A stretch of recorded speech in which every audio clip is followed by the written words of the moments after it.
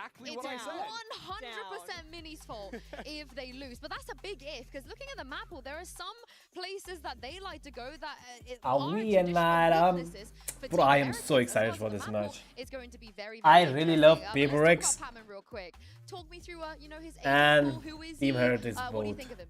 Honestly, I think that Patman It's gonna really be fixes crazy. a lot of the agent comps that PRX Gonna be tries to run, because crazy. he is pretty much just a It's dedicated crazy, initiator, man. like playing flashes, Hallelujah. play the Viper on some certain maps, but what it allows for the rest of the team, his flexibility, is it means that something is not gonna have to be playing the initiator role. Something can be on the Yor or the Jet. Like, he can be opping, and that works so well for PRX.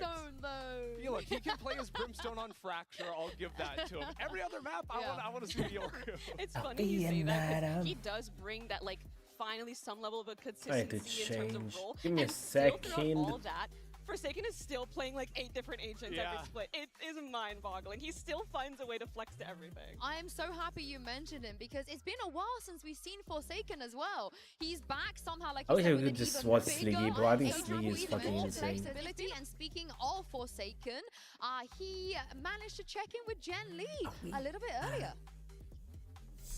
Hello everyone, Jen Lee here with Forsaken. Now Forsaken, welcome to Masters.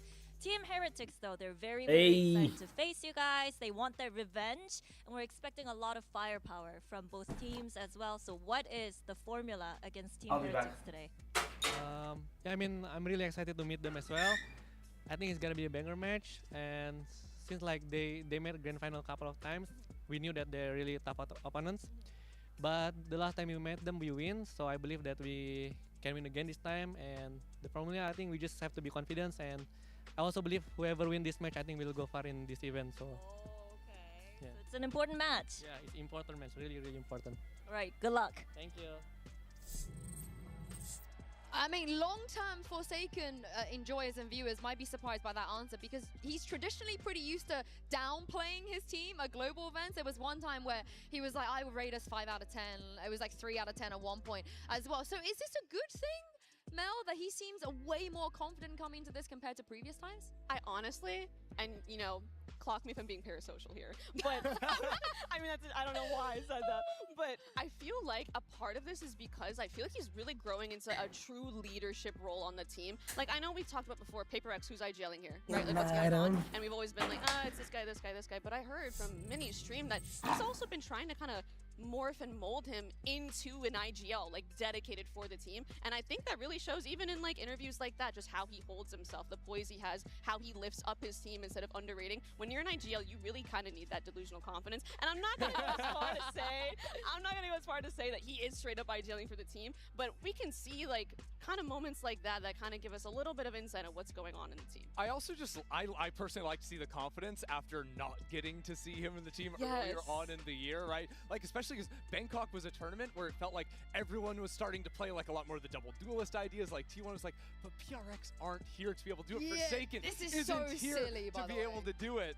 Look at his graphics. This is just silly. Like, but that's the thing, like, you can run double duelist with Forsaken or without him. Like, he can play everything. It's just the silliest thing. But I mean, we talked about how Heretics have a trophy that eluded them, but they've only really been good, you know, at the global stage for a year and a half. But Paper X have been here since 2021, and there's still no trophy on the global stage. Yeah, have gotten close a few times.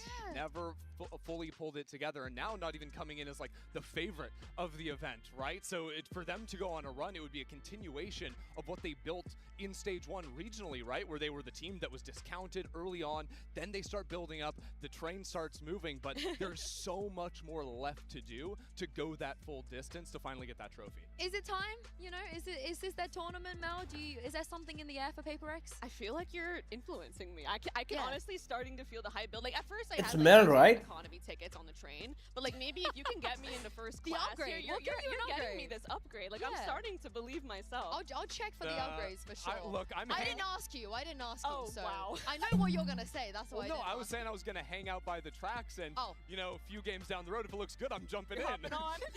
Denied. Access denied. But we are moments away from walkouts, and our first best two teams are 3 ready minutes. to take the stage. So to everyone here currently in the arena, head down to the fan zone for a very big welcome. But here on the desk for us, it's time for the results. Did you just wave? Yeah. Yeah, I'm go just on, saying do your hi. wave. I want to wave as well. I feel left out. Yeah, shout out to the fans. They're waving back at us. You have to But believe us, this they are waving is back. You have the to. result for our MasterCard fan poll. Earlier we asked you which region was going to take home the Masters Toronto trophy, and the results are in. I cannot believe only 3.2% for CN. Do people believe just EDG that much, and they think that EDG are not here, then their hopes are gone? Yeah. Wow. I would say so. It's all on EDG, yeah. That's But surprising. also, I don't know. Like, I was able to talk to Rarga yesterday, and he told me that he was the worst duelist in the tournament. So I'm like, he's not even believing in himself. What's going on? Oh my goodness. Okay, Wait, how does that don't one tell quote me go? that. Appear weak when you are strong, and strong when you are weak. Writing this Sun down Tzu. now. I'm writing this down. I learned that from Sentinel's John QT. Oh, that was a wait. There is one quote I know from John QT. I don't think I'm Yeah? allowed to say it. Okay. But you know the one. You know the one. I know the one. I know the one. You know Okay. the Yes, one. yes, yes. If you know, you know. If you know, I don't know. you know. But Let's yeah. see chat. They know. That one's in the art of war. Yeah, I don't think that one is as good as the one that Mel just said. But looking at the talent predictions here, I cannot believe only Uber Advance went for Team Liquid. They don't This have is Nats. insane. What do you mean? Oh, when things get harder like that. Outrageous. I have a bone to pick with you. Yeah, hit me. You have Team Heretics When winning. things I get do have hard, I to get do. harder. And you're trying to convince me to pick Well, Hey, Paper- look at me. I got Paper Rex here. This is the Wait. thing. Paper Rex are winning the tournament, but they're gonna have to, find themselves early I on. They can't do it The hero's flawlessly. journey. This is It's like not a some good Simone storyline. Biles mental gymnastics. I Yeah. do not know what you are saying. They're gonna lose that opening game. And they're gonna learn so much from it, come back stronger, and deliver us a crazy lower bracket run. You know? Uh-huh. Is that not what we want though? We want the drama. We want some stories. We don't just want a flawless run. That's boring. I don't know. I would take a flawless. You would take flawless. Would I? No? Wait, but I always root for the 3 maps. I Every still single event. think the elephant in the room on that graphic is the fact that only 2 people chose Liquid. I know Nat is not here, but we don't believe in Penny? You don't believe in Penny? I would not go that far. I Take did that not back. say that. What's up? No, we believe in Penny. Why huge did you Penny say fan. Billy Penny Billy? Penny is undefeated in Tier 1 Valorant this year. Yeah, so then why did you True. say Billy Billy if you Technically. believe in Penny so much? Because he's not Nats. He's an emergency sub. Okay, we'll see. Nats is just argue the with that. GOAT. I mean, we unfortunately do not have the script, you know? We Yeah, just we just 3 guess. We just seconds. guess. Let's do But chat. I'm this so is where hyped. the road to redemption Actually begins. hyped We for have 2 a long matches time placed after with for a Valorant lot after a of long emotion time. and unfinished business. 10, Today, we 9, bring in 8, Team Heretics 7, versus 6, Paper Rex. 5, They're taking on Team 4, Liquid. 3, It's time 2, to kick off day 1, of Masters 0.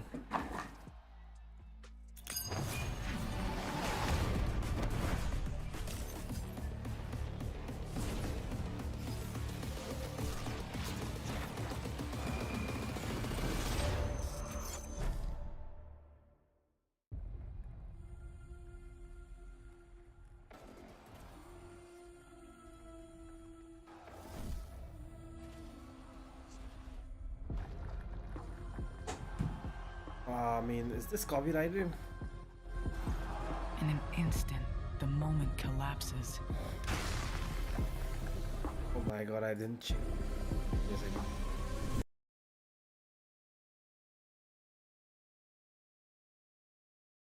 Just right.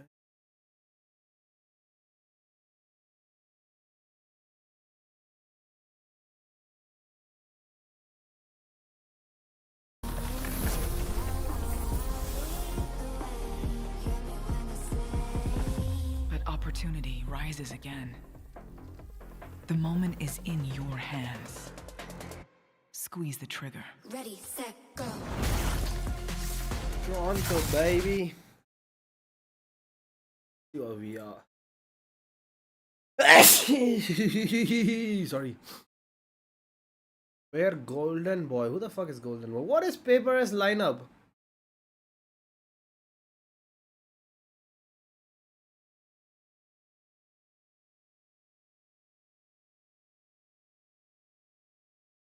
FNS is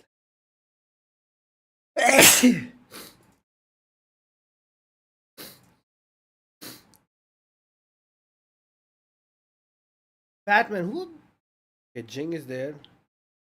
Mind Freak, he changed Mind Freak. Wow, I think Mind Freak was really good.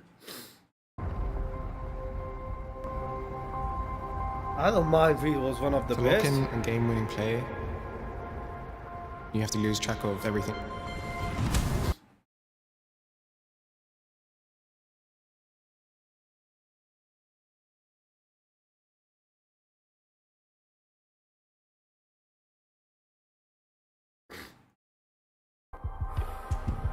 You're completely focused that whole time,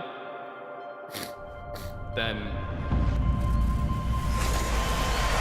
you're out of it. It's a battle of whose mental is stronger. When the lights go off, the game moves in slow motion.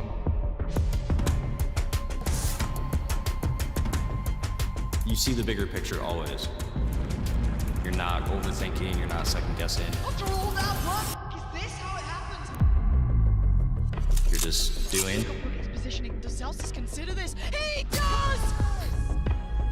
You can't think about anything else but executing your play. I think about that a lot. It always replays in my head. Has to do it all! No hug in hell! Sometimes it's less so about focusing on yourself, more on your teammates. Reflection. I'll do whatever it takes. Redemption. To be the greatest leader of all time. Even when you fall apart, you still have your teammate. Reflection. Redemption. It's not easy for me to be thrown out of balance. I want to get my revenge. This time we're not gonna fall short. 他要先把昨天忘记。他们从竞争赛一路登顶，点在顶峰。 I think it's just about the feeling. It's like one mind together as a team.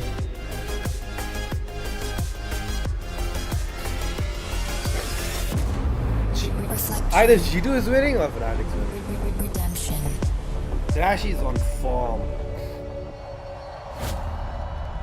Fnatic is winning, the house is Crash. Let me hear you! The fuck? What is this Viper? 12 teams from across the globe Yo. have been battling relentlessly through Split 1 Whoa. to get to this moment right That's here not on the Viper. stage That's in Viper. Toronto. The biggest challenge is about to start. Which team What is that? will rise up to the occasion to become the next Masters? Well, we're about to find out. Toronto, let's get this started. New Jersey Masters, Cabos, Medna!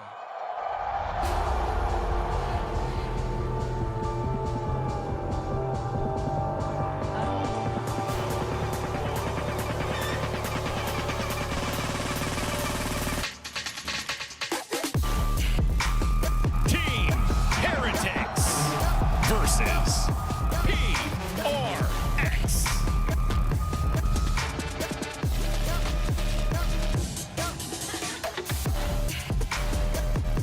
There's something flying in there.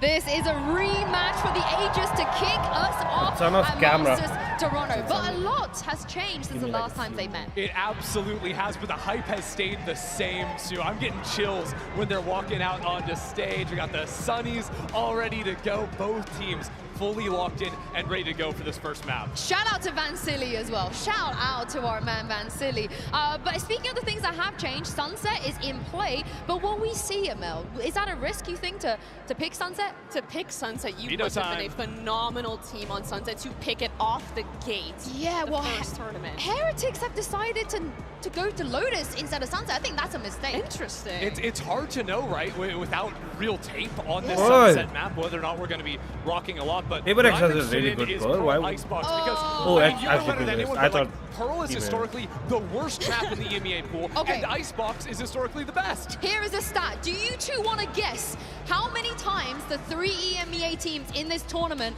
played Pearl during stage 1 of EMEA?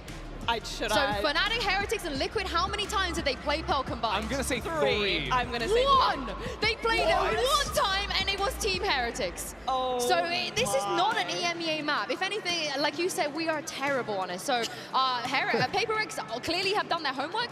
Mel, we won't have the Sunset. Does this favor anyone, you think? Now you know the maps? It honestly, it really depends. I think it could go, like, both of them are going to take the One map Heretics. picks, and then it's going to go to a third map for sure. Yeah, honestly, for me, I'm just curious to see what we're playing in terms of agents, right? Because neither team was super aboard the Taeho Nah, train. Paper X is But on this fucking map good. of Pearl, Paper X had been playing Jet Phoenix comps, which are unique to say the least on this map, but play very differently to a lot of other ideas. Phoenix so good for both A-main control and fighting around that mid space. I'm really interested to see how Team Heretics really deal with teams running a double duelist comp against them as well, not just on Pearl, but overall, because normally they don't really run into double duelists in the EMEA besides Haven. That is when everyone's running the Yoru and the ISO. However, Paper X kind of has an advantage because, I mean, we all have seen the APAC comps. They are crazy. They've seen everything. They've seen it all. They've scrimmed it all. So I'm really interested to see. I think Paper X does have an advantage in dealing with double duelist comps against them. So I'm really excited to see how this turns out. And also, I think in dealing with Miniboo's Neon as well, because there's a lot of Neon that we see over in Pacific too. Right, we might see, like, I mean, maybe Neon slides don't work as well against Paper X. The mechanics, the APAC mechanics are just going to come through. I mean, the one time they did run this Pearl against Na'Vi, they won. We had the Miniboo on Yoru and Vut on Jet, which is something they have leaned into. They like this kind of duo. But I actually wouldn't hate it that much if Miniboo doesn't play Yoru. It wouldn't bother me. Yeah, because he'll probably play Neon, and no one's going to have a go at his Neon. Yeah, I mean, honestly, and like when we started seeing a lot more Neon getting played on Pearl earlier in the year, I was a big fan of it. Like the execs you can run. Yoru usually plays a lot slower, you know, it's more macro, TP, all that type of stuff, but Neon can just overwhelm sites, and that is what Heretics are so good at. And I do want to shout out, because I can see on my monitor, I'm sure you guys will see in a second, Mind Freak is here. He did travel with Paper X, and he is sitting in the coach booth next to Alex. So maybe that's a bit of a buff as well, a cheeky bit of assistant coach power. Yeah, I mean, I wonder what he feels his role is in the assistant coach. Is it just keeping him calm? Is it keeping Alex calm? Or is it more just like, he's like bad cop, good cop? I wonder what the vibe is there. Every time I've seen Mind Freak in the coach booth, he's always been smiling though. Yeah. Maybe I'm biased from the clips I I've like seen, Mind but he Freak a always lot. seems to bring a good vibe. So I'm leaning more towards good cop, bad cop vibe. I just think it's great that for so many years, we've seen the Freak. And now we get to see the mind. Oh my Sue. God. Oh my God. Do you know what? I'm really mad when other people are That's funnier than really me. well played. That makes me so mad. No, that you came up with already that. won the day with the intro with the 18 titles, so I'm trying to catch up. No, but I think you beat me there. I think you beat me there. But the agents will definitely be very, very interesting, because we all seem to be very convinced that we might not even see a single Tejo. You know, we won't see it. But you know, we don't always know. We don't always know. How would you be mad at all if we saw a Tejo on Pearl out the gate? I would have a heart attack. Right, too much. Teams that didn't really commit to Teo. And is this what I think it is? Yes, we are having live agent select right now. You're seeing the players pick their agent in real time, and this hover really makes me worried. Yeah, so important. Harbor got buff, right? Look like they've all locked in. Heretics are not locked in. Don't freak out just yet. They're all hovering and maybe going back to some more normal things. But I think to talk about Paper X for a moment, this does deviate from what they've been playing a little bit. I do think they have a recent game playing this comp though, with the Yoru Raze double dive options, which I do think can be very powerful. I'm really curious to see how that plays out on defense. Obviously, they're going to be starting attack, so we'll take a while to get to that point. But that is really interesting. I could see the Raze being really annoying in terms of disrupting like Sentinel setups, getting that nade or the satchel to break it, so then it allows your other duelists to go in an entry afterwards. Yeah, and it's not just anyone's Raze, it's the Ching The Raze. classic. That is the Tekker's Raze. But on the other side of this, Vut playing Breach is not something we see a lot. In fact, only 4 or 5 times in the past. But he has to kind of flex here, because Rian's Fade is phenomenal. Yeah, I mean, the Rian's Fade, you can't give up on that for sure, but I'm curious to see how this Bleach plays up alongside with the nerfs, right? How it can combo those stuns with stuff like the Oru. Well, we have 18 titles here on the desk. I'm sure we're going to be adding a couple more as I throw this over Toronto to your casters, Uber and Wyatt. Thank you very much, Insu. Great to be here in the 6 to kick off this Masters Toronto in the best way possible. It's two teams that take these tournaments at breakneck speed, but Wyatt, they've been cursed to stumble at the last hurdle in the past. So many second place, third place finishes for these squads respectively.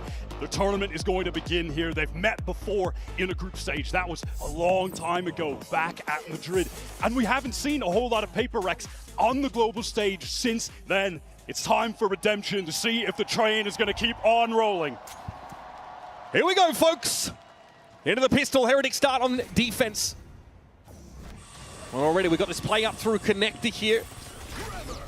Gonna leave me the Prowler that tries to get him in. Wood on the breach this time around. A fault line comes out at a decent time. Could be in a bit of trouble if there's a pop flash out of this, but no, it's just going to be a pivot towards the spawn. The minimap is bizarre right now. Triple push from Team Heretics all the way through B. Creeping into the spawn of the attackers. It's going to defeat a lot of this KJ util placed in A main. PRX here able to push out from Link. Map control. There's just no way that they're going to expect this retake to be coming from all of these angles. Benji Fishy biding his time right now, allowing the rest of the players to get in position. They have to know they're on a clock though. Look at the lurk coming here from Boo. Yeah, they'll be turning up from A main in That time. The is PRX want to insane. push through. Nah, they were Flash in the direction. That's Flowers doesn't see anything. Briefly pinged out on the side. That Haunt does give a lot of information now. PRX want to push ahead of this way, but look, caught in the grab well here. Device What is happening? And here Wood's going to take first contact with Device tucked in the corner. It's a 2-for-2. Forsaken buys this time. What? Back. There's no plant yet. Nah, bro. They want to try to pivot to B, but these 1v1s being taken are awkward. Forsaken. Lovely trade. Actually, a Paper X game. A Paper X pistol. Had been making his way over towards this B site. It's going to be awkward for Team Heretics on this reclear. There's so many positions that these last two players could be tucked into, but they opt for the double halls play together. Of course, Patman dubs as the handler for this PRX team. He's a tightly shot them. He deals with Mini Boo as he tries to approach from B long. It's on Boo. Now they know he's here. The Horde reveals his location. And the IGL now needs to make a play for Horde. He knows what the setup is, but he has to face it. Nice try, Boo. And Patman Such a deals Paper with it. It's PRX Such a with the Paper X pistol. round. That is the steady hands of the man who has just been a consistent element since joining this PRX team. Comes up in the first pistol round for his global debut. Pivotal 2K for Patman, wins that duel towards long. What a bizarre pistol to start off this game. The map being entirely flipped by both sides. But Paper Rex making that nice pivot. Hey, only a pistol. Chill, brother. Don't get up for a second. Don't get up. Taken low. But PRX have a clear call to hit that B side now. Let's see what they got for this anti-eco. It's a group up towards that B side. Note that the shear wall has been placed behind them. This is looking just absolutely free for Paper Rex here. Team Heretics opt to go for this gamble stack towards the A site. They're not going to find a thing, and at that they've got all classics. I like of course, that. when you're running this Yoru, you are going to always be prioritizing just farming up those orbs. The dimensional drift has just been one of the highest power ultimates in the meta this year. Wow, look at the util. Tough for Benji and Jing Look at the util. It's an easy judge pickup. Nade, so he couldn't hide from the eye behind. They're going to have to likely perish to the spike. Sorry, Sliggy, no Molly's here, mate. Feels like running Raze on this map is unorthodox, doesn't do justice Learn that for to your the rank agent being games. played here. It is so uncommon. And that kind of play, that double satchel back into halls, we're going to be seeing a lot of that from Jing, taking opening engagements, being set up to try and get in really deep with these satchels on attack. Divide with this Ghost, hoping to just pick off a couple players right now. On a second guess, fault line. They're trying to catch him out. Some old orbs on the table here, though, for PRX. If Heretics get a little bit too close, Oriens will have his. And the rest of PRX have already gotten out of dodge. And that'll be that. 4 perish to the spike for Heretics. But now we're well and truly on the road. And this is a comp from PRX that we've seen him pick up very recently. I would let Yoru die there. Well, kind of figuring out on the fly exactly how they're going to make best use of this Raze mobility. That's one extra. I mean, after watching months of Teo on this map, both teams have come out with very unique approaches. If these guys tried to do any prep for each other, that is out the window entirely. This is going to be who can call best on the fly, who can adapt the most, or are these just going to be two teams running it down on each other? We might get that here. Haymakers. Look at the util set up for this A main fight. Miniboo fancies a little bit of it, but PRX is slower on the uptake. It's a smoke out on them, but they're going to try and follow this Raze util in. Miniboo has a swing. Something gets ahead of it. Rien's though able to follow up on the grab well, and now will take up this position of boxes. And that's stunning stuff for Rien's. But not Rien's. Just what the doctor ordered. Forsaken is out of the game, essentially. How do we break back in? Playing Astra. We're on the breach. In a situation like that, you're going to see this utility from the Team Heretic side be so powerful. Honestly, remarkable that something isn't even able to get that first blood. You're trapped in the grab well. There's a stun being thrown onto him as well. PaperX opt to go for a pretty loose call here. Just triple swinging through the smoke with multiple players there. They're lined up. Just doesn't work out. Let's go. Nice move. Not the bonus I think the PRX were looking for. Heretics really taking control of that A main position, and PRX might be tempted to test them again. Placing swarm grenade. Here we go. This is PaperX economy on the line in their first buy round. A lot of emphasis towards mid. It looks like they just want to go for a very quick A split, or at least threaten that to open things up. Here comes that double satchel. In the push. He can't be getting that. Oh, there's more where that came from, Wyatt. Divine's having to deal with Benji. And now you're trapped if you're Rien's in A main. He's only good for the one.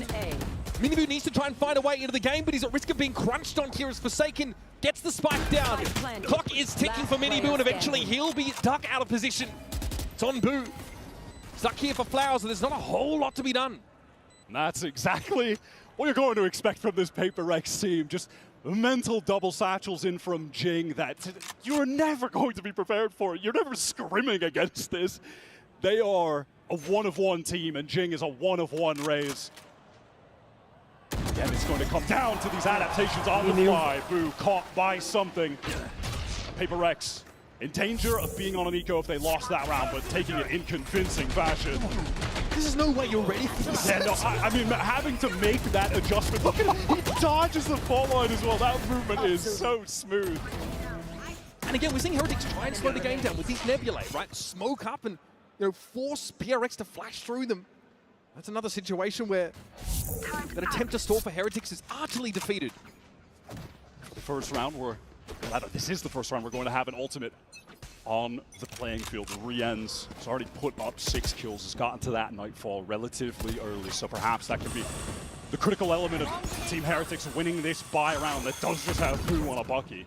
That was just really a token effort for PRX to keep Benji interested here over towards Connect, because they pulled out after that Prowler was deployed over towards this B side.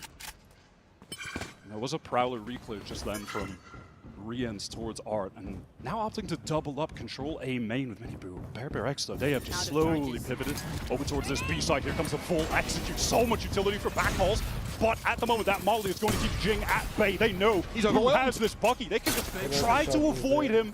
He clears the Razor Vine though, so there's an option for Boo to spring forth should he need to, but he's sat here with the Bucky. It's an awkward line to be on. Patience for Boo. He's going to get shot up through the wall though. Benji can't hold mid, only finds his one. And now from Tower, Heretics have to make the play. God, that happened in light speed. Playing so good. PRX rack up another one. And this is two teams that are going to fight round after round to impose their will on each other. There's no backing down from here.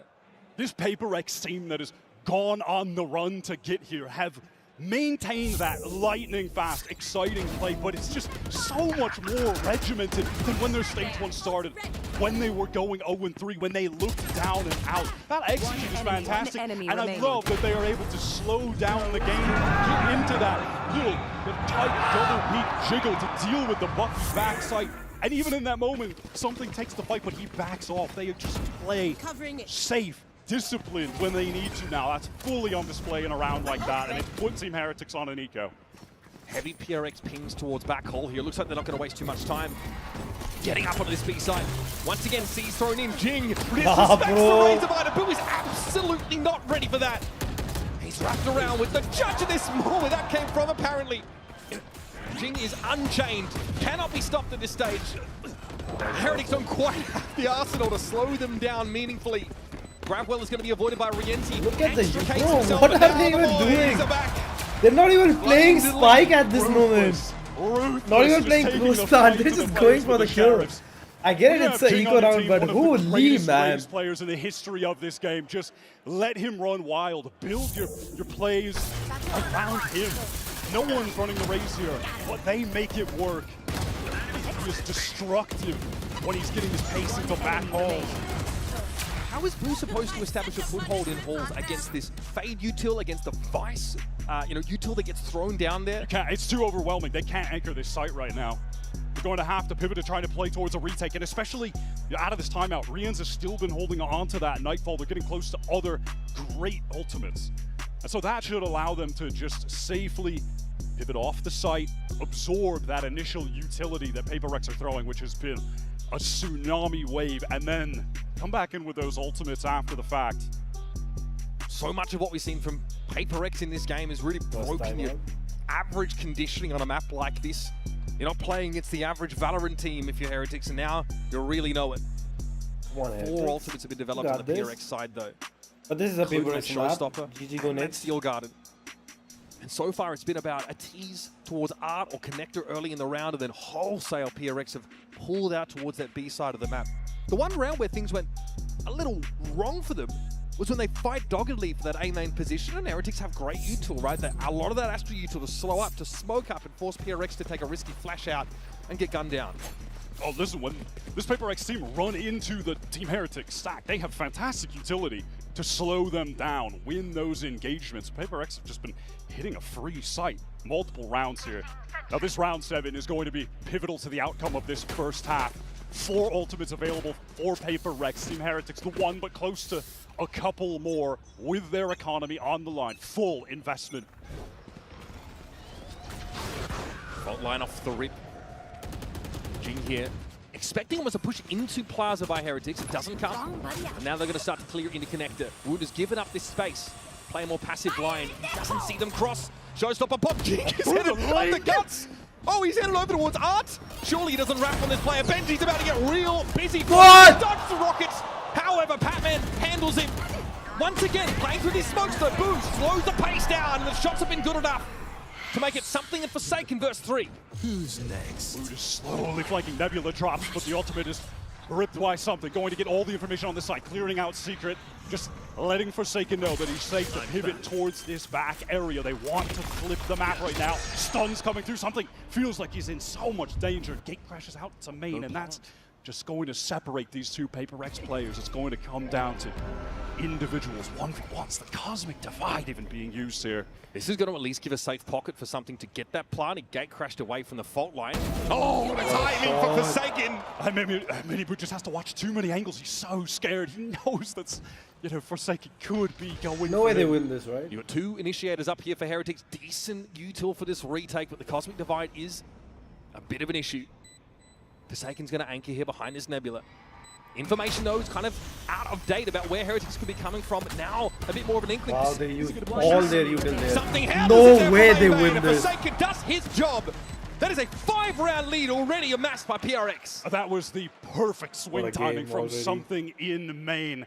When the game gets chaotic, that is when Paper X thrive. Frankly, you could say the same for Team Heretics, but that's even more of Paper X's element than theirs. Rian's used that Nightfall, but to no avail. And you're just seeing Minibu placed in this uncomfortable situation. Has to watch a couple of different angles. They're feeling good. Both brothers on the Heretic side have definitely looked overwhelmed in their position so far. And here's a double satchel play for Jing. Well, you've got A main control. Up. That is especially such up big against rain. this half bite.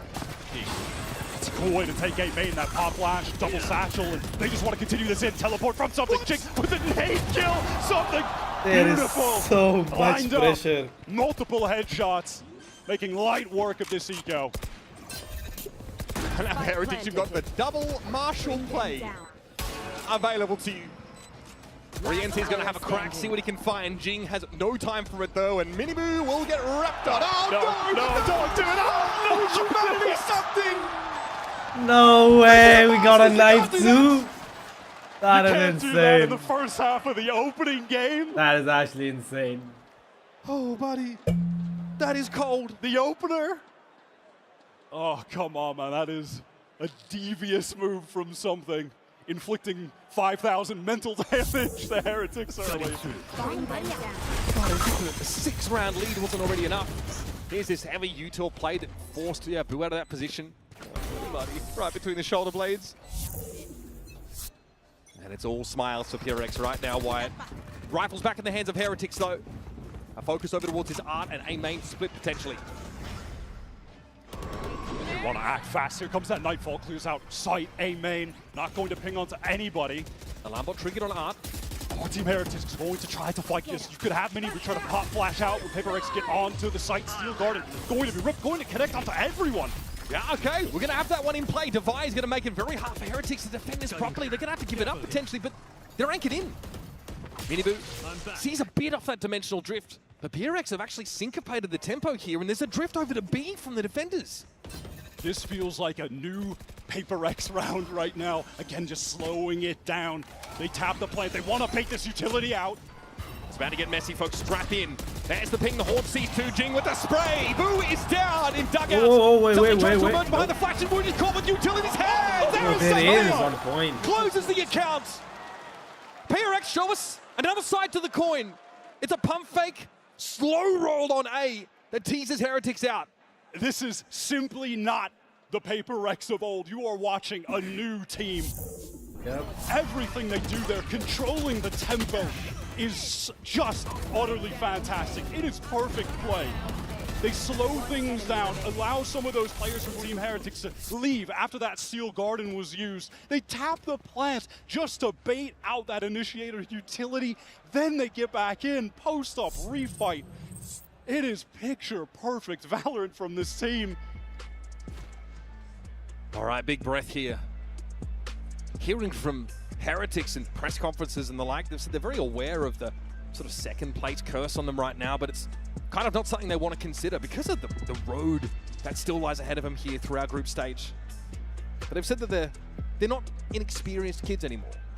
You know what I mean? They feel like the issue more recently for them in that EMEA final where they got blown out by Fnatic was just the mental preparation. In general, they feel like they've got the experience to stay, you know, comfortable, confident at this level. But how do they dig themselves out of this 7-round hole? They've used both their timeouts here. And it's only round 10. Last year, Heretics, they were the team from EU that really shocked the scene in the offseason. Hopes weren't super high for them. Then they come out swinging. They have a fantastic 2024 with just a crop of all of the upcoming talent. You know, you have Miniboo saying in that press conference yesterday, we're not the kids we were last year. They are mature now. They've got a mental coach added onto the team to try and I mean, yeah, it's fair, put pressure. Maybe they should get off the their starters block right first. Even though it's your first. Just the one round. I mean, devastating for either of these teams who are favorites on the group stage But to it puts a really immediately big pressure. 0-1. That game crash didn't go into halls for something. It's tucked in that corner. Benji not close enough to see it. So they're pulled out of halls entirely, have Heretics. And again, this is just mostly a Sheriff's round stinger for Miniboo, who hasn't gotten into the game in a meaningful way yet. Either Wyatt and PRX are swarming over B. They just love this anti-eco B slam with Jin getting into the halls with a judge. This time, Boo's out of there. He's not trying to die to that again. What can Heretics dig up here? Forsaken aware. And he's already seen that Prowler, knows it's coming. Fault line. Thrown out here, no one to catch onto, or perhaps the vice behind him, but Forsaken is confident. The standout player on this PRX roster.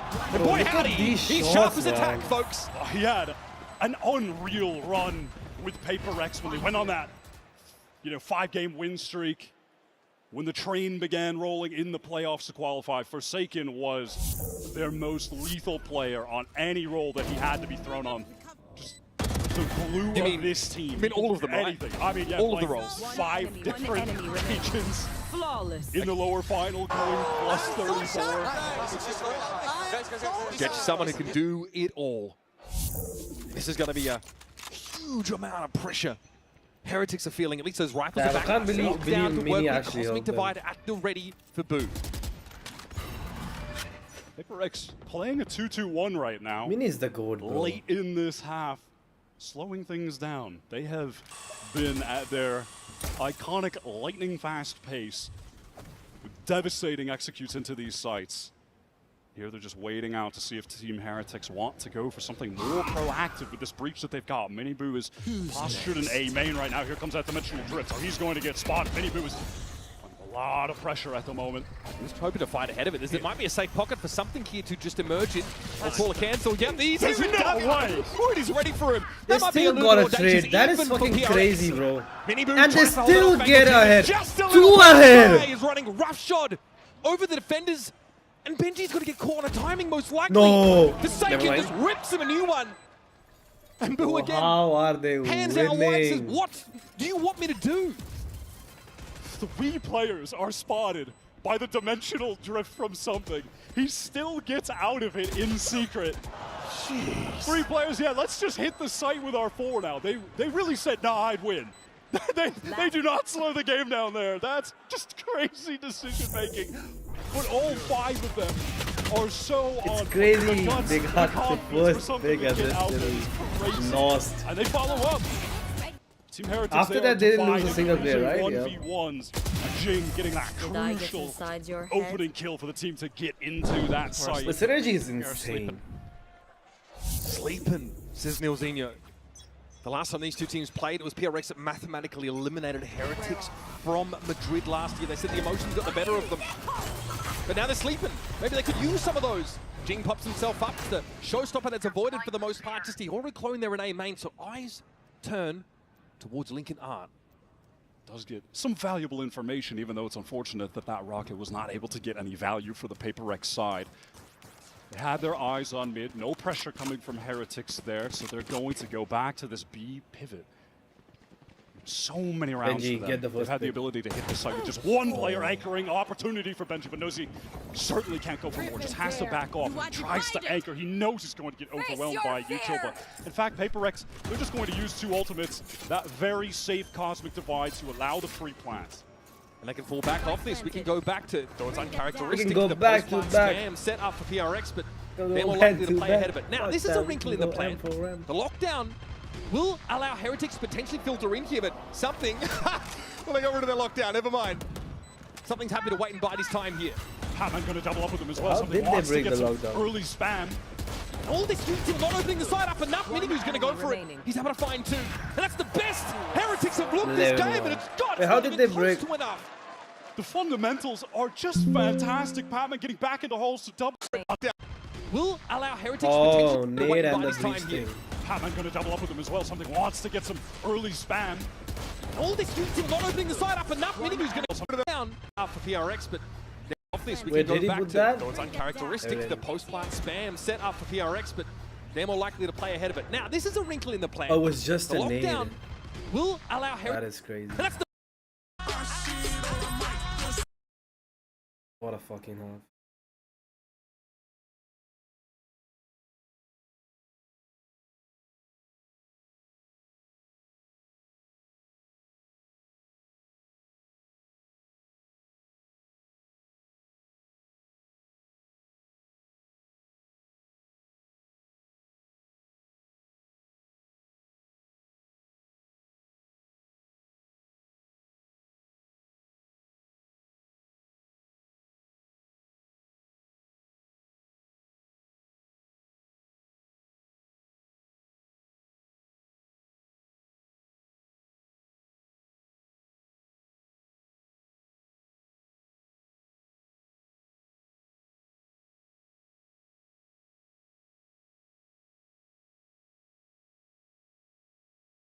Okay, let's see, we is EMEA dead?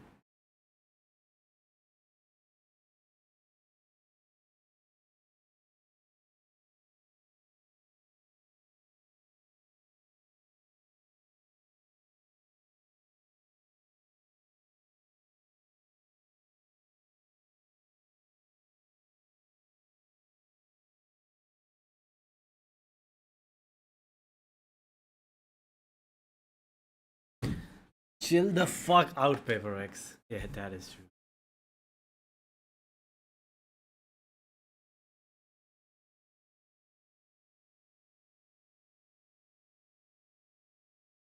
But so was Slid versus G2. That is true. At these fucking.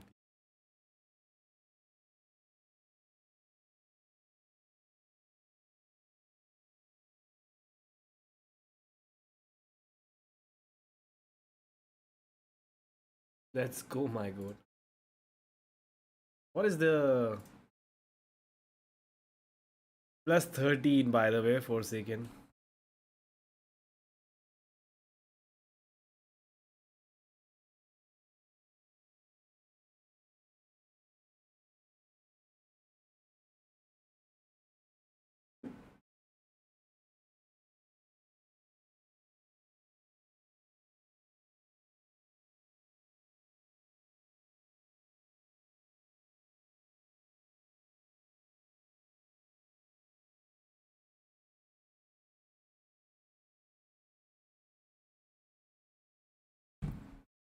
Plus 13 plus 6 plus 6 plus 6. That is insane. How did this guy even die to 8 times? Oh, that is crazy. How did you die 8 times, bro? Static.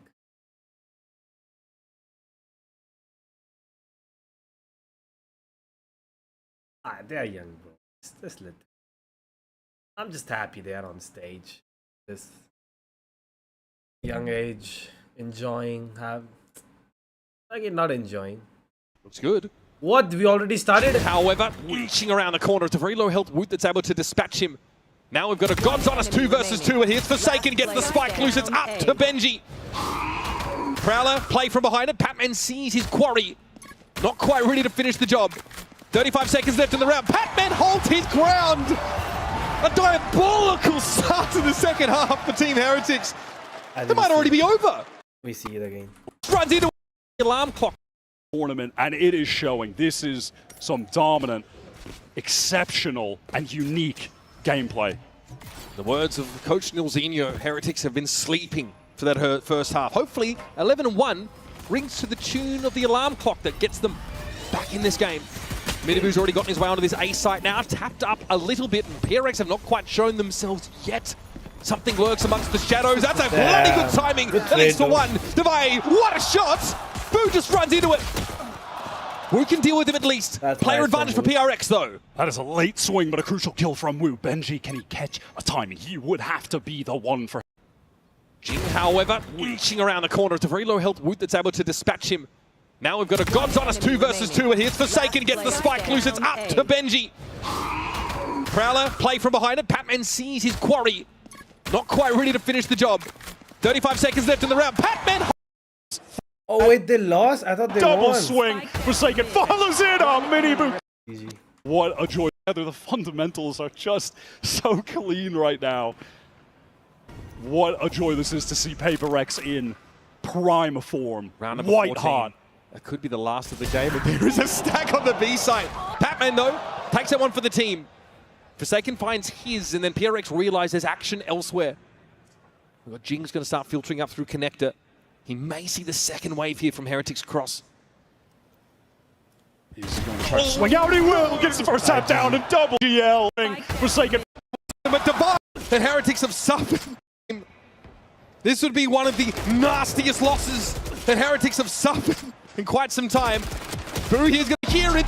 Data's blocked here in Toronto, but it's a full series that's going to be played. So stick around, folks. I hope you've got plenty of energy saved up for the rest of this. I thought it takes more time to start the second half, but I think I was wrong. Alright.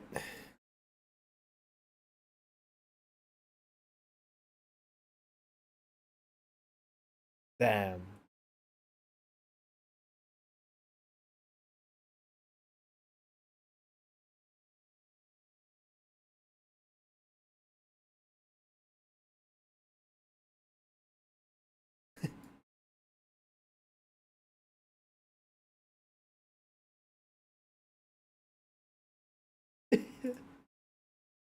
But like, come on, bro. Let's not talk shit, bro. They're just kids. I'm really happy. I really like the med. I won't.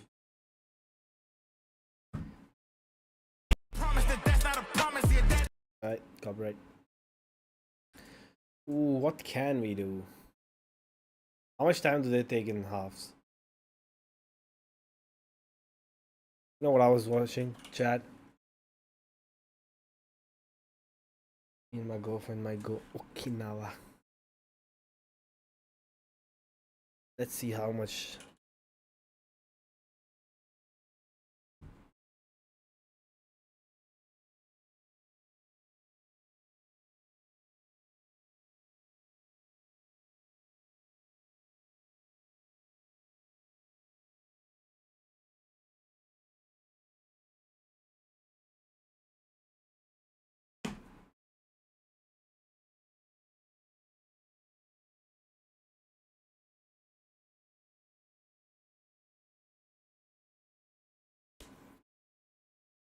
August. Actually, July. Let's.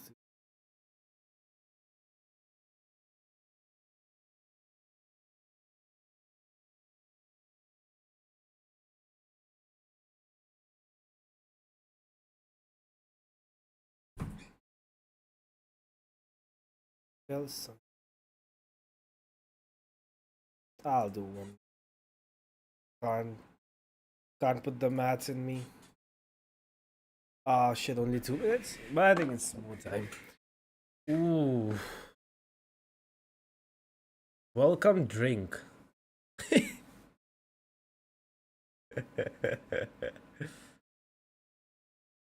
I need a badass hotel. Like, this is good.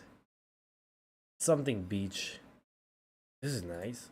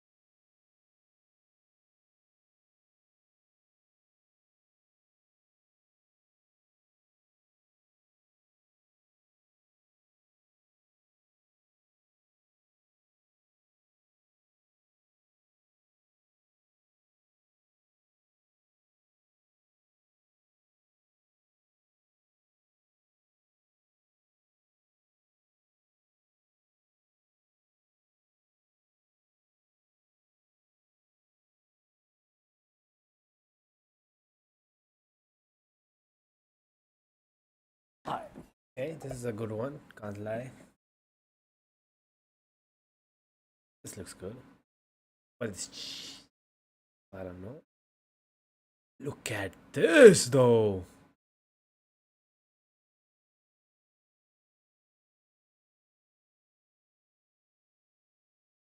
Damn, Daniel. Yeah.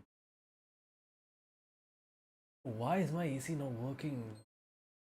I feel sweating, bro.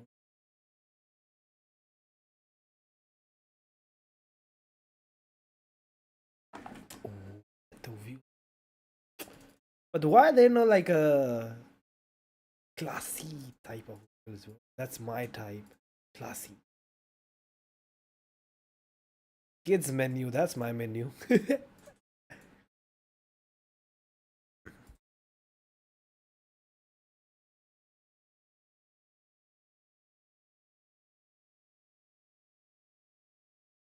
Ooh, hotel art.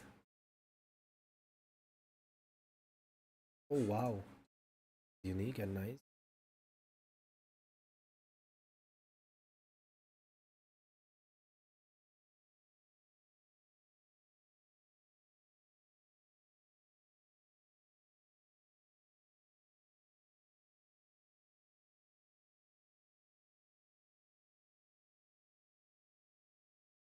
Okay, this is nice too. Can't lie. I don't drink. Not for me. Jasmine tea. Talks. Ooh, what? Can get bicycles too? Hell yeah. Ooh, look at this. Now we talking. Look at this. Look at this. Oh, this looks fucking amazing, no? Okay. It has to be the suit. Ooh. Oh, I'm actually definitely booking this. Run off house. What is run off house?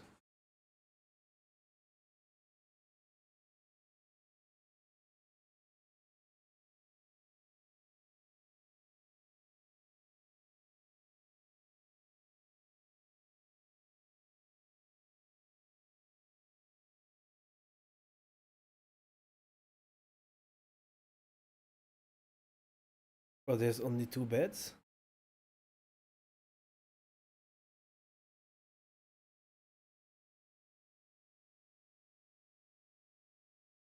Ah, they're still talking. This one also looks really nice. Double beds.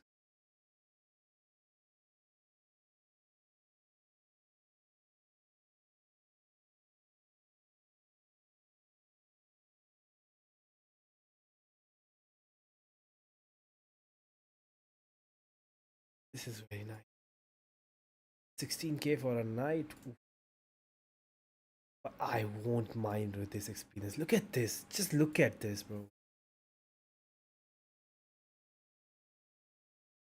Oh shit, they're playing Diwali? Fuck yeah.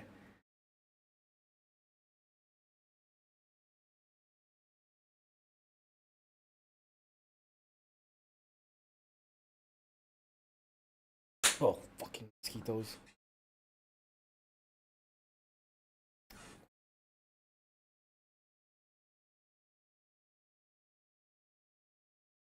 Oh, I'm so hungry.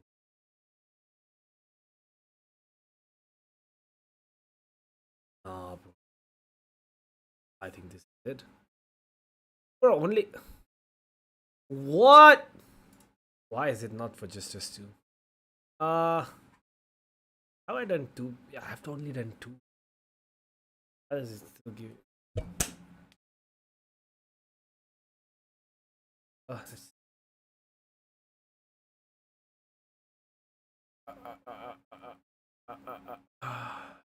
Twin bed, double bed. Double bed, right? Is it called double bed?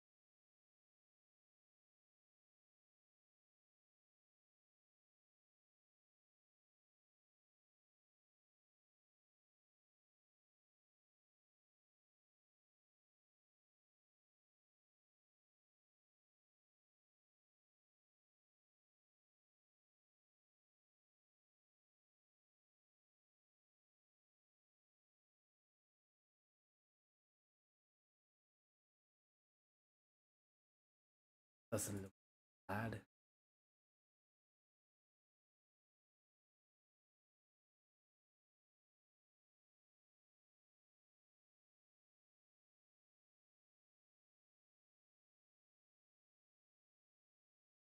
It's all Japanese. Don't even speak. This is nice, bro. For just 5K? That is fucking amazing.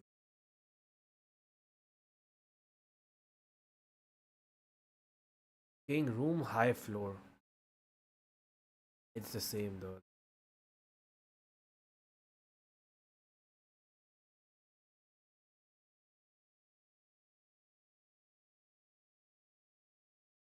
Playing Neon, and he is so clean on it. I love seeing what he can play. I am a big believer that this team rides or dies by Miniboo's individual performance, and he has to show up. Would you like to see them stick with the comp that they ran, you know, through stage 1, which we're about to see here? I think so, personally, considering they've had a lot of success with it, and we did just see them play Pearl with changing their comp, going into the more double innie, and it was not convincing in the slightest, right? And I'm really excited to see, yep, and there is the Neon. I think Icebox is a map that really requires a lot of mechanical skill and confidence, considering how many fights you have to take, and there isn't a lot of util to supplement those fights. And on Neon, this is his moment. This is the time for him to stand up and show up and be the leader for his team. Yep, Miniboo, I trust in you. the stats and just go on pop off on Paper Rex. And I think it works for them too, having double initiator, Sova and Gecko, to find more forward fights as well. Fight through Viper walls, fight through smokes, take control over backside, fight towards Snowman on B. You have to get active versus Paper Rex, I think, because their util combos honestly were looking so good. And I think a big part of this too is the fact that Team Heretics is starting on attack this time as opposed to defense. And they can set the pace, they can get in their face, and that's something they didn't have the virtue of having in the last map. Well, they wanted this rematch. They got to turn up on this stage. Otherwise, Uber and Wyatt, Paper Rex are going to walk away with a clean 2-0. We expected a banger of a match. I think a quick 2-0 definitely wouldn't have been on our bingo card today, Yinsu, but what we got served up in that first map, hearing it from Nilzinho, was not good. The Valorant stages are always from Heretics. Against a team like Paper Rex, you cannot afford to start slow in a match like this. For this game, Benji Fishy had said he wants to play against Paper Rex, and he got his wish. He got his wish. He might be regretting that, but we are heading to a map pick where Heretics have looked really good with this Neon. Look at this push up already from PRX on the defense side. They absolutely want to brawl. Heretics, though, have to be ready for it. But how? How do you stand against this avalanche of defenders? Wood is going to limp away from that early encounter. Here's one shot. Has to cross the mid that Devi has on lock. Yeah, doubled up even with something, and Devi had been patiently waiting on that angle anyhow. Nice little 10-second round coming through to open this game. Paper Rex is doing a yet Benji to lose using a pistol. crossplay. Heretics yet to gain an ounce of momentum.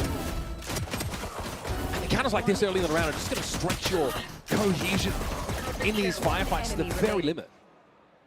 What we saw there, frankly, is classic Paper Rex on this map. They play standard stuff, but they play defense in a far more proactive way than most of the teams in the current meta. Most teams play a lot of safe positions, then go for retakes. They are constantly doing 4-man, 3-man pushes down, A main, down B main. Heretics are going to need to be very concerned with that. Inching now over towards the B side of the map. See something back up here to bolster this B presence. Standard Viper wall here from Heretics, and definitely indicates they intend to head this way momentarily. Looks like already the Dizzy is trying to scout the way. Unique Neon composition. It's going to be tough to find a foothold, though, as something takes his and gets off the line. Fair amount of damage done, though. Now it's something with the rifle. May want to toss that over to Forsaken or Devi if they can actually meet up. What do you think that's going to be the case. The much healthier full armor Devi will take control of that Vandal. This Team Heretics want to pivot back towards mid. With this Neon, they like to go for a lot of B splits, a lot of fast-paced action. Devi here, from multiple angles, can operate here, can play off the turret, take contact as they try and push up in the kitchen. Here's something, says, I'll have my rifle back, thank you. And there it is. Another quick round as PRX don't give an inch. Maintain all the rifles, just lose one of the pistols, basically as good as it gets. Heretics invested nothing so they can get the absolute max here. The one round they did actually win on Pearl was an anti-bonus. There's pretty risky stuff from something there, but par for the course. Paper X fans will be very familiar with that. Let's go! Now, of course, buy up here for PRX. Heretics, rather. Forsaken has a Bucky. Paper Rex have 3 players B main. Time to walk right at the attacking team, as they always do. Heretics, they're patient, they're waiting, but they're losing the duels. Great trade from Rienz, though. Good trade. Little one-way something tries to put together on a dime, but Rienz is a little bit quicker. Now we'll remove the presence from mid. As Forsaken starts to take advantage with his spaces given up. There will be a turret to spot him out. Patman with the Bulldog. Stacked up here alongside Jing. Does the bite match the bark for PRX on this B side? Now, when Miniboo is alive, they love to go for a bolt in tandem with a recon to take back Yellow. But without him, it's going to be much tougher. Patman wants to fight this, but the Dizzy connects late. Spacing's not there. Jing actually got off that line, but hi, Wingman. He needs to get ahead of it, though. The Spam's coming in through the smoke. Still, PRX cut down to 2. Forsaken with the Bucky. Last player standing. It's all going to be on Devi now. Benji and Woot, armed to the teeth, but no plant just yet. And no wingman to get it done for free. They want to slow this down. 30 catch seconds Divide. left. He's pushing, but he's speaking out, and wow, he gets another. Heretics, they convert the anti-bonus as they did on Pearl, but they escape with only one gun. That is devastating for their economy. So the Spicy looks better trading into that B side of the map. They sustain heavy casualties to do so. But perhaps they're starting to get a feel for that up-tempo style. The PRX are trying to throw at them defensively. You can see that they were waiting. Miniboo was just chilling on that angle, but didn't win the duel. Yeah, Chrissy called it out on the desk that Miniboo does need to step up. He is given so much util on this map to thrive when they're on attack. He needs to come to life. Something already wants to assert himself today as the Owl drone starts to make a foray on the B side of the map. Just like Patman wants to play safe for the time being. It's something with an outlaw this round. Posts up on that deep A line. Wants to go even further off the drone that Forsaken is sent for him. Does actually spot out Boo. Push him. One way will be refreshed.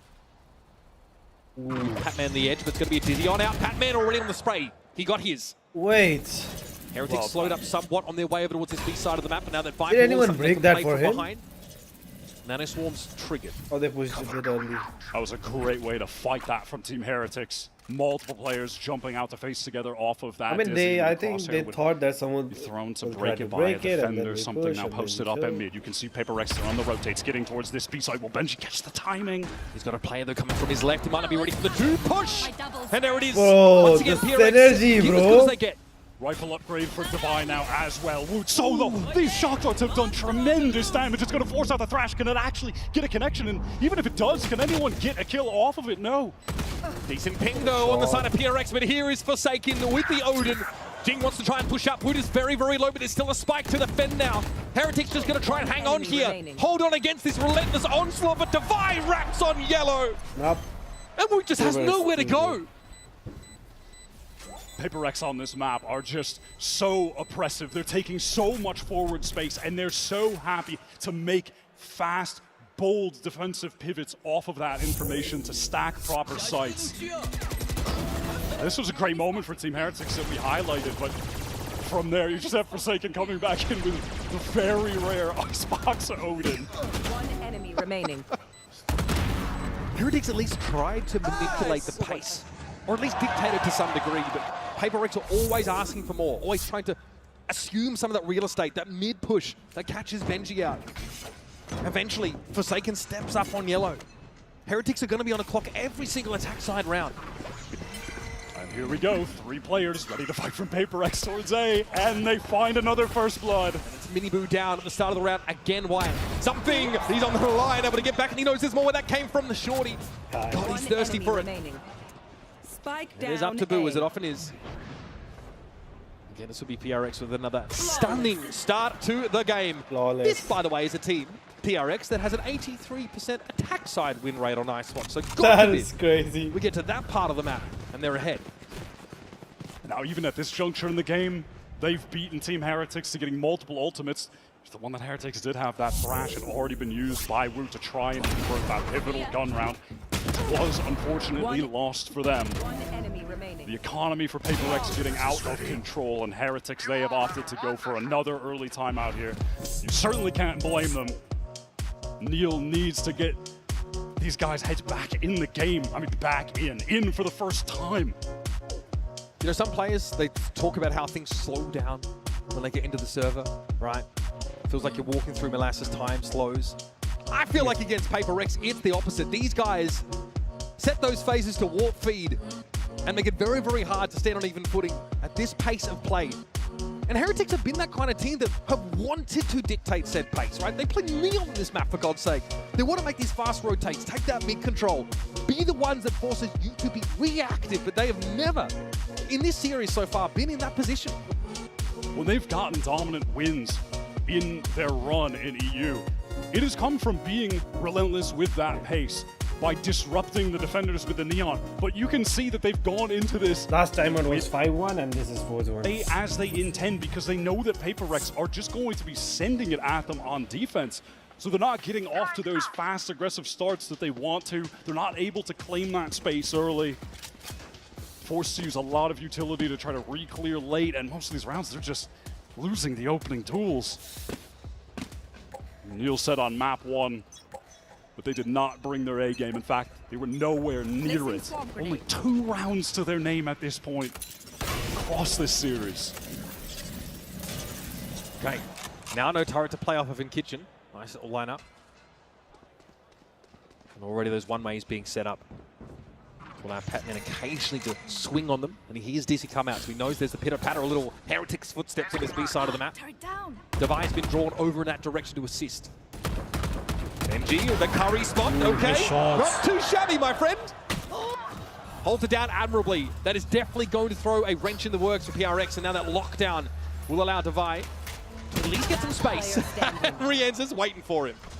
Caught by the players who were able to just get out of that lockdown circle. Play in the corner. Credit to Benji Fishing. He just wins it out straight up. 2 for 1. And then Patman's trying to anchor back yellow, but that's a position that you really can't be in alone against Team Heretics. Jing has got very little to see. Yeah, likely just to try and walk away from this one with cover going out. Weapon intact, even though there's enough currency here for PRX to continue to take some risks and try and keep a lid on the economy. Jing does not like his chances. That anti-eco flawless they had earlier has put them in an excellent economic position. But like you said, might as well just save, keep the cash rolling for PaperX even in this round loss.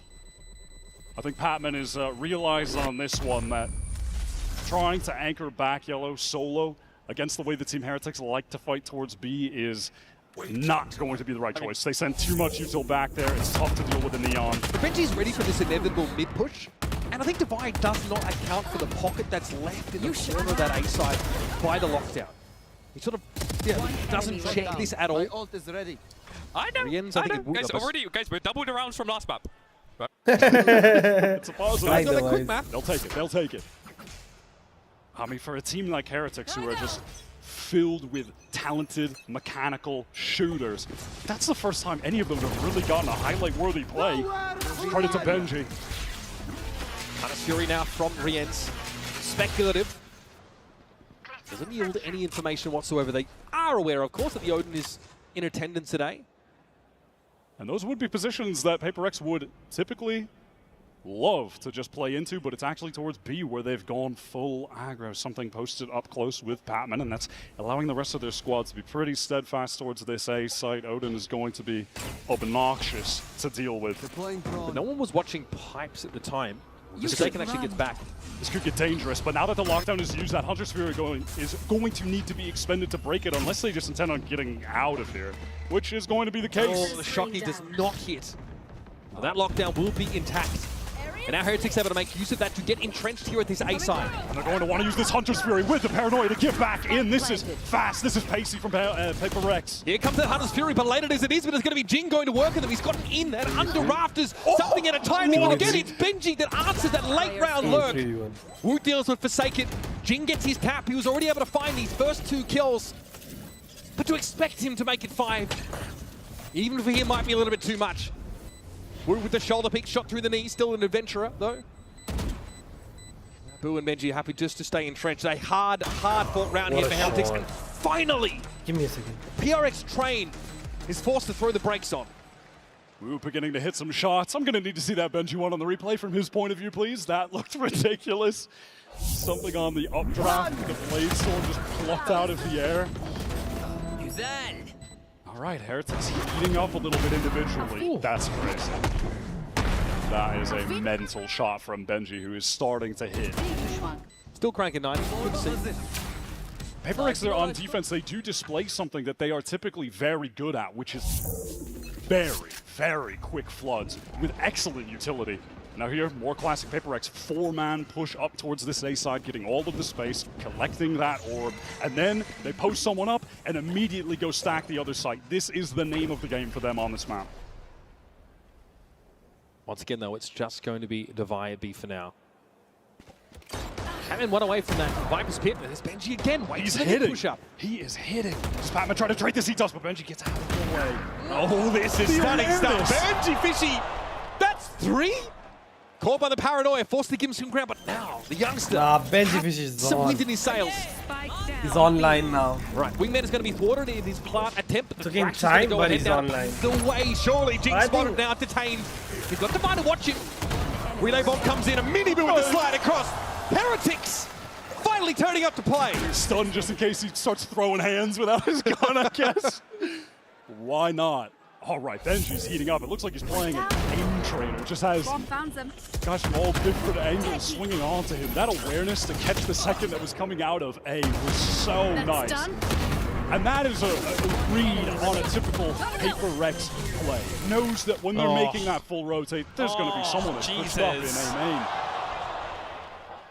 4-2 is Heretics' Icebox record. The only losses to Fnatic. In fact, 5 out of 7 of their map losses in EMEA, Stage 1, including playoffs, were to Fnatic.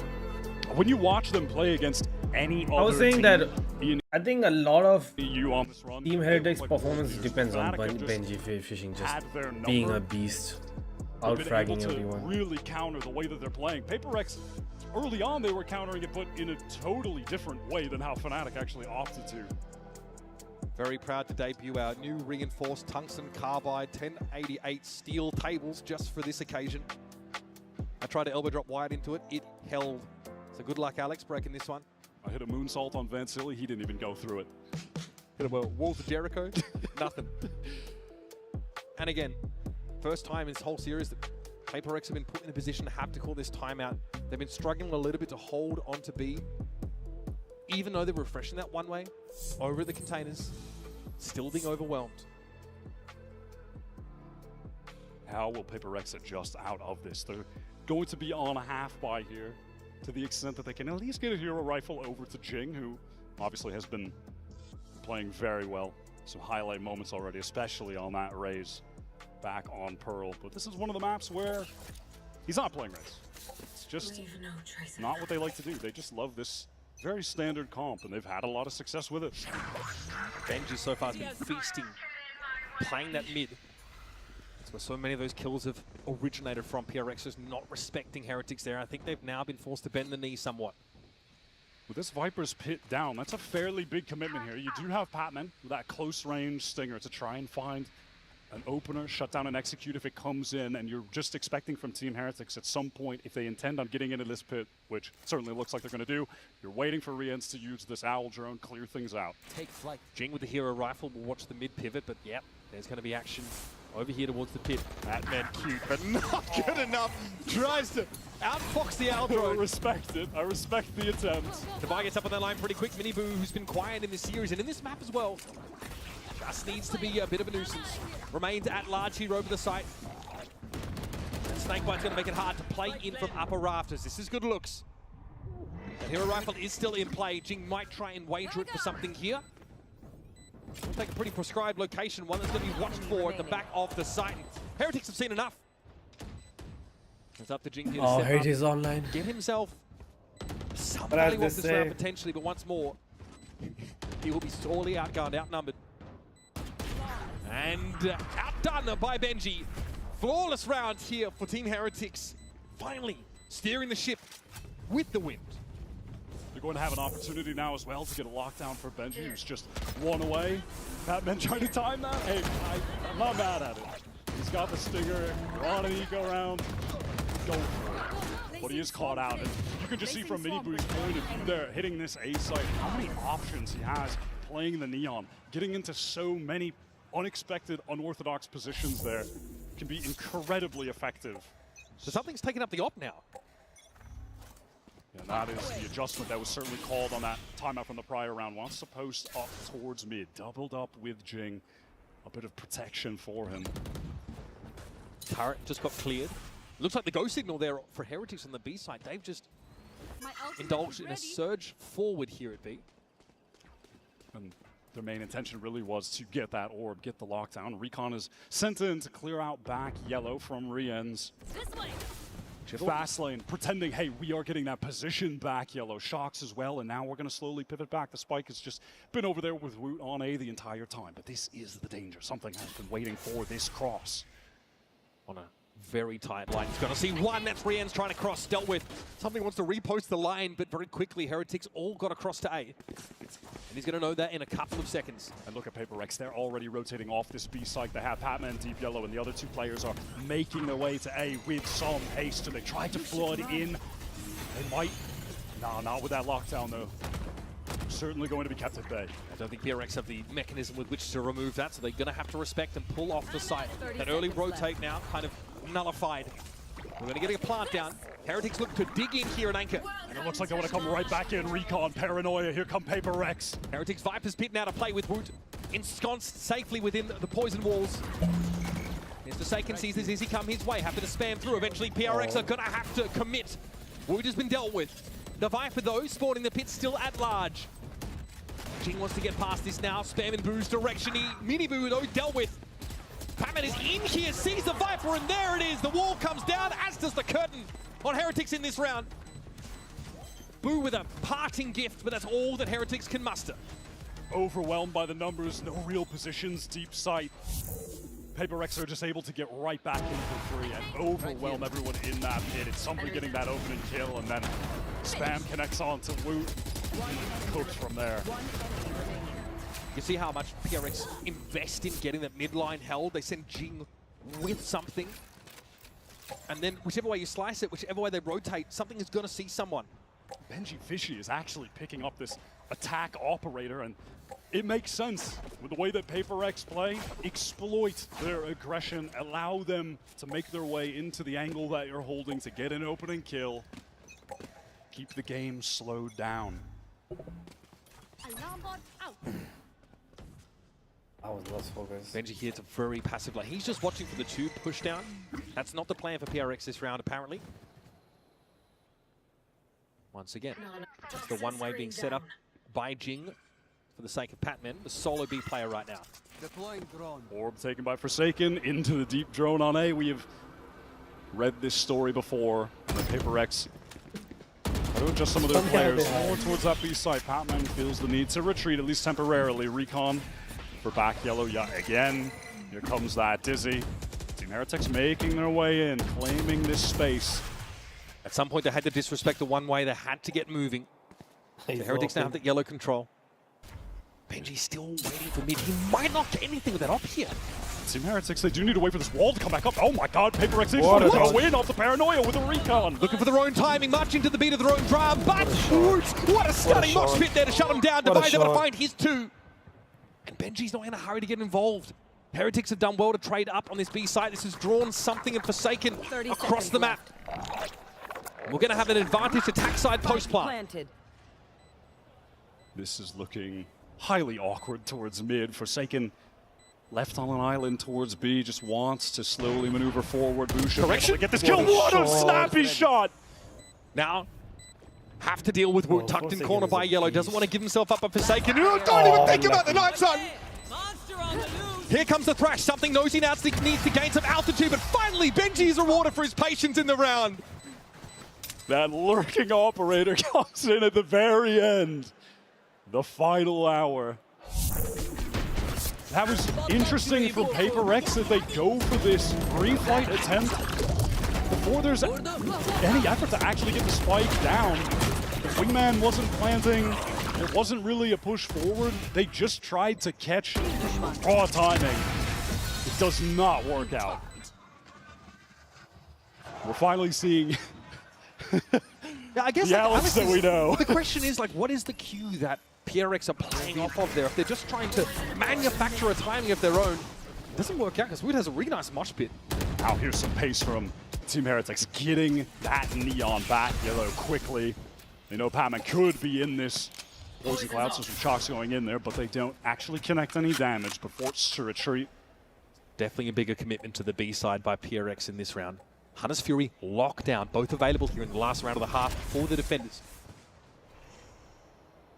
So behind the Viper's pit, here come Heretics. They are really looking to take some snowman space potentially here. Wyatt, They just do it again! Timing doesn't pay off once more. Hunter's Fury now for Forsaken. Gets a tap on Benji, still no plant yet. Right here. That Hunter's Fury just used a little bit late. Boo has gotten this way all the way into the A site, and there's more than enough time for Team Heretics to make this pivot. Yeah, Forsaken can catch a couple in mid though. Is he too far forward? Wood, I like the high-low setup. That is brilliant! Heretics always aware of the thrust up mid from the defenders. We've seen it all half so far. That is a great double face there. 30 seconds left. All right, now the little things are beginning to come together for Team Heretics, and we're finally seeing a Paper Rex who were utterly dominant, now struggling a bit with some of their timings. Again, they refight into B before there's any attempt to get the spike down. That Hunter's Fury comes a little bit late, and Heretics just have their crosshairs placed on all of the angles that they could be pushing out from. Devi's giving himself away. No reason not to fully commit to this one, but Esbu takes him out. 7-5 half for Heretics. And as you mentioned, Heretics have or rather, Paper Rex have a, what, 80+% win rate on attack Icebox. So, you know, despite the 7-5, they are not out of the woods yet. Close half. Finally, some light from Heretics. Stick around. We'll get a quick break, and we'll be back with more Icebox.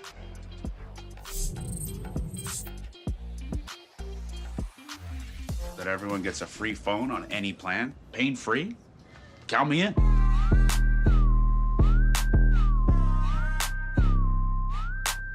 Try and beat it. I'll give you a sec.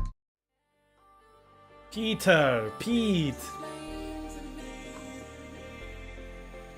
He still has a career?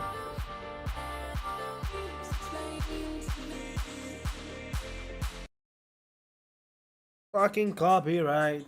Copyright.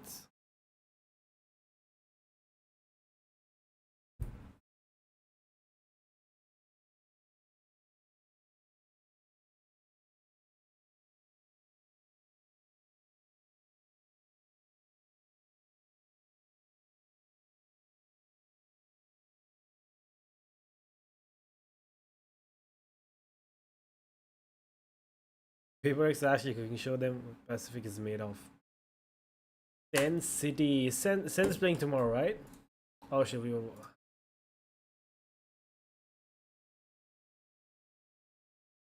Yep, tomorrow. Genji and MIBR. Aspas. Sense.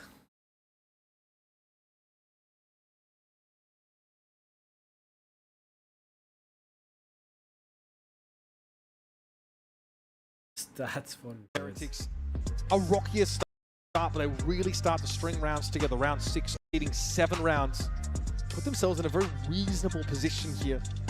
They map a choice. Finally able to find a moment where they're actually in the lead in this series. Benji Fishy leading the way as far as the econ report goes. Something in dire straits was investing into that operator, but wasn't extracting the most value from it. Had that one good round where he was able to catch a kill on the cross, but after that, for the most part, was being avoided. Team Heretics did a great job countering the play of Paper Rex that was working for them within those first 5 rounds, but then eventually fell off. Things began to get very disjointed on their refights. Heretics are looking good. Benji was absolutely the hero for them in that half.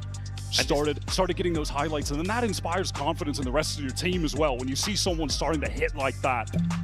15-6 after 12 rounds. Honestly, almost a mirror image of Forsaken's performance in the first half of Pearl. Very strong showing, and it was Benji's stalwart performance in mid that really held PRX at bay. But PRX on the attack side of this map, really, really strong. 83% win rate through Pacific Stage 1. Lossless on this map. We've seen when Heretics have had success on Icebox 2, it's actually typically, as far as the scoreboard, Benji Fishy and Woot that are putting up the big numbers. What is this Minibu draws a lot of that attention on the Neon. This is fast right now from Paper Rex, collecting 2 early. What is this strat? This mid thrust here from Heretics might have fumbled. Rihan's waiting. Hips in the night, yet to leave poor, but eventually someone's going to raise anchor and get to it. Rihan took himself away. That is crazy. Wins it out. What an ill-fated encounter. That was for so Heretics, crazy. and it's up to Boo again. Boy howdy, what a mountain he has to felt climb. something. It was like, wait, someone's there. Already planted. Then when he's about to, when he shoots, the guy already placed behind him. Good start with a pistol win They here. already moved behind him. Oh, they've That was had too a funny. good start. They've won every single pistol. If Team Heretics could win this map without either for them, and that's for them. And they've shrunk, of course, the lead to a singular round. And once again, it's a short round, Wyatt. This early engagement here in mid. Jinx sees action over on the B side, gets involved there, then whips around. That's an all-timer. He knows someone is there because he couldn't move forward. He felt a block. I was like, wait, what? Let's go, boys! Woo! Our pistol got the... All right. A pistol goated. Paper X are just too good on these pistol rounds. It's going to be Miniboo investing actually into the Marshall for Heretics on that deep angle from yellow over towards B. Pretty standard there with the shock and the molly to deny Yeah, they want every pistol. That is access insane. to the orb from the defending team. Benji is absolutely playing the most important position on the map. Just as we saw from something in the previous half. Unsurprisingly, Patman's moved up. Miniboo punished though on that little swing. They tried to set him up with a Marshall, but he will be ruined. Run over there, given no space at yellow whatsoever, and Boo now is about to feel the net close in. Patman up walkway, sees what was that? Okay. Up on the ledge he goes. Proud as a peacock, but Rienz is able to find his brace of two. Once again, though, it's a heavily disadvantaged situation. Rienz desperately trying to avert an even game here. Likely has too much on his plate. Devaya will silence him. Fair enough, bringing the three most important rifles into the next round. Cash from the Spike plan as well, so Paper Rex will be more than happy with that. Team Heretics have done a nice job on these anti-bonus rounds. That has kept them in the game here. Otherwise, things would have really spiraled out of control early. Some nice shots from Rienz, who is just a consistent presence for Heretics. For me, really just has all of the aspects of the game on lock. He can really do it all. It's like the Heretics team have said, we are not kids anymore, we're not rookies. There's no excuse for us to drop these important matches, and they've recovered well here on Icebox, but there might be an inflection point lying here in this round as both sides have rifles. It's a very healthy bonus for PRX. I mean, taking the time at the moment, something has been allowed to take all the space and be made. Oh no, that is disastrous, Boo! Just doesn't think that someone would be that close. Last time it was Miniboo got caught out at yellow. This time, Boo has just got a little bit too close to the sun. Swarm grenade out. Bear in mind, this is Team Heretics with absolutely nothing left in the bank. This is must win at the moment, Patman. This fight is so awkward. That's as messy as it gets. The late paranoia comes in, but Patman definitely supported in that engagement. Something eventually that was put to bed on the B side of the map, and this has precipitated a pivot. Now with mid control, PRX can go towards A and not worry about getting caught, but it's a pump fake. Really what a timing for Patman to catch, and they have Forsaken playing towards A again. They could really pivot anywhere here. It's just, we're playing TDM, who wins that out. Patman the Viper. This is a mental The stabilizing element of PRX, by the way, is just taking duels across the map. And he has opened it right on up for PRX. Miniboo has to play second fiddle now and try and make use of that mobility to cross the map. Woot is already set up in Crow's Nest, though. It does have the wingman to actually pressure a defuse, force some people to swing out. Maybe that's a way in, find a pick. A small gap in that smoke will be challenged. Woot has to drop down, and the spacing isn't quite there, apparently. Miniboo steps out only to be riddled with Vandal shots. Paper Rex are just so ready to swing together at any audio cue. Boo so frustrated in this moment, not expecting that anyone can be pushed up that close. Something got all that for free. Oh. Oh man, that was... I mean, Benji's been credited with some... That was good from both. Something as he wrapped over towards belts not many rounds ago. Team Heretics, they're bringing in 5 sheriffs, 5 regen armors. Obviously, they have the shooters to pull off a round like this. Miniboo forced off pipes there. 410 smoked out, giving something a staging ground. Okay, all in rafters. Heretics committed to anchoring this site with these sheriffs. How far does their gun skill get them against a fully armed PRX team on a roll? Listen, they've got the right stack to do it. The weapons might be decent enough. Something shut down early. They're trying to get into this side. HyperX Jing is pushed up, but he can't connect. Messy stuff. Divine Forsaken now, got to pick it up, but there is Forsaken. Quick response, and he doubles down. Oh, he's susceptible to just one shot from it, but he's able to get out of the way, but again, read by Riens. He's too smart, too aware. Yeah, with the fury of Olympia. Now, Devi has to recover the spike and put this together. Both of his opponents, half armor and sheriffs. He has a Vandal to his name. And he has to fear a potential flank because he was out of range from the turret that was placed. Wants to double back now. 30 seconds to play with. Does he just try to clear this out, get back to A? Does he try to gun it to B? Yeah, he wants to leave. He wants to leave. He's hoping that in this situation, Team Heretics would just leave the 2 on A and then, you know, go for that advantage retake over towards B. But when the spike goes down, that will allow a rifle to be collected, perhaps. Or no, they just want to go for this with the sheriffs. Riens does have a recon. Devi has a turret to play contact off potentially. Does he have the time to set it up? Yes. Not too bad to have this Sentinel utility at your disposal in a such an important clutch. Look at Devi. He still has to be weary about this flank as Riens is making his presence known forward. Trying to get ahead of the Owl drone. Does he have a timing on Boo? Spot him out. Util in hand. Devi is divine. What a Red Bull clutch to keep PRX well and truly on the tracks. Why are we not playing yellow? Team Heretics know that round could have absolutely shifted the momentum, but it's a 4-round run for PRX now in this second half. Disaster for the European side. Forsaken comes up clutch with these 2 kills to get them back into the round. And if we wanted to, if we wanted to, their trousers util in hand. Dart yellow with dart before, right? They feel like they didn't have the time to waste either to collect some of the rifles that were a little bit deeper on that A site. They go for it with the sheriffs. Might be regretting that decision at this point. Out. Jeez, the tension there between Weber and Nelzinho. Timeout. This hotel is very nice.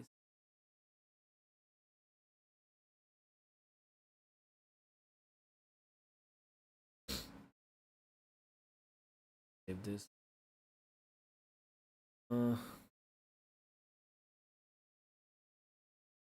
Naha City Center. I like city.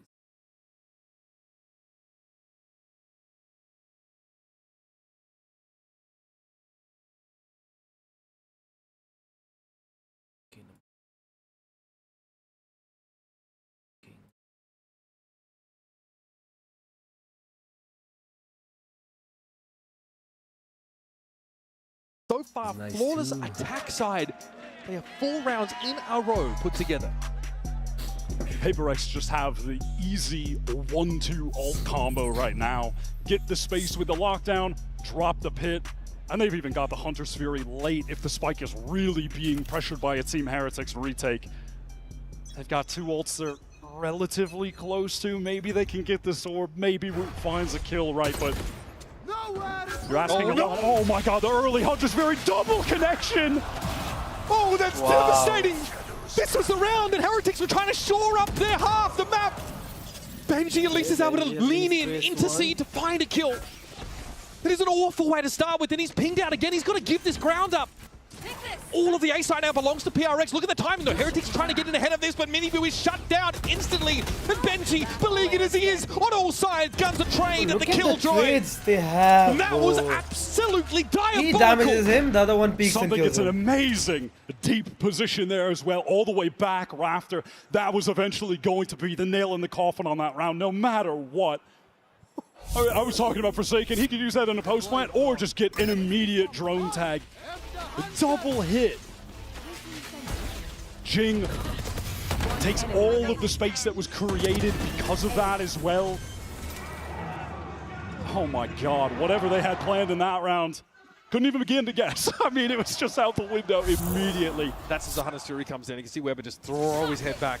Okay, Heretics, credit to them. Still want to find a burst of speed here, but oh, the boys were waiting for you, Minibu. You were expected. Yeah, just hoping the Forsaken would be in that closer tucked position that Asoba will often be in. but was safe, playing back for the multiple players to guard him. Oh, it's just filthy. They're trying to make hero plays. You can't blame them. They've only got sheriffs. Paper Rex have absolutely shut them down. Their economy is completely out of control. Don't do it again. Don't do it again. Don't do it again. All right, thank you. We can't have 2 knives in the debut game. Yeah, cure for hypotension. We cannot do that. Oh, we had to knife there, right? So very quickly, those 2 rounds fall. Heretics back on a buy. Now with Thrash and Lockdown to work with. Like, I like the idea. Heretics, obviously, with a back-breaking round. They were virtually 2-dimensional after that one. Still want to go forward, play that PRX-esque aggressive B-side play, at least use their Neon to get something. But man, I mean, PRX wrote the script for that. They were there when the deep magic was written.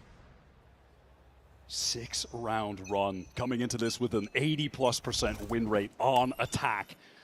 We're seeing exactly why. Deep Recon is going to come through mid, and then something can swing off this with Patman. No one is going to actually be spotted by it. No, Benji caught, and there's a teleport into spawn. Disarray for Heretics. Oh man, they're getting clowned on. This is the rifle round. They were trying desperately to bail water out of this quickly sinking boat. And they've already been cut down to 3 players, and Patman is on a timing, but there's an awareness here for Woot. He kind of knows it, and he's ready. Well, I was going to say, Patman, he's just in the walls at all times, but Heretics ready now. This is winnable. Yep, something spotted out. Here comes a fast retake for Heretics. Good start. Forsaken dealt with Raptors control, assumed. Woot very sharp this round. Thrash here will look to find Divide, last standing member of PRX, and in midair he is detained. Knife, bro. Get your revenge. It's a breather, a brief respite. But boy howdy, look at those wallets on the side of PRX. They are bulging. Desperately needed round win from Heretics. They're losing players early, and they still manage to pull it off. They do a great job getting back into that site together. The distraction from Rafters, and then you have Woot coming lower. I mean, the distraction. Benji knows he's in there, but just can't do anything about it. It's that moment where something tucked in that deep position again is forced to look towards Rafters. And Woot takes advantage of that distraction to get a free kill. This is going to be such an uphill battle for Team Heretics as they have to just face down a Paper Rex that won't be saving anytime soon, if at all, this half. It's possible Alex took exception with that round from PRX. I can't be sure. Wow! Oh, but he's not ready. He's clearing the recon, and Jing is just too far ahead of the play for him. He just double teleports forward. He gets all of that space for free. You're never expecting it on defense. Rian's has to salvage. The only player inside the A site for now, disrespecting the smoke at Rafters, and look at Patman. Pushed all the way up on B. He's just got the craziest lurk timings. He's going to have to accelerate a bit. The Team Heretics try to get in off this fast lane. They're getting towards screens. It's slow right now. Relay bolt doesn't hit something. Here comes the lockdown. He's going after it. By hook or by crook. Something is looking for this, and there's Patman on the lurk timing. Oh, the lockdown is popped out from under Heretics. I can't with this guy. He's crazy. And now Heretics know they really can't play off the side. They've got to commit. They've got to challenge this. Not too shabby there from Miniboo, but Jing deigns to descend from the ivory tower to deal a death blow to the Neon. This is winnable. Patman's too far away. Can he get a touch? Unreal. The Red Bull clutch. A crucial one here for Woot as Wingman does the job. Man, they really had to fight scrappy for that one wide. 3 up for Heretics, and they come out with a dub. Off. His little pal just gives him that effective 2 versus 2. Wins the highest impact 1v1. But talk about Miniboo. What an adjustment. Damn, he got 3. That is big. Looks like he's already in the grave when he gets this 3rd kill. What is that, man? What is that? So Heretics have taken a chunk out of that PRX economy. 1 round closer to their total. There's a lot of work still to do. We're going to have an early Viper spin on the B side of the map. PRX clearly no interest in challenging it early this round. Batman wants to go on another wild adventure. Okay. Go up 2 while the rest of the team are focused on Team Heretics triple stacked up. They go drone for drone. Oh my god, the last Hunter's Fury was really solid. Nice schmooze there from Miniboo. Avoids what would have been a lethal connection. PRX had to be satisfied with a little bit of damage onto the Neon, but Miniboo also has that overdrive and already. Here's Jing again. They are never ready for Jing. From the top rope, he's able to find his 2v4. Rian's clutch back now, has to drop to the side. This is good anchoring. Can he deal with something? No, the shorty. More than he can deal with. Something is crazy, bro. And Boo laboriously will drag himself across the map to challenge this. Planted. Jing has just been an absolute animal on both maps. Countless first kills. Boogie is a double swing. He's going to have to deal with it. Oh, the King's Horses and Men emerge. Then the Viper is dealt with. Match point now comes up. PRX. There was a narrative, right, if you're a PRX fan? Or even a hater. You're familiar with the feeding narrative, but it's never been less true. With Patman joining this lineup, that stabilizing force. They've been so clean. They've strung together 6 attack side rounds as the half began. Heretics on defense have had absolutely no clue how to deal with Jing, getting in these absurd forward teleport positions, playing with so much more aggression than you would typically see from Omens on this map. Something, connection. Yeah, actually, damage for damage. Yep. They both take a hit there. Ice Fury now being deployed by Rians. What is there to find here? Comes up with nothing. Patman hears him. How is he here already? The conditioning utterly broken on the side of Heretics, and now it's up to Boo again. 30 points of health to try and slow the PRX train down, but choo-choo, baby! We have more than left the station. Paper Rex have arrived in the 6. Feels like they've never been faster, actually. 13-1 on the first map. Dominant on map 2. Not one pistol round loss. All of the momentum throughout both of these games slowed down for just a moment, but they immediately bounce back and utterly crush Team Heretics in that second half of Icebox.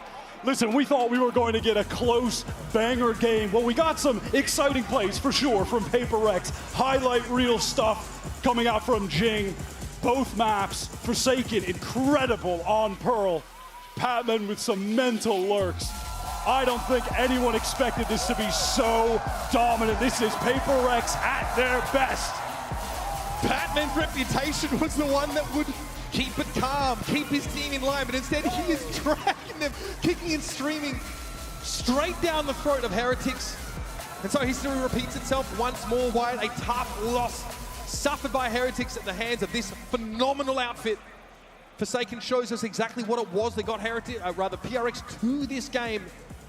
And no one on the side of Heretics can deal with these timings that Jing is throwing at them. Give it up for Paper Rex! Guys, you know what? Celebrate with the fans. Celebrate with the fans. Enjoy this moment. But, hey, guys, is it okay if I steal Forsaken? Oh, that's fine, that's fine. All right. Hey, let's have a chat. Forsaken. Oh, shit. Pure dominance. 13-1 on Pearl. What the heck? To be honest, I don't really know what happened about Pearl. I don't really watch Heretics Pearl as well. I think their weakest map is Pearl, which is B, right? So yeah. Okay, and you know, you seem very dialed in, you know, standing up, shouting a lot, very animated as well. So, you know, what was your mindset? You know, are you just happy to be back, or you know, you just kind of wanted to, you know, show off your guns? Actually, I just wanna hype the team because last time in Pacific, I realized that we were winning when I'm standing up. When we're not quiet, we were winning. So I think I'm gonna do this all the time. So we're like vibing, you know. You know what, just don't sit down, play standing up. Let's talk about Patman. You know, how'd you prep Patman for Masters? Because you guys had to play other tournaments in between Stage 1 and Masters Toronto. So, you know, can you talk to us a little bit about getting him ready? Yeah, I mean, actually, it's his first time in international, and we win our first match. So well I'm for really first proud of time. him. That is insane. Alright, back to the hotels. Ooh, what the fuck is this? Wish I was this rich, man.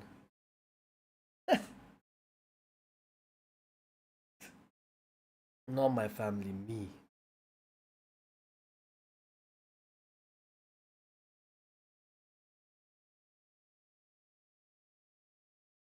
Like a whole house, no? The entire place is yours, yep. Sheesh, man.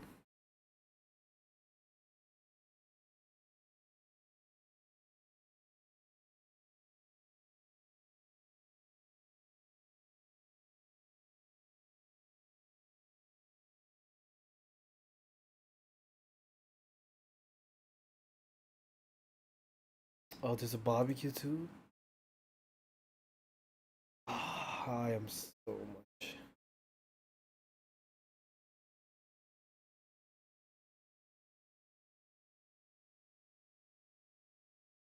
Let's see. Filter by. Oh, this fucking.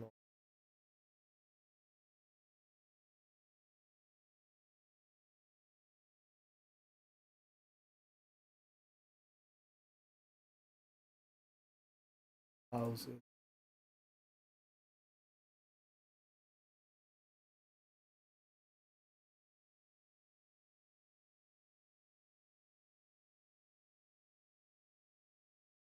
Yeah, this is so cute.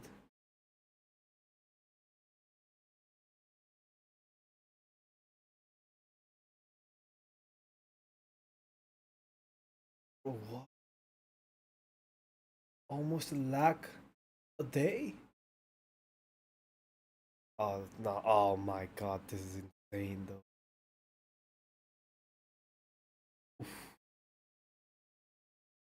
Fast by that. Didn't go for that.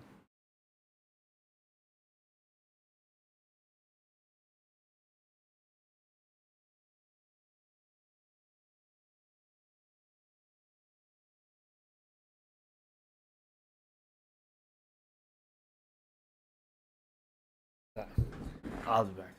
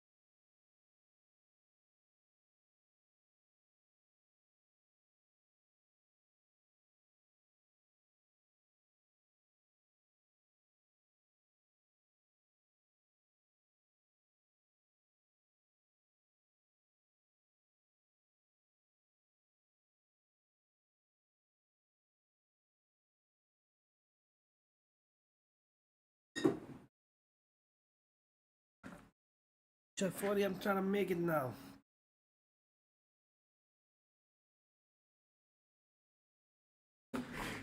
Give me a second. Masters Toronto, and it's time for our second match of the day. Bilibili versus Team Liquid. I'm your host, Yingsu, and I'm joined once again by Mel and Ender. Another EMEA team's about to take the stage. Are they cooked? Is EMEA cooked today? Yep. I mean, after what happened in Series 1, quite possibly. Also, Team Liquid coming in, you know, emergency sub for them as well. So definitely not looking great for EMEA so far. It's not, but however, it might be a great day for Bilibili. They've had a hell of a year so far as well. And Mel, it's Bilibili that made it, not EDG, and they managed to actually beat them regionally for the first time ever. And I think that is a shocker for everyone. I don't think anyone saw that coming. It's honestly a testament to the skill of the Chinese region to be able to have such competitive, especially with the fact that EDG legit won champs not too long ago. So to see this level of competition and see EDG is able to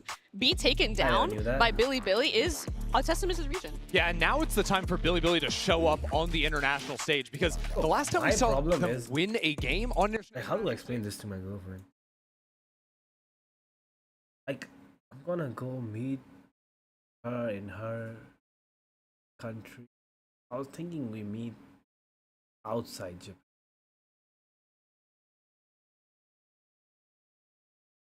Hey, FNS, are you okay? I know he's watching us, but I had another to. FNS straight. That's just my go. That's my go.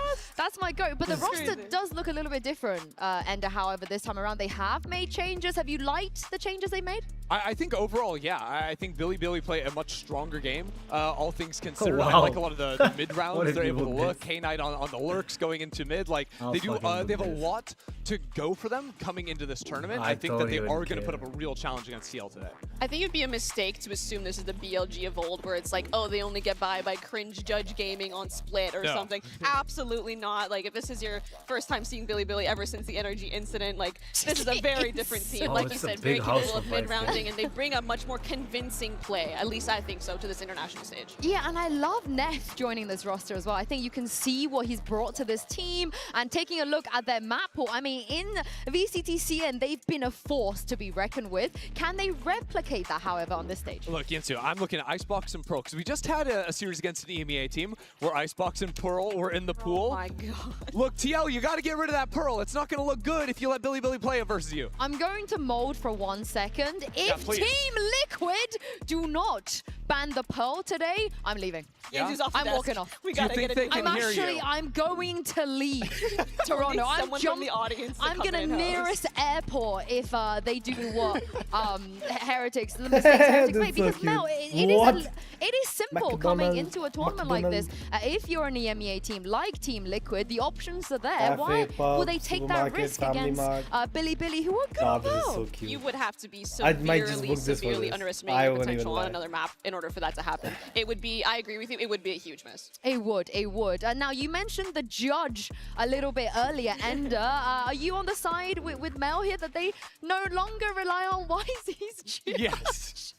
You can still use it. Don't get me wrong. A great guy. Yeah, let's bring that in there. No, but I think this team played a lot more a complex playbook, I would say, right? I think what they would do a lot in mid-rounds especially is they love to work the center of the map regardless of the maps they play. But I think especially on Pearl, which is a signature map for them, they do a lot of ping-pong between sites. They play a lot of late rounds that aren't about huge execs with a judge flying into backside. No, it's about trying to find those pressure points on a map they can exploit and use that to take a site. Yeah, and for Billy and YZ as well, you would think coming into a tournament like this, the leading duelist when it comes to stats, you know, be your Zekans, be your Kaya, be your Jogomo, but it's none of those players. It is YZ, Mel, and despite whether teams might respect Billy or not, you have to respect YZ. And I mean, it would be a huge disservice. Like, I think if you go in the server and you are sleeping on YZ, I think you're setting yourself up for failure. You're trolling. You are trolling, yes. And I'm honestly really excited considering YZ has been on the international stage before, something his teammates haven't had. So not only is he expected to lead mechanically and stats-wise in the server, but he's also, I'm looking to him personally as an emotional leader on the team to show them and be that anchor for them on the stage. This is ridiculous. Look at these stats. I mean, his stats are crazy. His first kills also are ridiculous. If you look at recent performances, like, this is a guy that is so constantly giving his team an advantage that it makes the round so much simpler to play out. They'll play those slow rounds to enable him to go on those hunts, find a pick, and then play it from there. Yeah, and just a very annoying player to, well, at least when I'm watching. Not if he's on your team. Yeah, but how do you deal with that? Because he is going to be all in your face. You know, he's not going to be afraid of anything. I feel like you can definitely feel as a player the impact of the most annoying players. It might not be the most insane best players. Well, in this case, it is both the best player and the most annoying player. But oftentimes it's like someone that is annoying, someone that is outlawing, someone that's judging, someone that's Odining, someone that is going across your screen with a slide. Like, those are the players that have the most impact on you, not just stat-wise, but like mentally in the game, that you can't run away from these people. Yeah, I can't wait to see what he's going to be able to do back on the global stage, and also hear from the man himself who spoke with Jen Lee a little bit earlier. Hi guys, it's Jen with Billy's YZ and Vera for some translation. Now, congratulations YZ, you guys have made it to Masters Toronto. Of course, Masters debut for you tonight. So what is the mentality here? You know, do you see yourselves as the underdogs or the tournament favorites, or are you just here to play your best game? 我觉得这是你们来到大师赛的一个首秀嘛，那你们现在心态是什么样的？觉得自己是黑马，还是说夺冠热门，或者没有那么在乎那么多，只想打出自己最好的表现？我觉得我们就是并没有去想那么多吧，我们来这就为了干一件事，那就是拿下胜利。I don't really care much about those tags. Since we came here, we just want to win this tournament. Okay. Try your best. Yeah? Okay. Good luck. Jayo! Jayo! Winning this tournament is going to be a big task. But just some context for the people that don't know why is he this man on your screen. He is actually a very, very funny guy. You know, back in VCTC and now EDG haven't made it. A lot of the fans, they're backing Billy. They love him. He's also a really, really funny streamer. He streams a lot on Billy, funny enough. Amazing personality, really dry humor. We even saw him at the press conference talk about how, like, if you beat us, I'm going to go back to China. I'm going to tell Kong what you did, and he's going to come back and sort you out a chance. Okay. So he's very, very funny. He's got an amazing personality, and I like the confidence. He's here to win the whole tournament. He's truly the Valorant renaissance man. You know, he does it all. He can lead, he's funny, he shoots well, he streams. What can't he do? Everything. Maybe even win a trophy. And but let's move on to Team Liquid, who unfortunately will be playing with a sub for today's game, and that sub is going to be replacing Mel Nats. Can anyone on this planet, you think, adequately replace? Oh shit! No Nats. I genuinely don't think so, and it's just such a tall ask. Nats is such a prestigious player. There's so many people, even in the scene, even at this event, that look up to Nats to this day. And the fact that he's had such a long career and he's still coming to these international events, well, hopefully he's able to secure the visa, but the fact that he's IGLing now and he's still putting up these numbers, it makes it impossible to replace that. That's the biggest thing to me, because a lot of people, like, if you're not following closely, you're like, oh no, we lose Nats, we lose one of the sharpest shots in EMEA, we lose one of the best lurkers in EMEA. But I think what he is really doing for this TL team is just making their mid-rounding excellent. Those pivots on the attacking side, when they're switching up between the sites they're going to, I think he does a great job of varying the tempos in his calling and making it really hard to actually get a read against TL, and that's going to be the void they're going to have to find a way to fill. And there's a reason why he leaves such a big void, everything you two both mentioned as well. And for those of you who haven't had the, I guess, had the chance to see what Nat is like in game, we have a clip here just to demonstrate how important he is for Team Liquid. Anything wrong with you? Or you looked in 100%? 100%. But Camille, you looked in 100%? Yeah. Gio, you looked in 100%? Yeah. Michael, are you so okay, looking on 200%, boys. Are you guys not gonna let them just take them up from us like that, or what? Oh. We're not speaking even, boys. We're just literally full autopiloting, and not just Michael, boys. Michael, you full lost, so focus up on this. But Gio, also, you're full lost right now. You're not playing with any confidence. Camille, I'm happy that's what you're trying to, but try more. Patrick, the same. Try more, boys. Yeah. Nafi, give everything. Yes, we had a plan for all of these 3 matches, but okay, give all of your right now. Because I don't know why we're thinking about the grand final or whatever gonna be happening tomorrow. We not deserve to be tomorrow anywhere. Tomorrow we deserve to sit at home if we're gonna play like that. Let's just make ourselves happy.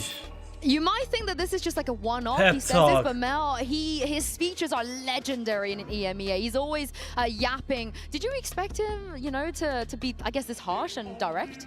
I honestly no. I would say that's one of the hardest parts of being a leader that people don't see. Honestly, matter of fact, let me get my peripherals and get on the stage. That's how motivated I am. Like, that was actually like chills. I think a lot of people think an IGL is just calling and thinking of the macro reads and how can I outplay the other opponent, and also at the same time balance my mechanical skill and your individual like calling. But I think a lot of it is actually the nitty-gritty, the things that you don't see, talking to your teammates and not only bringing out the best in them, but knowing when to hold them accountable and hitting that perfect balance of the tone of you're not just like, you know, degrading them, you're trying to get the best out of them. And I think that is irreplaceable. Especially like during a match day as well. Like that's such a high stakes moment to be able to do is really impressive. All right, let's hype up their substitute. We've seen a lot. Oh, I can do this. We've seen some amazing players, you know, having to step in on a global stage and own it. So, and give me some hope here. Tell me why we should be excited about Penny. Well, Penny's coming in for his second Masters performance here. He played on V1 way back in the day. Ironically, got a win up against Team Liquid back in centuries ago in Reykjavik.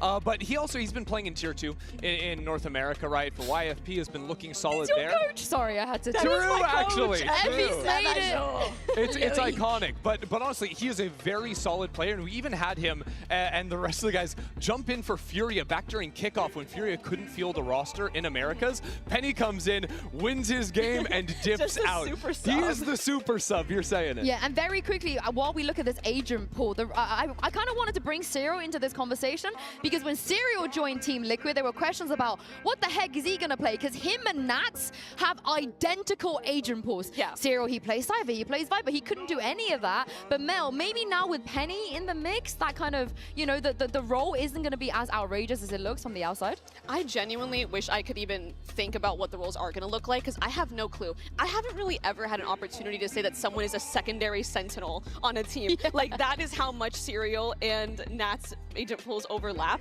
And I'm genuinely just so curious to know who's going to IGL. How is that system going to work? I think that's the awkward elephant in the room. Like, one, roles and agents are already out the window, but who's calling? Patty seems like the obvious choice, right? Out of all of the other players. He's a very vocal player. We've seen him on Team Heretics. When he was subbing, he was still extremely vocal, which is hard to do as someone who's a sub. Yeah. And I think that is the most obvious choice. But I know Penny is someone that is very high game IQ when it comes to the game. So I'm interested to see what's going to happen. There's a very real world where it's just a little bit of everyone, to be honest. Mm-hmm. Do you reckon Effie's has taught Penny all he knows at this point when it comes to maybe IGL? I'll let Effie speak for that. I'll let Effie speak. I think it's the other way around. Penny probably taught Effie's everything he knows. Oh, man. Let's be real. This is the thing, though, because I tried to do a little bit of digging with the IGL situation. I was in Kiko's chat, you know, instigating, asking him. Thank you. Yeah, who was IGLing? He was duo queuing with Nats at the time, and Nats basically said, Kiko, do not leak anything. Don't you dare leak anything. Oh my God, and it sounded like they hadn't decided quite yet a couple weeks ago who was IGLing, but I'm hoping Penny has some answers. This is what he had to say of his return to the big stage. Hey guys, it's Jen with Penny from Team Liquid. Now, how are you, Penny? I'm good. I'm happy to be here. Happy to be playing in, well, my home city, right? So, yeah, I'm excited. I imagine you've been busy as a beaver, get it? Because it's Canada. You know, trying to catch up with the team, figuring out what the roles are going to look like. So can you tell us a little bit about the preparation process and how ready do you feel coming in today? Well, I'm going to be honest. We've had 2 days of practice together because they just came like a few days ago and I've been here the whole time. And it's a bit hectic. We're getting things together, but honestly, I think we're just going to have to rely on some vibes, some individual play, and I think we have it in us, so, yep. Get the vibe going. Okay, yeah, good luck. Yeah, let's go vibe. We're vibing off. 2 days of practice. That didn't give me a lot of 2. confidence. 2? Is that enough?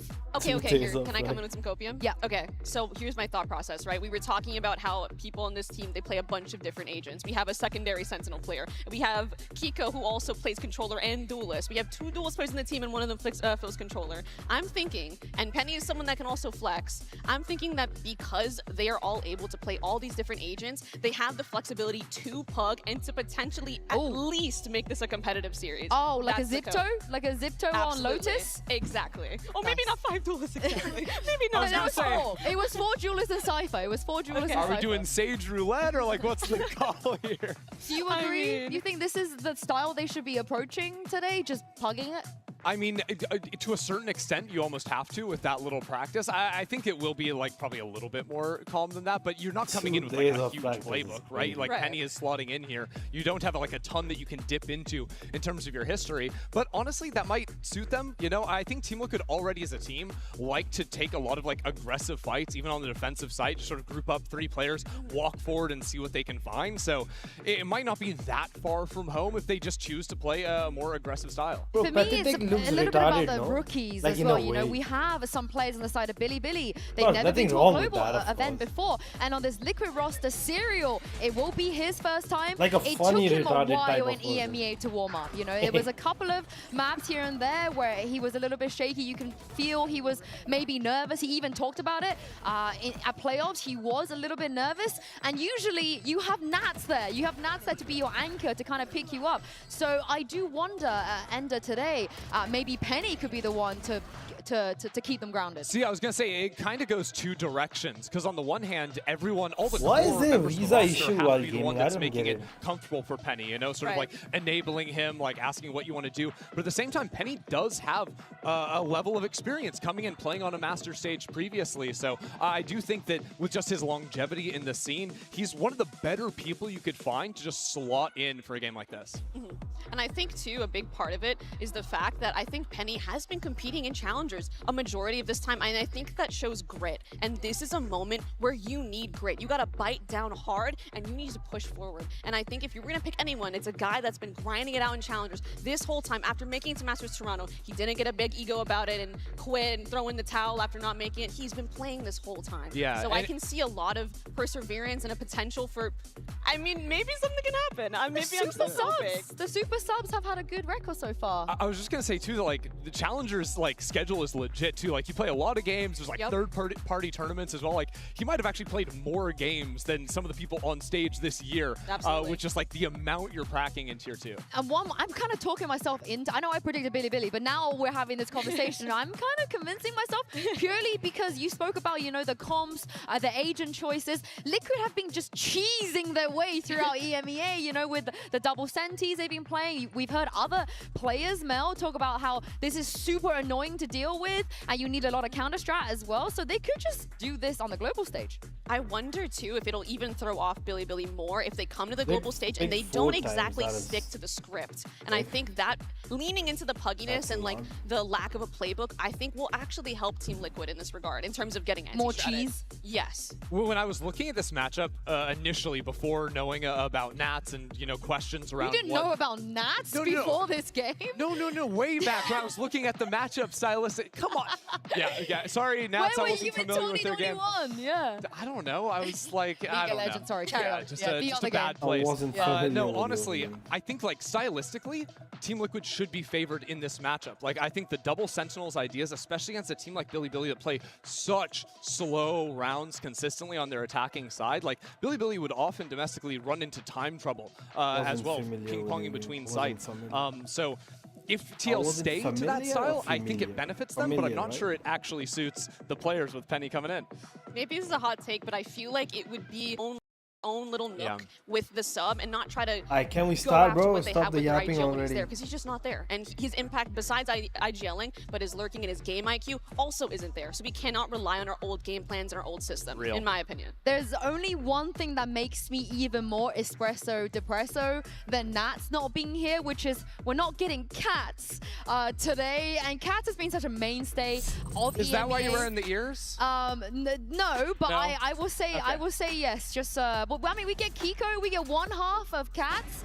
We're gonna have to see if Nats do manage to make it in the end. But again, Kiko, after the role swap this year, Ender has been incredibly impressive. Yeah, because Kiko was, I mean, if you go back to, what was it, 2023, like in the Essential, like he was just the god player, right? That everyone was saying was going to be the next coming of all those, Durga, whatever, trying to ascend up into EMEA. But I think he really has found his form in this year, like you're talking about. Isn't going to have that duo there, but his agent pool is also wild because he has that back history of playing the duelist for so long. It's kind of reminiscent of Demon 1 on EG, right? Having your duelist like play Jet and also controller on some maps. It kind of gives me that vibe, and it's really cool to see another player kind of fit into that niche. What would you do here, though? Because obviously Penny coming in with so much experience on that duelist, now they have three duelist players. Do you just keep Kiko on the smokes and then Or do you play send... 3 duelists? Oh, okay. Okay, that's a little crazy. I'm actually kind of down for that. I mean, Team Liquid once upon a time played no smokes, so I think this is like fine. This is okay, no? No, I don't condone this, actually. I've changed my mind. You changed your mind? You changed your mind? But can you realistically out-surprise Billy? Because Billy are normally the team that come out with, some surprises and teams not fully knowing what to do. I think when you just have a new roster, you're coming out with more surprises, certainly.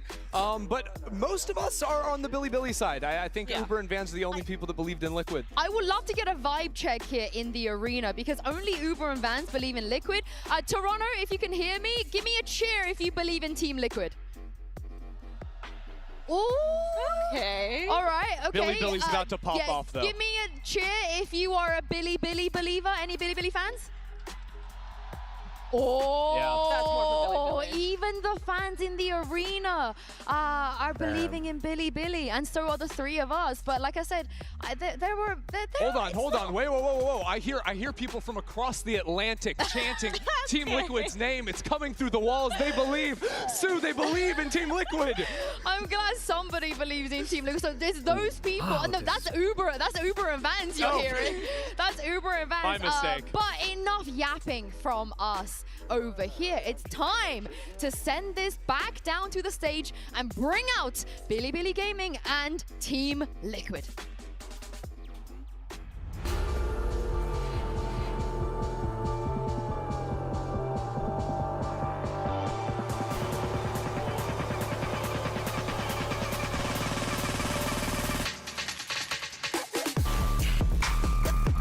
Billy Gaming. Team Liquid.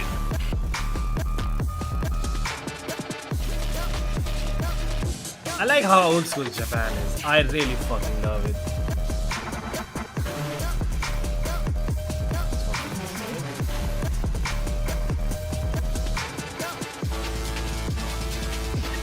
We have seen a lot of super subs over the last 5 years. Today, Penny makes his return to the global stage and see if he can do some damage with this Team Liquid roster. They've never played against each other before, which is very, very exciting. But as we mentioned, there is a map that, you know, EMEA have been very weak at this year. It is Pearl. I do wonder if Liquid are going to take it away at Mel. Thank God I do not have to get on a plane. I mean, should you just do the vetoes for every EMEA team? I feel like you just have an idea, you know exactly We should put you in charge, I agree. Yeah, thank you. Honestly, thank you. But, I mean, this is ultimately what we wanted to see, right, Mel? We don't want to see Liquid take risks. Do you like the Haven choice from them? I do. I mean, I think I'm biased, though, because I just love Haven as a map. So Fair. The fact it's even getting played at all just makes me excited. Yeah, I mean, I like the way Team Liquid play on Haven. I think they're very ready for reclears that come into them. They play a very aggressive style on the defense side as well. You're going to see them walking out into mid space, checking that forward space over towards A as well. So Billy Gaming are going to have to be on their toes versus that. Yeah, and Sunset got floated. We might actually be able to see Sunset on day one of Masters. I love B main post plants. Let's go. I definitely do. +1 to that. I'm so excited. I actually can't keep a smile off my face right now. Seeing Penny here on the Masters Toronto stage. Last time we saw him was actually Reykjavik, and here he is playing against Billy. Could I make you a little bit more excited with the possibility Yeah, I could be convinced. of either a double Harbor, like both teams running Harbor on Icebox, or a Waylay, a cheeky Waylay could also be thrown. Okay, I don't know if I can get on board with the Waylay, but the double Harbor, that's America's bread and butter. But with no America's teams, Yeah. it's a CN team and an EME team. But I'm ready for it. I'm ready for it. It's good, honestly. I really like what it can do for you for either early control on the defensive side over mains, but also just like permanently stalling out once your Viper wall goes down, your Harbor wall goes back up. You can keep that cycle. It's a really solid pairing on that map. If they do that though, what does Penny play? So if Kiko plays Harbor, Serial plays, I guess, either Killjoy or Viper? I guess you can put Penny on the Viper. There you go. I mean, I suppose you could. You could. I genuinely have zero idea how they're going to slice up these roles. I'm really anxious to see what agents are being played and who's even playing them. Yeah, I think BLG is pretty locked in on this Icebox map. They play a lot of the basic double smokes, but Team Liquid is wide open in terms of the options you can do, because there's also so many different reads of Icebox right now. Like we just saw an Omen comp being played. Some teams still like Gecko, some like double smokes, some aren't running duelists. Like there's so many options. And I just want to remind everybody, this is where Billy managed to beat EDG on Icebox. This is where they shine. They managed to take that map win. It ended up snowballed into a serious win. And as we take a look at the live agent select, Penny is hovering the Reyna. The Kiko Harbor is locked in though already. We're just ready to go on that one. Are we going to get Harbor and Waylay? Are we that lucky today? Surely not. Shout out to Billy for keeping things, you know, straightforward for us. They instantly locked. Yeah, this is the comp we kind of expected from them, right? They're not making any changes. That is different. They've never played Clove on this map before. What is going on? Oh, they were teasing with the Reyna. Hello? Going into triple. And if Paddy locks in Phoenix, I'm going to be the happiest person on earth. No way. There's no way. I mean, they're teasing us. Out with they are really. Wait, hold on. I just got ahead of myself. But also, like, it's no Viper with triple smokes as well, which is really whack, going double circle smokes. Mel, this is what you wanted. You wanted them to just be weird, right? I mean, I wanted them weird. I didn't say be crazy. Double sentinels, I would be like, anything okay, that's expecting. nice. Triple controller on Icebox, and I'm gonna guess no duelist, and Omen is gonna be. Well, Omen and Clove Phoenix. are gonna fill that duelist role. I don't believe it. Phoenix, I'll believe it for a second. No, That's what I thought. I think when you run that many smokes, you need multiple agents that have flashes that can fight These through them. smokes? You're using the smokes to like cut out a lot of deeper Wait, angles what? on the map, and then you need the flashes to be able to pop out of them and scale forward. Yeah, and Chad, what? Penny has played Hardware, his career. It'll be his first Clove, and this Omen. is sticking to this comp with a sub is just insane. No Killjoy Ice, but like, where's our info? How What are we is getting info what on is this? happening This in is Valorant? What am I hard watching? play, to say it lightly. I can't wait to get into this It's like playing map after 5 the tanks 80 and 1 throw rocket. This over to your casters, Toronto. Give a warm welcome to Achilles and Paperthin. Hello, here we are, live in Toronto. I'm Achilles, that's Paper Thin, and we are going to be He's guiding not- you guys through I what think it is should be pure fat, looking no? to be a very chaotic map of Icebox, to say the least. We kind of already knew it was going to be the I'm case, fat just given too. the two teams playing, given the Nats is not here, but the comp swap, I have no clue what's about to happen. Me either. I mean, this is very off-kilter. No duelist. It is going to be very reliant on positioning and timings. Making sure you're getting tons of value out of the Gecko and the KO is really what's going to be important here for Liquid. But I will say this, coming into this tournament, when I'm watching BLG, I think they're a very stock standard team. They're going to play, by the book Valorant. Coach Bile is a very, old school Korean style coach, and he's going to come in there and he's going to want to play good post plants, good setups, good info. This is one of the things that I was worried about for BLG in this event, is when you got chaos thrown at you, what are you going to be able to do against it? Let us find out. Barriers are dropped. Quick little orb take here. Is 0 Point going to get a decent amount of information? I believe 3 players going to be noted by that. I mean, it could work. Liquid able to They could identify the catch stack. BBL, Spike at the same time, slowly BLG being with like a ushered bit of across towards surprise. this B site. Alarm bot is in position as the wall gets set up there.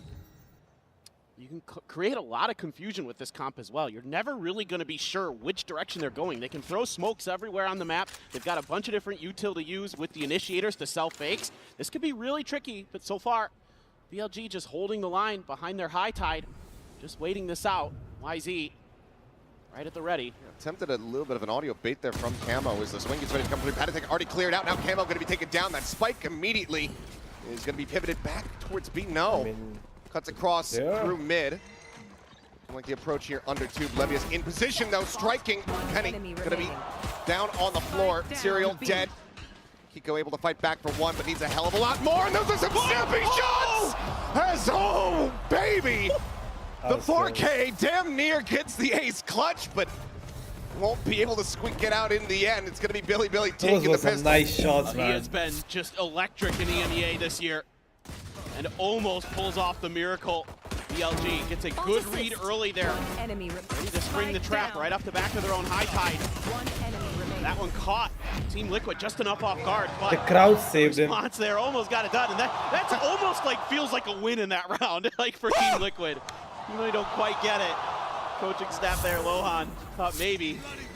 Oh, so close. Took a second to realize, but yeah, that's going to be a damn good effort, and also fast tracking that ultimate, so it can be online very quickly. YZ able to find Patatek. with all these crouch spamming. Sheriff besting the classic. Neff for the moment. Alone gets a little bit of reinforcements from Levius as Team Liquid gonna look to see what they can get done here on the side. Penny TPing up above. Levius about to swing in, identifies it. Isn't able to save his teammate. Does end up getting taken down, but not before he's able to find two. Headshot does connect, but Camo can't confirm the kill. Let's see if Kiko's got a bit more of that left in the tank. Just 3 targets to try to get through this time. Could get the Reckoning off a kill. I don't know if he'll find an opportunity to use it. Push coming through. There's the headshot. Ult is online. Bulldog recovered, but why is he down below? We'll be able to drag Billy over the line here in round 2.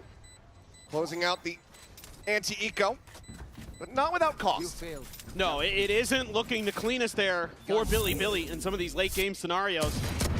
losing some players when maybe they don't need to, but it's aggressiveness. Again, these extra layers of smokes that Team Liquid is creating, using that to get players up high-low, keeping Bilibili really off balance. And then, of course, Kiko is just lightning right now, has the Reckoning already for this round. And it's a big stack over towards B for Bilibili. Just leaving Levius all on his own on A with the Killjoy util.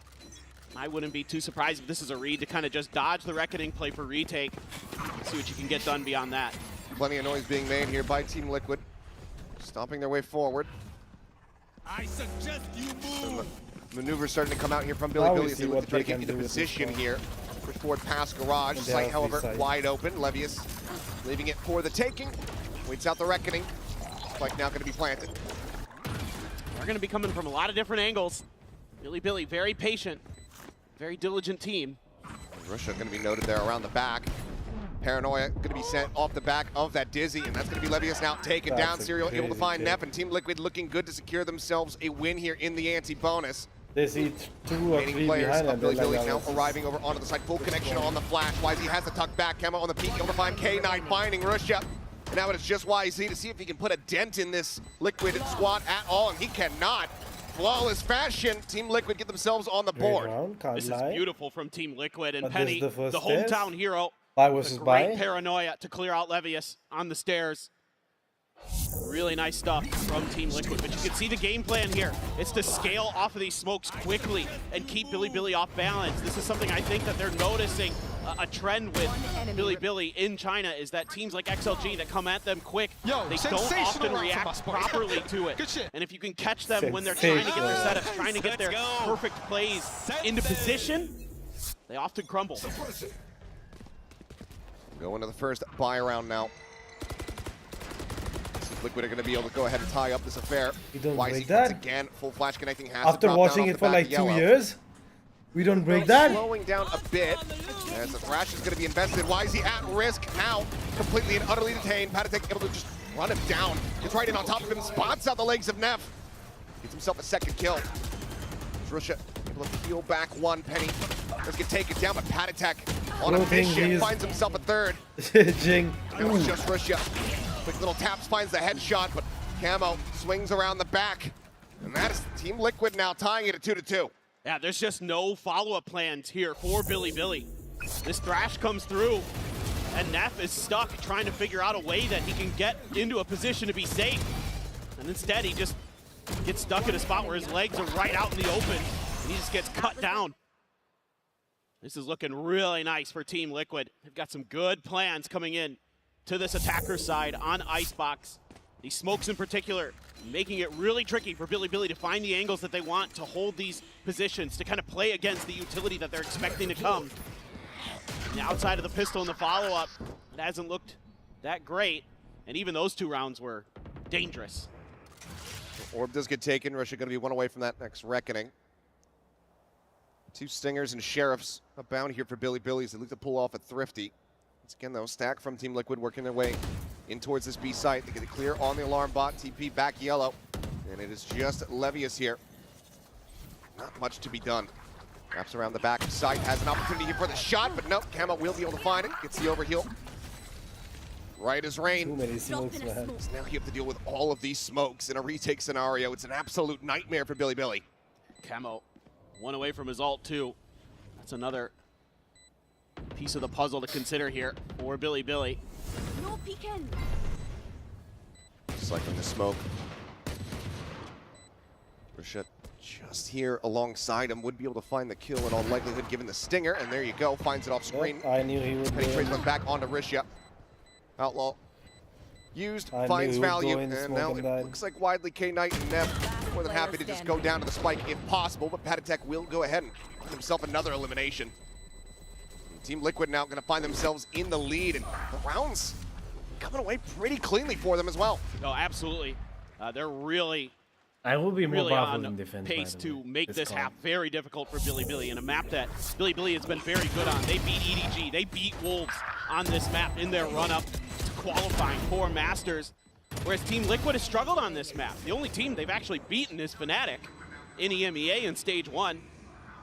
But outside of that, they have 4 losses, so This is a map you would think is Bilibili. You could kind of just be in cruise control, play your game. But I think you've got to dig a little bit deeper here. I think you've got to start getting aggressive. Things that we saw in the pistol round that worked for them. Playing a little bit of trickery might catch Team Liquid enough off guard because these smokes are just too difficult right now for Bilibili to deal with. Playing passive isn't paying off. You need to change the pace. For now, still a bit slow here. YZ can find the headshot. Tail wins out, but you mentioned before, Camo has that ult online, so not dead yet. We'll see if he's going to be able to find an elimination to earn that life back. No, Risha will quickly put him back into the grave. He just still spammed him or he one saw exchange, now faded up, now equalizes YZ on the repeat, able to find one, and it's a messy fight of it, but Levius holding down M1, able to find that final kill to tie us up at 3-3. But I love this from Bilibili. A slight change here, and that's getting YZ in a position where he can start doing damage early before Team Liquid can really get their execute set up the way that they want to. A little bit shaky there for him, but he still gets it. Then they're ready for that player to be up on a pipes, can't convert. Then the trades are there and they're good. Levius right on point for the final two. Lucia bigging him up. Let's see if Billy can start stringing some rounds together. They've got some big ults to play with. They've got a reckoning. They've got a lockdown. Do some damage. Penny. Where's he gonna go? Okay, back towards Snowman here. They threw a fake smoke into Spawn to try to confuse him, but he's shut down. They have eyes on it. Neff gets himself on the board with that kill, undoing potential backstab. YZ on the peak, still managing to find that kill before getting taken down. Neff gets himself a second.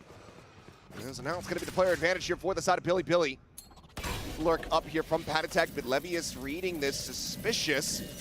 Sends out a timing on that Nano Swarm, but damage not to be found. Gets another one though, and this one does manage to tag up Patatek just a bit. Lockdown now, gonna be sent through. Patatek does have the fragment, could try to clear it instead, but to try to get a catch there onto K-Knight and is able to do so. He's gonna be in such a rough spot, he needs to clear this out, but he's not gonna be allowed to do it. Spike planted a 1v1. Did really well. Camel tagged up a bit. He scales forward, gets himself past the wall. Does Risha have any idea at all? Goes for the tap. Seems like he is reading that he's going to be nearby. Camo going for 3-2-1, pushes in and catches the timing. Why would he leave smoke? Finds a headshot, and Liquid once again get themselves into the lead. What a round from Patatek there. Just being so aggressive once that lockdown is planted, and it catches K-Knight completely off guard, and then he throws a great flash to make sure he can clear screens and at least make it a 1v1 for his teammates. Really nicely played, and Camo, calm and collected there at the end, finds the perfect timing. You can see Patatek bigging him up, and not going to be the best feeling there in the coaching booth for Bilibili. Once again, going to be knocked back onto a very rough economy. Phantom Guardian. Realize he does have the jet knives. Once again, stack from Bilibili's on the wrong side of the map. 5-player push getting ready to come through here from Team Liquid. The walls getting set up. The smoke's ready to be cycled in. There's Dizzy clearing things out, and Wingman at the ready to go for the plant. Team Liquid's been doing a great job of keeping Bilibili guessing in the early parts of these rounds. A lot of 4-1 splits, and they've often found the weak side. Not there to try to interrupt. Levius does get a nice headshot there. K-Knight going to be taken down, so won't be able to see the Hunter's Fury come into effect. Spike now planted. Spam from Penny. Able to go ahead and find the kill on the net. The K onto Wise, he puts him down to 10, has to wait this out, and that's going to be precious seconds lost now as they try to go for the retake. The wall falling, Camo collecting, and they'll make it a little bit close, get a bit of damage in, but the coffers are still there, full for the side of Team Liquid, plenty of cash to continue the buys. Again, it's these smokes that just stall, and buy extra time, and make Bilibili feel that pressure, and finally, timeout is going to come through. 5-3. Oh, right as the wall is coming up, he gets the shot to connect with the Outlaw. YZ shut right down there. One enemy remaining. Flash had come through just before. Nice! Woo! They're just their timings are so good right now. Damn clean. That's one of the things that Bilibili is lacking with his composition, is those flashes. Yes, they can set up walls themselves. They have the Viper, they have the Harbor, but they don't have anything to send through it to try to enable these peaks from YZ. When he's trying to play that wall to retake space over at Yellow, there's no real way to guarantee any kind of safety. No, it's really true, and that's why I need to see them be more aggressive. They need to get ahead of the curve, because if you're playing behind those smokes, that's advantage Team Liquid. That's where Team Liquid can throw either another layer of smokes or the flash util. All that stuff can come through, and you're just left stunned behind him. So yeah, I'd like to see Billy take more map control. Get a little bit aggressive towards mid. Do things like that to open the map up for yourselves so you can then keep Team Liquid guessing. Because they don't have a lot of ability to control their flanks. There's no Sentinel here on the side of Team Liquid, so you've got to find ways to exploit the weaknesses of Team Liquid's comp. Back in we go. We'll see. The words from the coaching staff is going to be enough to spur Billy on to running this back a bit. And it are starting on the defending side, which is typically going to be the weaker one here for Icebox. But given that it's your map pick, given that Team Liquid has only had 2 days of prep with Penny, you certainly should be expecting cleaner results here for Billy. All set out for course B, a bit of a fake there. If they have Nats, 4-player push Liquid, I would like up in towards A, and they actually have a minor little rotation here. Maybe not. Who cares? Fuck you. Completely left mid wide open. But I like what I'm seeing. I like what I'm seeing here from Billy, getting aggressive early towards B main. This might catch Team Liquid a little bit off guard. Kiko finally turning. Turns back, and he's gonna have the jump, and it's a 1-2 tap. Rashad Wisey knocked out of the park to push forward into the smoke, and Levy is dead by rights. He had smoke inside the smoke. Now it's just Neff and K-Knight. then was playing in the second smoke. Not much left to be done. That's fucking crazy, bro. Neff somehow comes These away. strats are insane. The brunt of the damage here. The call to save is going to have to be made. Just so well read. Kiko there might have gotten some sound cues as well. Give him a little bit of a heads up, but again, then you see Billy pushing into those smokes. It's a gamble. Every time you walk into one of those smokes, you have no idea. You have no util that's really going to help you clear it. So you're just flipping a coin, hoping somebody's not in there waiting for you. And again, when they tried to go for that retake after they lost 2 players early, it just got shut right down. I don't know why they Team went Liquid players smokes, right there, ready and waiting with open Makes arms. sense when you see. They are up to 6. Literally accepts. Very worse now. It'd be an even half for Team Liquid, but with the way they are They playing, have no I think flashes. this is going to be to push through heavily smokes. favored for the EMEA squad. They literally have nothing. It's looking damn good. You just play in how many smokes more they're going to and be able to rack up. jeez. 8-4, certainly within their grasp. Maybe even that 9-3. I think they all Team Liquid money to read work with their here. calm really well, and they countered with Do they 3 just send this smokes, hit off the rip? which I They do still have the think heavier is too stack much. on But A, so it could just now be I them can getting see in why position they play set 3 this up here at smokes. the start of the round and try to dissuade Team Liquid, but given the comp, they might just try to barrel through it, honestly. So far, Neff. Not sending it. Yeah, I thought maybe off all that util, I think Team Liquid maybe trying to bait it out a little bit there as well. But again, aggressive positionings from Billy. Like the ideas. Team Liquid read it so well. Pretty much everybody spotted out. Just get the drone tag onto Camo. They're waiting for this. From the side. Yeah, K-Knight, he's here to try to back him up. And Rashad comes away with that elimination, forces out the not dead yet. Now they can just back away. Try to wait out this ultimate. They're just sprinting out of here. Wisey sticks around for a little bit. What? What? Into the fray. We actually throwing. No, we actually throwing. GG's Just go handed next. him a resurrection on a silver platter. What are we doing? What? Peeking alongside the wall, trying to see if anyone plays here at Pipes, but Team Liquid, they pump the brakes exactly when they need to. I mean, YZ, he is known for being just a wild player.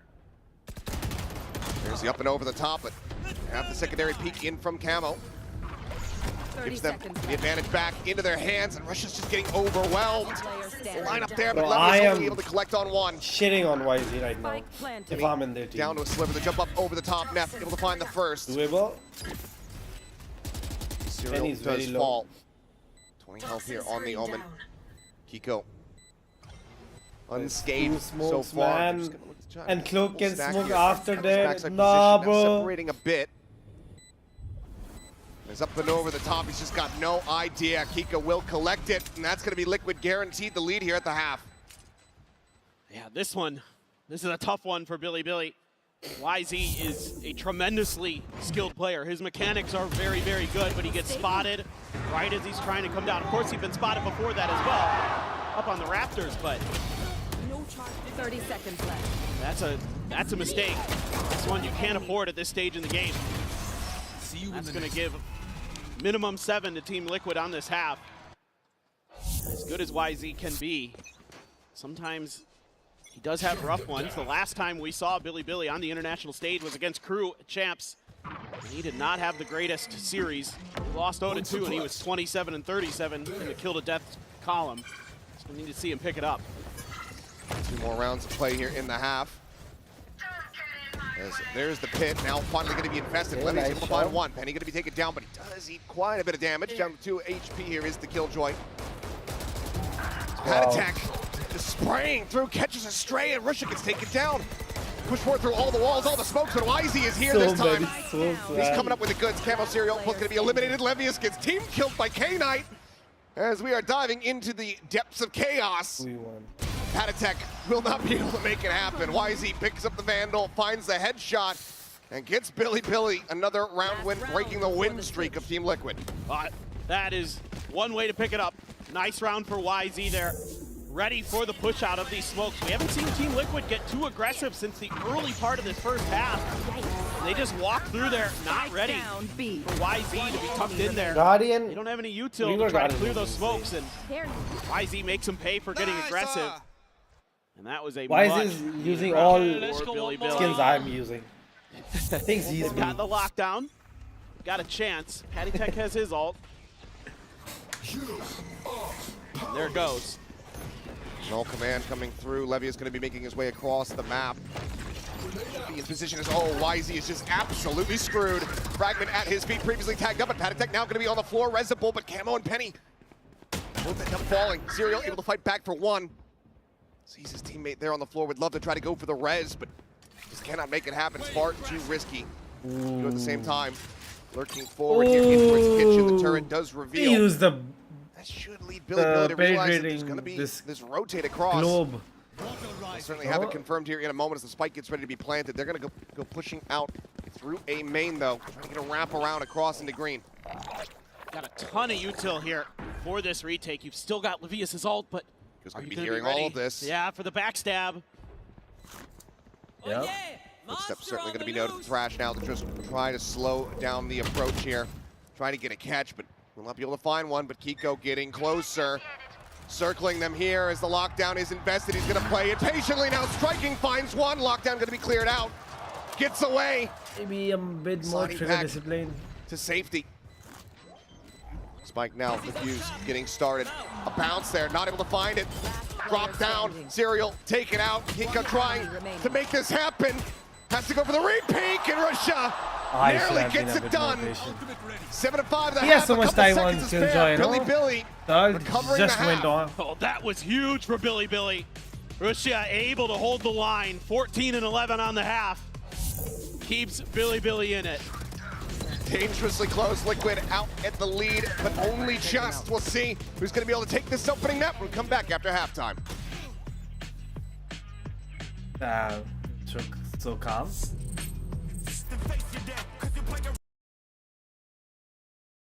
I need a new laptop, but I just bought a Mac.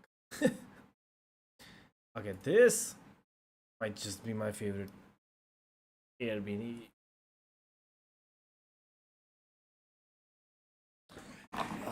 Let's see this. Oh shit, I can't book this. It's booked on this day.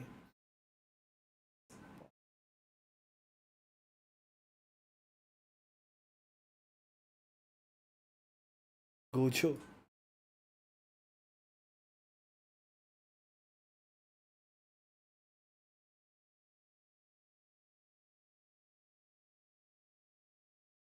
I mean,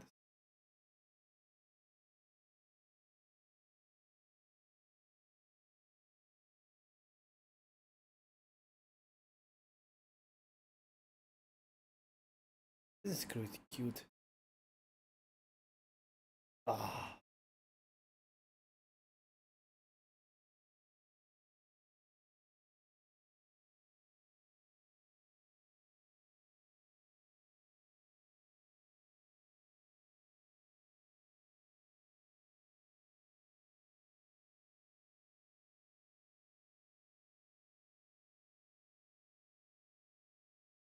Book hotel.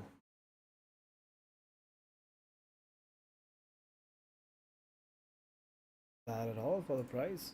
Get the difference. Fox first map in our second series. And we'll go ahead and take a zoom in on the Coinbase Econ report. Yeah, so this is a stat, guys, that's going to give you an idea of how the team is doing with the money they're spending. So basically, you take your damage done, you divide it by the amount of credits you spent, you get an econ rating. There is a minimum floor on it. I think it's like 1,000, but regardless, it's all about, you know, how much value you're actually getting out of the money you're spending. So like you saw earlier with Paper Rex, like with something, he invests in the op, his econ dropped because he wasn't able to find a ton of value out of it. Right. But if you're able to, you know, get these purchases coming through and you're getting a lot of damage done, you're going to get a higher econ score. Yeah, I think an easier way as well is just if you're trending towards 100, that's good. Yeah. That's kind of going to be the benchmark. That's where you really want to aim for. It's like, you know, 10 CS permitted in the league, that kind of thing. Get yourself up to 100 econ, you're getting good use out of your weapons. But enough about that. It's now time to go into this second half. Opening pistol going the way of Billy. Team Liquid, though, in the lead. We'll see if Liquid are going to be able to steal away this map pick with their chaotic comp. Toronto, are you ready to get back into the action? No. Music to my ears. Let's go ahead and see who's going to be able to take this one in the second half. Already, Kiko trying to take some mid control. We saw it on the attacker side. He was pretty aggressive towards that space, using that high tide to keep Billy guessing. But right now, Billy just looking at A, but where they start is rarely where they will finish. Double push, Kiko able to find one pad attack. That timing, trying to swing out, but it's an immense amount of damage, and will actually just get wall banged out. Wisey. He gets him with the leg shot, though. So player advantage to Billy. He's going to go creeping up the tube, this double push. Do they focus at all? The turret certainly is going to. Neff now maybe with an opportunity, but actually doesn't go for the peek outside window. He's trying to play this still quietly. He's getting encroached upon here as Camo rotating around the back, but he's got knife out. That's when Neff does strike. Stealing sight. Sent out. Oh, Wisey's just got him lined up. That's going to be another pistol going the way of BLG, as it's now just one round separating the two teams. Yeah, so this is quite interesting. You know, BLG, they are one of those teams who will work the map. They are going to spend a lot of the early part of the round kind of ping-ponging back and forth, trying to figure out where the weak side of their opponents is, trying to see what kind of util they can get baited out as well. And they're able to do a nice job here reading this mid-aggression from the side of Team Liquid and quickly rotating back to punish it, and then retaking that open space that Team Liquid gives up over towards A. Of course, Neff with a great lurk. Let's see what Wisey can do here. He is just rushing it right at him. Finds one, gets out. Beautiful. Tailwind on the exit, Camo dead. Obviously still put up a couple smokes here to try to dissuade the push onto the A site, but BLG already starting to set their sights on B. Neff, no contact, no interference on his approach to the site, so they will just go ahead and full send it. Yeah, and this is something that I loved about this team when I was watching their VODs. Yes, they take a lot of time. Sometimes that clock does get dangerously close to running out, but they're so diligent that they are 90% of the time finding their opponent's weak side. They're great on the attacker side on this map throughout most of stage one. And they have once again just found an open site, got a plant, and they are very, very good in their post plants. That is one of the most dangerous aspects of BLG. You let them get into post plants safely. Obviously in this round, not important, but going forward, they are deadly. Well, we get to just sit back and relax as we wait for this spike to go off. Team Liquid pretty much just playing the minigame of don't die to Wisey or Neff. Trying to get those ults online, but Wisey, one's going to be another wall bang kill on the Patty Tech. And Risha wants to try to get a bit more charge here, trying to get that Reckoning online. And if he's able to find the God timing, might be able to make it happen. Drop down, however, going to be heard. He's going to go rushing forward, but the spike will swallow them all up. 7-7, we are tied up. Okay, looking good for BLG. But Team Liquid, you saw once they got rifles in hand, that's when they were able to start stringing rounds together. The buy not going to be super amazing for BLG. Couple rifles, bulldogs, and a stinger. Team Liquid spreading out the map a little bit. We got Patty Tech camo on A. Valorant, give us a Serial in mid. Great knife now. I think it's been a long time since over on we had B. a good knife. Just really trying to get a read onto Billy. Bit of early pace there from YZ, but nobody from Team Liquid overstepping. A lot of this is going to come down to Neff. He can break open some space into kitchen. It's tucked just behind this corner of the wall. Poison Orb now going to be sent up. Serial not spotting out anything here. The swing in. There's a spot. Nice. Serial will be able to find the headshot. An angle to hold. Urban taken care of. Paranoia now going across. Risha Spike down. on the B. floor as well. 2-player advantage now for the side of Team Liquid. The Spike's position confirmed. Team Liquid once again looking good to close out this anti-bonus. Take some real heroics for BLG to try to drag this round back in. For sure. They're going to try to go towards the other side of the map. Maybe use K-Knight. He can sell it with a recon here. But they're still thinking about B. Oh, goodness. Not quite able to find it. Been a hell of a shot. Sylvia's going to challenge them. He's just going to tuck in. And they're just going to send YZ out on his own. Look at BLG here, playing isolated. Just trying to find an open side, but got a little bit of a spot there on the Patty Tech. You're going to lose K-Knight. Everything's crumbling. Yeah, everything falling to pieces there. It's going to be a flawless fashion. No damage dealt here to the side of Team Liquid, and that's going to do wonders for their economy. BLG, yes, now go in for the actual full purchase round, but not being able to even get a lick of damage out. A rough look for them going into round 16. Man, another great Paranoia into a kill for Penny. One enemy Putting in remaining. some real value. Flawless. And this is something BLG does from time to time. When I was watching their VODs, is they like to spread the map, but they usually do it on ecos. They usually do it when they've got sheriffs in hand. This round, though, with losing a couple players early, oh boy, hold on. It might have a bit of a messy fight here. It's okay. Russia just has him lined up. Hiko and Camo. Standing ahead. Dead off the rip. What happened? Not sure either way. Russia goddamn lucky with it. YZ going for the push, looks for the transfer, and is able to find it. It's down to 1 HP. It was 1 HP. I thought the the molly was reinforced a good. bit, but Patatek, now all alone, got to be wondering what in the hell happened outside of B. Finds the kill, but there's the backstab. A 3K for YZ, 1 HP, no problem. We're tied up 8-8. Billy not letting Liquid run away with this map. Yeah, Liquid trying to push the pace. Oh wow, that was He didn't even see him. He didn't even see the second guy. Camo is still behind the cascade. It's unreal, and YZ starting to come online. And this is a player, folks. When I talk to people in Pacific, and Pacific teams scrim Chinese teams quite a bit, everybody says one of the first players that comes to everyone's mind is YZ when they play against him because of how good he is. Everybody's like, this guy destroys us in scrims. We hate him. We hate. Okay, this is what he should have said.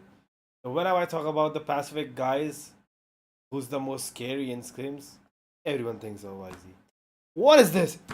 Hey, I talk to Pacific teams. There's a scrim, a lot of Chinese team, and everyone thinks of YZ. In what aspect? What aspect? Or are they in love with YZ because that's why they're thinking of him? What? The guy just says, oh, I talk a lot of Pacific team, and they scream a lot of Chinese team, and everyone thinks of YZ. Because they fucking love him, everyone's just in love with him. He's hot, that's why they think of him. Direction, and that kind of plays into BLG's hand because they want to work the map on you. They want to move around. So as Team Liquid, I think you've got some questions to consider. Do you want to play more for retake? Do you want to kind of be a little bit more passive? Or are you really just going to turn up the tempo? Because I'm seeing a lot of players going for some kind of crunch, potentially. And you're talking about tempo. Look at how many players from Billy are getting ready to push forward around Garage. I think we'll leave Neff over in towards mid to try to go for this lurk once again. A-side completely opened up here from TL. Billy ready to fight. Is YZ They made noise there on the updraft, but nothing going to be spotted. The second time they have tag on the 2. So now Billy get ready to strike the A site. Yeah. Looked like Team Liquid is maybe anticipating that somebody was going to try to push in towards 2. Maybe they were looking for a play to shut Neff down as he tries to make his way up there. Never came to fruition as BLG was fully looking for a fight at the front of B. Nothing really materializes. Trying to fake the exec a bit, but Liquid not quite biting on it. They turn their sights over towards mid. We'll be in good position to try to get a bit of a flood retake going here, potentially. I think that's the better play here. I think playing for retake, definitely going to be the wiser option. And I think suits this comp pretty well. YZ on the peak, ups oh, down. wow. Pack of screens. It's a very dangerous move Look at how much from the space he jet. had. Let's go unpunished. Spike now gets planted. So hanging back. 3 players going to be remaining here on the site to try to defend this. Not much as far as post-plant util is going to be concerned here as the peek out over the top. Neff is able to find one camo. Good for a kill onto YZ, but the wheels are certainly coming off as Neff gets himself a 3K. Potential for the 4th. Penny says no, fights back.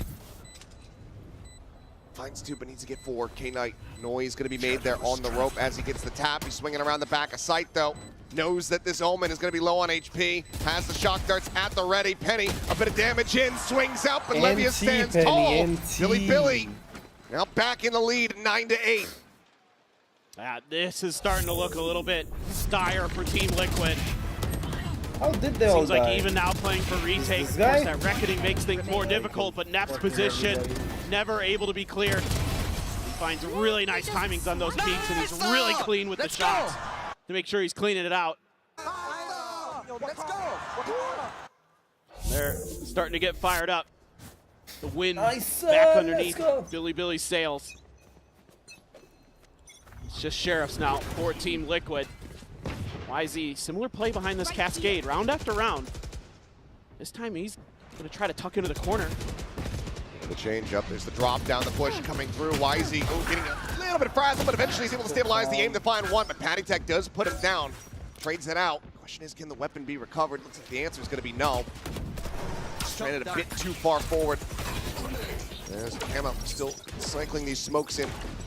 Remaining useful from beyond the grave, but yeah, as you say, Serial tucked in here at the bottom of Tube. Here's the footsteps. Turn, however, gives away the position, just clears that out. It's ready to turn back in towards this B site. Standing ahead. Yeah, just Penny over there right now towards B. Smoke should come through. Give BLG the opportunity to get this going, but being delayed. Gonna use the mosh. Slow things down. Well, clear it out. They don't have that for the post plan anymore, and it seems like widely they're fully dissuaded. Realizing they just don't really have any real control here. They're gonna have to wait, cycle up some more of these walls. Serial getting ever closer. Spike planted. Go up and over the top, gonna be looking for that peak there. Serial gonna be taken down though. K-Knight finding one, a little bit of damage out. BLG, superior weaponry. Line up their shots, just the one casualty as they now get up to double digits. Yeah, this is a really nice hold from BLG in the post plant. Had to wait things out a little bit longer than they would have liked, but they got a lot of that utility out of the way early. Penny throws a paranoia. They try to push off the back of that, but again, oh my god, K-Knight. Just fully blinded by the Gecko flash. Didn't matter. But their post plant positioning so good. It's been a hallmark of this BLG team this year. They are a very fundamentally sound team. Foundations are strong for BLG, but they've got to find another level. They want to start getting deeper into events. Change up though. Updraft top 2 play here for the side of BLG, trying to catch somebody off guard. Serial does manage to slide away and keep himself safe. Well, Neff, he's actually gotten underneath Boiler. Camo's dead. Atatech does find the timing. Does get the catch, so Neff to be taken down. That lurk no longer a concern here for Liquid, but ooh, they have it now. No command out. Trying to go for the suppresses. Spike does get planted. Richard gonna be taken down. The push out of the wall there. Why is he able to collect one? Drops down. He's point blank alongside this one. And he's still finding more. Penny taken down. Levy's in range. It's a spray and pray kill on a Penny Tech. Nice. And the cleanup is swift. Why is he playing like a madman? I don't know why they're not even seemingly catching Team Liquid off guard. Billy out a massive win streak here on the attacking side. 2 rounds away from taking the whole thing. It's so fun to watch YZ play because he knows that the rest of his team has got his back. They can hold the line, they can hold the angles, and he can be creative. He can open up some opportunities that you normally wouldn't expect with a team that plays structured like they do. And Neff, they're starting to get pumped through. She is in it too. They're going crazy.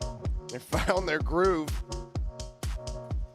Liquid trying to change the tempo here a bit. Second timeout call. Try to right the ship 3 rounds. It is recoverable. They're gonna have a bye coming through.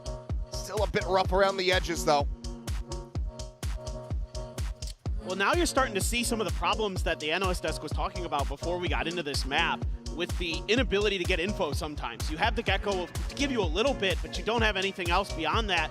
And so now they can't, because they're not the ones setting the tempo. They're not the ones kind of pushing the pace like you would on the attacker side with this comp. It's harder to find the value out of those flashes. It's harder to find the timings with those smokes. And Billy can just kind of wait for them in standard post-plant positions, you know, play anti-flash a little bit, and then just swoop in and start cleaning up kills. And it helps now that YZ is fully engaged. 20 kills on the map right now. Rushi as well having a whale of a time, 19. I mean, he went from being the hard carry to now, you know, joining in alongside YZ and Levius on occasion. It's very cool. Like he said, Patitech, can he hit somebody with a 0 point? If not, okay, we don't know anything else. Right, or the Gecko maybe gives you a little bit, but it's hard. What is the play call for now? 1-2-2 fan out from Team Liquid. Peak coming in, Camo. Well, yeah, they read that really well. This is one of the first rounds that we haven't seen that early cascade from Billy. And Camo reads that perfectly, expecting a delayed push from YZ. Shuts it right down. The strat calls, shoot YZ in the head. Camo sticking to the plot. Smoke going to be cycled out here as BLG interest on this B site, but it's heavily stacked now. Why are we not just trying to clear out this close corner, but it seems like already not really enjoying what they're seeing here. We had pivot back across. They don't even have Levius in a very forward position today at all. That's okay. I mean, this is going to be interesting. Tons of noise being made. Smokes. Going to be. Smoke. Hello. Patitech knows what's happening. They're going to be going through. Levius not lending credence to this side of the map. Oh, Neff. Neff is here along the bottom, and Serial gets the one tap with the Guardian. This round has gotten completely and utterly away from BLG. Go next round. Since the moment that YZ had died, it seemed like they just didn't know what else to do. It's going to be Team Liquid now fighting back. Bring that gap down to just 2 rounds. 10 seconds left. This K9 seems like he wants to get his ultimate online no matter what, and it will be in death. This is kind of one of these rounds for BLG where they start spreading out. They start trying to take some individual fights, and you know, they get caught off guard in some of those situations, and they're not able to win them. This team is at its best when you're kind of fighting together. You're looking for that weak side, and you're trying to exploit the defenses of your opponent. Well done. Well done. That is excellent. Looking for that weak side, and you're trying to exploit the defenses of your opponent. Excellent. It's close. We're getting there. He very much looks like side. Hey, he's getting it done. Nice, nice. I like that he's got a picture of Wyatt as well. You guys have been awesome. I mean, it's great to see the turnout already just here on day 1. We're here for a couple weeks. It's going to be a hell of a tournament. You guys having a good time so far? Yeah. That is what we like to hear. We'll see, though. That's how much more of this icebox we get. We get ready to come out of this timeout. 2 rounds away here. Our Billy. And if you want to riot Gun Buddy, make sure you get into Mitch Band's DMs. Yep. He's got the hookup. He's got plenty. He's got plenty to go around. Well, here we go. Billy looking to get themselves up to match point here. Thrash on the opposite side as well as the Not Dead Yet. They themselves a pit for a post plant as well as a Hunter's Fury. She got tools as Team Liquid to clear the Viper ult. So I think actually this is kind of one of those weird rounds for BLG where you can't lean too heavily into that ult. You can't care about it too much. It's nice if you can get it there, but you don't want to invest a lot of resources inside of it because you've got to expect the Thrash and other things are coming. Here goes YZ. Another attempt here. As Mosh landing right there top of tube, and he's going to be out to the open, and Penny across the way on the B site is able to get the kill. Another solid shutdown here. Why is he just not spotting him whatsoever? That's a beautiful combo play. We've seen YZ try to get up on that too before, and there was a good answer for Team Liquid when he digs back into that well. And he wanted to get the punish, but the Cove was there. Have to protect it as now the pit is going to be there on the back end. Reckoning sent as well. Everything in the kitchen sink pretty much getting invested here for the side of BLG, just wanting to lock in that map point. Risha here alongside the push forward. Camo going to be taken down, instantly pops the ult, and Kiko's able to find one as the wingman is just going for the defuse. They narrowly are able to interrupt it. Nep coming up big. Looks for a bit more, but falls to the wayside. Hunter's Fury now. GG. Out wide. Gets the tag. Looks for the kill, cannot find it. K-Knight, he's just not going to be able to get there in time because it was previously held to half. Team Liquid persevering, and they draw out damn near everything from BLG. Just beautiful stuff from Team Liquid. Again, so many ults there that are so impactful. The not dead yet allows you to keep scaling forward to make this post plant so difficult. Serial gets the spot, and he's ready with the mosh to set up Penny. Very nicely done. Napier almost takes matters into his own hands. Almost brings a miracle through, but yeah, Bile not happy about that one. That was a lot invested without the result you wanted, and now Team Liquid is in reaching distance, 1 round away from BLG to tie things up. BLG very quickly wanted to try to get the take here on the site, and this time YZ not going to be taken down off the rip. Finds the kill. Penny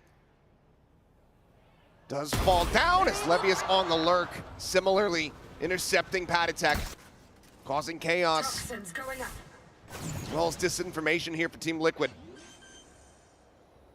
They can't really focus on trying to get a retake on the B site when they know that Levius is going to be in the back line. Serial, though, gets off of it, realizing that just doesn't have the time to try to flush out this KJ, and that bites him in the rear. BLG, a 5v2. As they look to get themselves up to 12. The peak, Kiko's not spotting him out, and that means YZ is able to collect the kill onto Camo. Still has no idea where he completely and is. utterly free. Flawless round, BLG. 1 round away from taking Icebox. It's just so important for BLG to get YZ activated in these rounds, to get him that first kill. And then you're just opening things up for yourself so nicely. Not only are you scaling into sight, you're opening up the map for Levius to lurk so that he can counter Patatek quickly in a spot we haven't seen Levius yet. He hasn't really been doing that quite yet. Do have a lockdown, do have an operator for Camo and a couple Guardians. Yeah, big change up there. Operator has not been seen pretty much at all in this map. We'll go for it, hits the shot. Surely wait for the drone, no? Haven't been keeping complete track, but typically these rounds, when YZ dies first, BLG have not been able to close them out. That's helping that econ rating. See a little bit more of that. Still though, BLG do get themselves a line share of the site for free. Looking for a timing shot there, but unable to find it. K will expire. Spike now planted the Thrash. Gonna be sent forward here. Trying to get the catch, and does manage to detain one, but I'm not sure if they're going to be able to spill forward fast enough to try to find the punish here. Weapons about to be recovered. The lockdown going through as well. Tuck back, they're able to avoid getting detained. 4v4 now on the retake. Still just that operator in hand. The push forward there, not reading K9's position, and they're not calming it either. Hiko taking down the drop. K9 finding himself a third, maybe on for the fourth. This hit is just Penny, the hometown hero, to try to make it happen, but with 8 HP, he's not doing jack. 13-10, BLG sweating in that first half, but they run away with it in the second. They pick up a win on their map pick. Yeah, Team Liquid trying to throw some curveballs, but BLG on point, ready to receive. That attacker side looked so good. YZ comes alive, and it was amazing. All right, well, Haven on the horizon. We'll see if Liquid are going to be able to make this a 3-mapper. I don't want a 3-mapper. I am sorry. Nice! Nice! Nice! Nice! Nice! Nice! Nice! Nice! Nice! Nice! Nice! About so cute.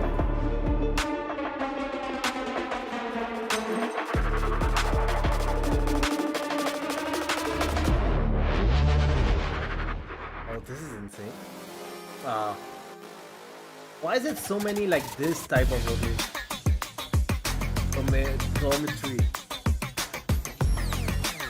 Ooh.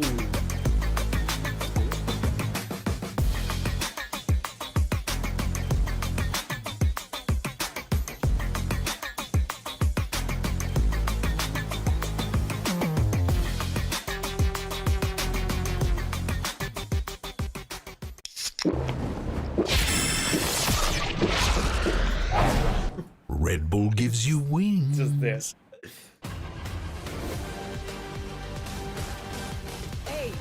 I think the whole washroom is common, Let me right? show you how to fuck it up. Oh man, I was just getting warmed up.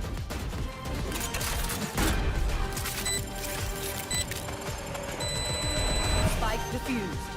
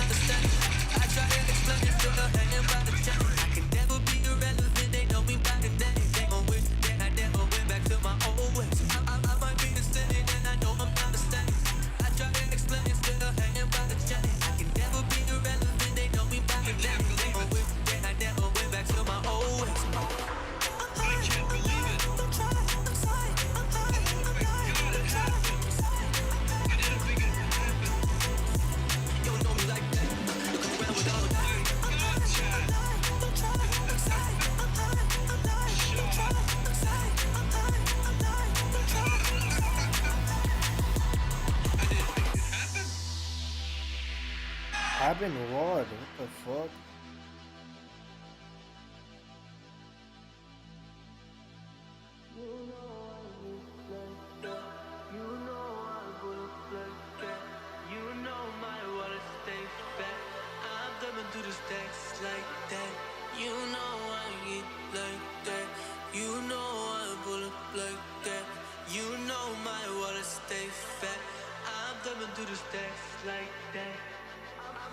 I might be insane and I know I'm not a saint. I try to explain, still hanging by the chain. I can Fucking never be copyright, I forgot. That's so...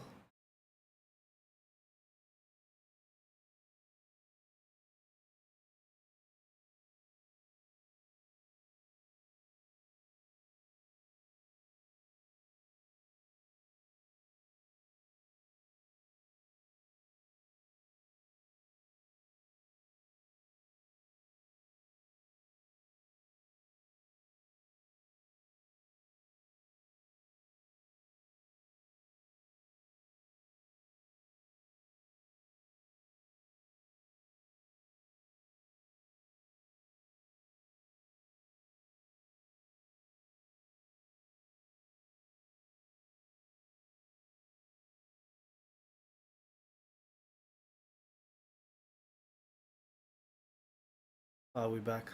Coach Bio now. Bio, little bit of a struggle in the second half, but you guys closed it out. Can you give us your honest evaluation of the first map? 감독님, 후반전 조금 힘들었는데 그래도 승리를 가져가게 됐거든요. 첫 번째 맵 총평 부탁드립니다. 사실 3 스모크가 나올 줄은 예상을 못했고요. 그래서 이제 선수들한테 예전에 저희가 한 1년 전에 FPX랑 할 때 당한 게 있으니까 그거 페이크 많이 쓰는 조합이니까 흔들리지 말라고 좀 얘기를 했는데 사실 수비 때 조금 많이 힘들었어요. 많이 흔들렸어요. 근데 어쨌든 공격을 우리가 더 잘하고 자신 있으니까 수비 때 그냥 5점만 최대한 따고 그 다음에 우리 공격은 우리 할 거 하면 된다. 연막을 어디다 치든 신경 쓰지 말라. 계속 그 얘기를 했었던 것 같아요. 알겠습니다. Well, yeah, it was a little bit of struggle in the second half, and of course, looking at the triple smokes, I didn't think that Team Liquid was going to pull that out. But I told the guys on our team, I remember FPX comp about a year ago. The comp, it usually sells a lot of fakes, so don't fall for this face. And we were really confident with our attack. So you know what? Defense was pretty hard, but I told them 5 is enough. Just get 5 rounds. We're good to go. But yeah, it was definitely a hard game, tough game, but it was really good. And I told them, you know what? Do not care about where they place the smokes. Just, focus on the attack. Well, thank you very much, Bio. Good luck in the second map. Thank you. Is a hard-fought victory, but it's a great start for BLG. I'm your host, so I'm back here with Ender and Mel. You heard it from Coach Bale. They've seen this comp before. They played up against this comp back in CN, but they did get absolutely owned the last time they had to play against FPX. Brave choice for Liquid to pick that into Bilibili. It was interesting. I'm surprised they put up as good a fight as they did, right? 13-10 was within touching distance. Some rounds go their way on defense. It's a very different story, but this was a struggle, I think, for them once we got into the second half of things with, I don't know, with all the different like fake moves that BLG were going for and with how well their top fraggers were playing, it was a tough one. Like you said, it was a competitive affair until around 8-8. I think Team Liquid started to lose their footing, and that's when BLG just took it to the distance and took over the map. I think, honestly, shout out to Coach Bale. That is some great coaching out of him to make that call back to when they did play FPX. Because albeit they did lose, but learning from that and being like, hey, he instantly had the solutions ready to go and ready to tell them exactly what they needed to do. And I think as well at the halftime, him being like, hey, we only need 5. It is defense icebox after all. And they came out on top, so what more can you really say? And honestly, I think what he's alluding to is like, don't care about their smokes. Usually when you play against like heavy smoke teams, like not every smoke can actually be held. So at some point you have to start disrespecting smokes, going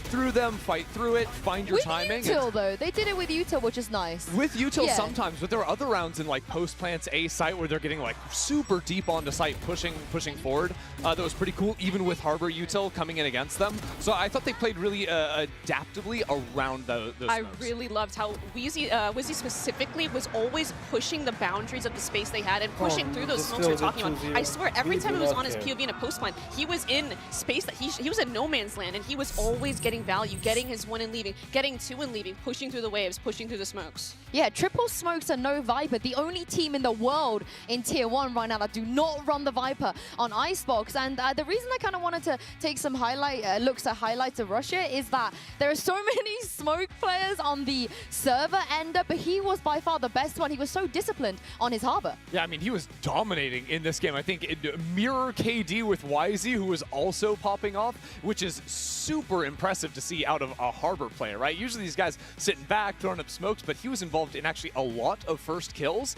and was doing well on that front too. So he was just locked in and firing on all cylinders. We heard some great insight from Coach Bale, but let's hear what Coach Lohan on Team Liquid had to say ahead of Map 2. Hello everyone, Jen Lee here again. Now this time with Team Liquid's coach Lohan. Lohan, I understand you guys only had 2 days to practice, implement Penny into the team, but somehow you guys whipped out this creative comp. So can you talk to us a little bit about the decision process behind this triple smokes? Yeah, like we said, we had only 2 days of practice with Penny, so we need to try to make something different. I think it's still quite good. I think the team can still play very, very disruptive Valorant in their faces, and let's see what to do for the next map. Second map, quadruple smokes? What, sorry? I didn't understand, sorry. Second map, 4 smokes, 4 controllers? Alright. Let's see. You guys will see in a second. But it's going to be interesting. Yeah. Alright, thank you, and good luck.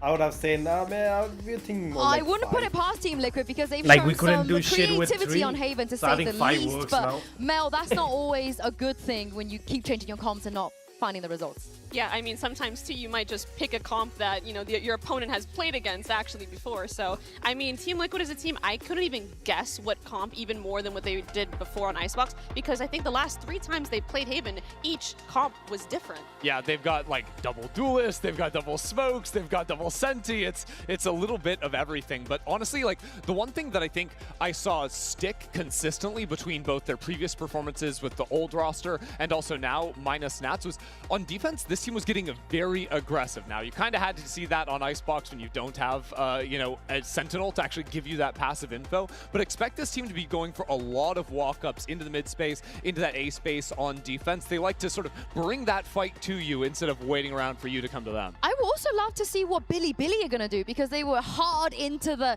Yorutejo breach, which so far, Mel, all the teams so far at least have abandoned that. So they have choices, I guess. I could see them absolutely just ditching the Teo, subbing in a Sova. I think that comp they run is just as fine, but I'm really interested in Team Liquid. Are they going to play to Penny strings this time? Because we saw on Icebox, they had Penny on Omen, which is an agent he has not played on that map before. So I'm wondering, is he going to be more towards his duelist, more of a natural role? But we see him hovering breach here. And Billy, they just don't mess about. Insta-lock. Yeah. I respect it. You know, I like that anytime until you are accidentally thinking you're on a different map and you insta-lock the wrong guy. Every single time I'm in agent select, I'm always hovering and I'm just like, okay, I have the right agent. This is the right map. It's so real. Time. And I think Billy probably feels the same.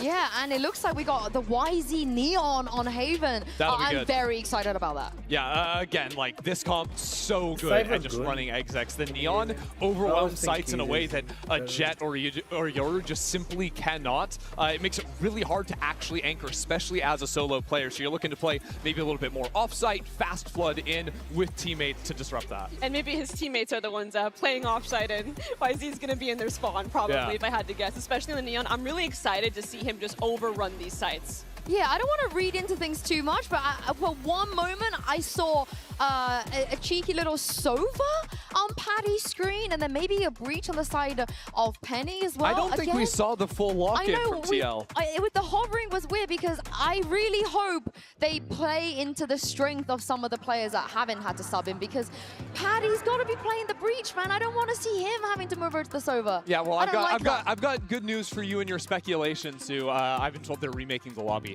right now to get those agents locked in correctly. So we're gonna wait a little bit before we confirm that one. Yeah, assuming that Billy's ones were correct, you know, assuming we will get a YZ Neon. This is where everything you spoke about, Mel, in terms of him not being afraid to make space, it's gonna get really, really tough for Team Liquid. I honestly want to see what the reaction's going to be, because he's playing extremely fearless right now. He's always on the precipice of the space that they have, and he's always, it kind of, from the outside perspective, it almost looks like BM, the peaks he's taking and the space he's taking, but really he just has that desire to win, and he's going to do it himself if he has to. And I wonder, is Team Liquid, are we going to be more aware of these spots that maybe we don't typically clear in scrims, like the aggro angles, because YZ is not playing scared, he is here to win. I would love to get a zoom in there on Russia's screen, because he was checking out his cosmetics, you know, his gun skins. I wanted to see what he was equipping, yeah. Yeah, well, imagine that's the reason. Oh wait, remake lobby, I didn't actually upgrade my skins. I don't have a Primordium Vandal or something. I mean, we have a lot of players. I mean, Mel, what's your preference, you know? Well, my preference is on Tourney Client. I always equip the Primordium Vandal because I don't have it on my main account. Oh, I would love to have it. Is that a buff? It absolutely is. I had the Primordium Phantom. I'm just praying it's in my store, but I don't actually know what Vandal YZ is using. I'm interested to know. I pray for you as well. Thank you. I believe, does he use the Does he use the Durka Judge skin? I don't even know what's called. It's called the Durka skin. I'm not deep on the skin lore. You know what I mean? The red one. All right, we're back in now, and is that a lock-in from Penny? Hold up, that's a Penny Phoenix. What is this, 2021 Iceland in full swing? He's back. He actually jumped in the time machine. He is V1 Penny, ready to go after it. He's rolling back the years. Yeah, it has been locked in. So do we like this? Again, another surprise from Liquid. I'm kind of down for it. I mean, I haven't seen a Phoenix in so long, besides the Pearl that we saw. I was gonna say, didn't you used to like play versus Phoenix on Haven versus like old FlyQuest? So yeah, my current teammate Dodo Nut, she was on FlyQuest and she was playing Phoenix, and we would play against her. Honestly, once you kind of know what the Phoenix is gonna do, like there's very common spots. They love playing short A, they love farming the A orb, they love farming the C orb when you're on attack. It's kind of predictable in a sense, but I can see them struggling to adapt quickly on the fly. Well, Penny, he's played 5 duelists on Haven before, but never the Phoenix. So Kilios and Paper Thin, I can't wait to see what Team Liquid are going to bring out on this map. We can't wait either. Unfortunately, we don't have to. We are ready now to go into this second map. Liquid's pick of Haven as they look to take us to a third and final and give us our first glimpse of sunset.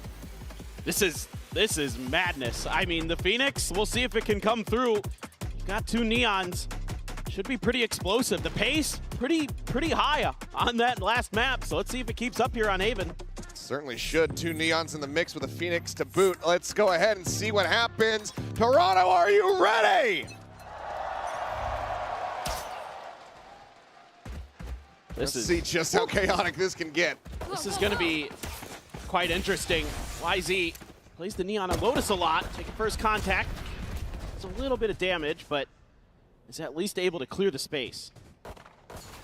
Exchange of some shots. They want to go ahead and re-clear this barrage position. They're able to do so, but go out here at window. Comes up with 1.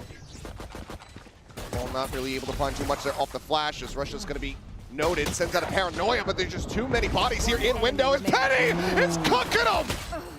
Levius and K-Knight both burning to death.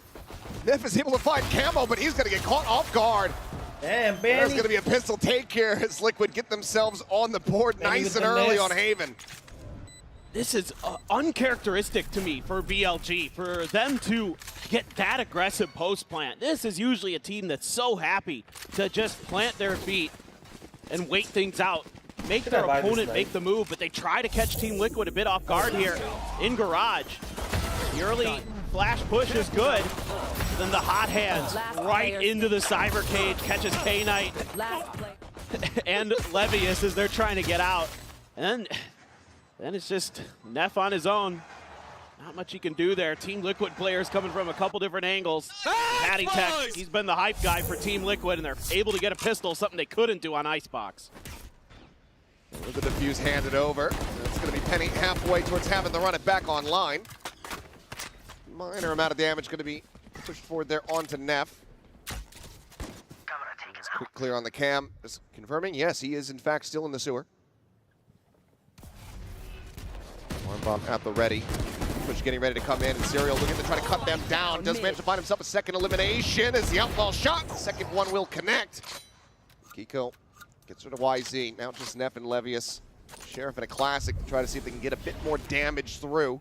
Well, Levius might get the read that A is open, although Patty Tech kind of angling in that direction. But how do you even safely try to get Neff over towards this site at this point? He's gonna have to fight his way out. Finds a headshot. They're on to one. Now knows Penny's position, but Kiko will just peek in. That's a spike now dropped. Levius needs to try to win this out. Is able to do so. Suddenly, the damage dealt looks a hell of a lot better. 2 players alive. A Bulldog now upgraded for Levius. 65 HP. See if he can get a little bit more dealt, but no, he cannot. Penny snappy with a headshot. It spares them any more losses, but that's still 3 weapons gone. Yeah, really like the early layering here by Team Liquid with Serial.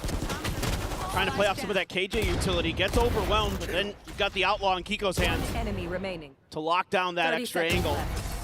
Make it really difficult for BLG, but they fight back. They get some big kills. And that's just the Phantom and the Outlaw carried over. A couple Ghosts and a Sheriff for Camo.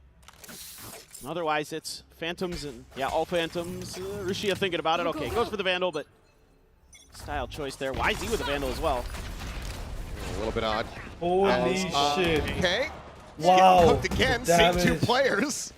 This time, not going to be taken down, but that is so much damage dealt off the rip as Liquid look to convert this bonus.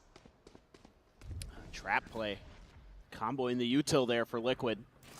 Going to set Kiko up here with the drone. Shots flying, Kiko eating quite a bit of damage there in exchange, down to 14. Still is alive, though. K-Knight spotting out on a Serial. He's just going to rotate back around the back site at C.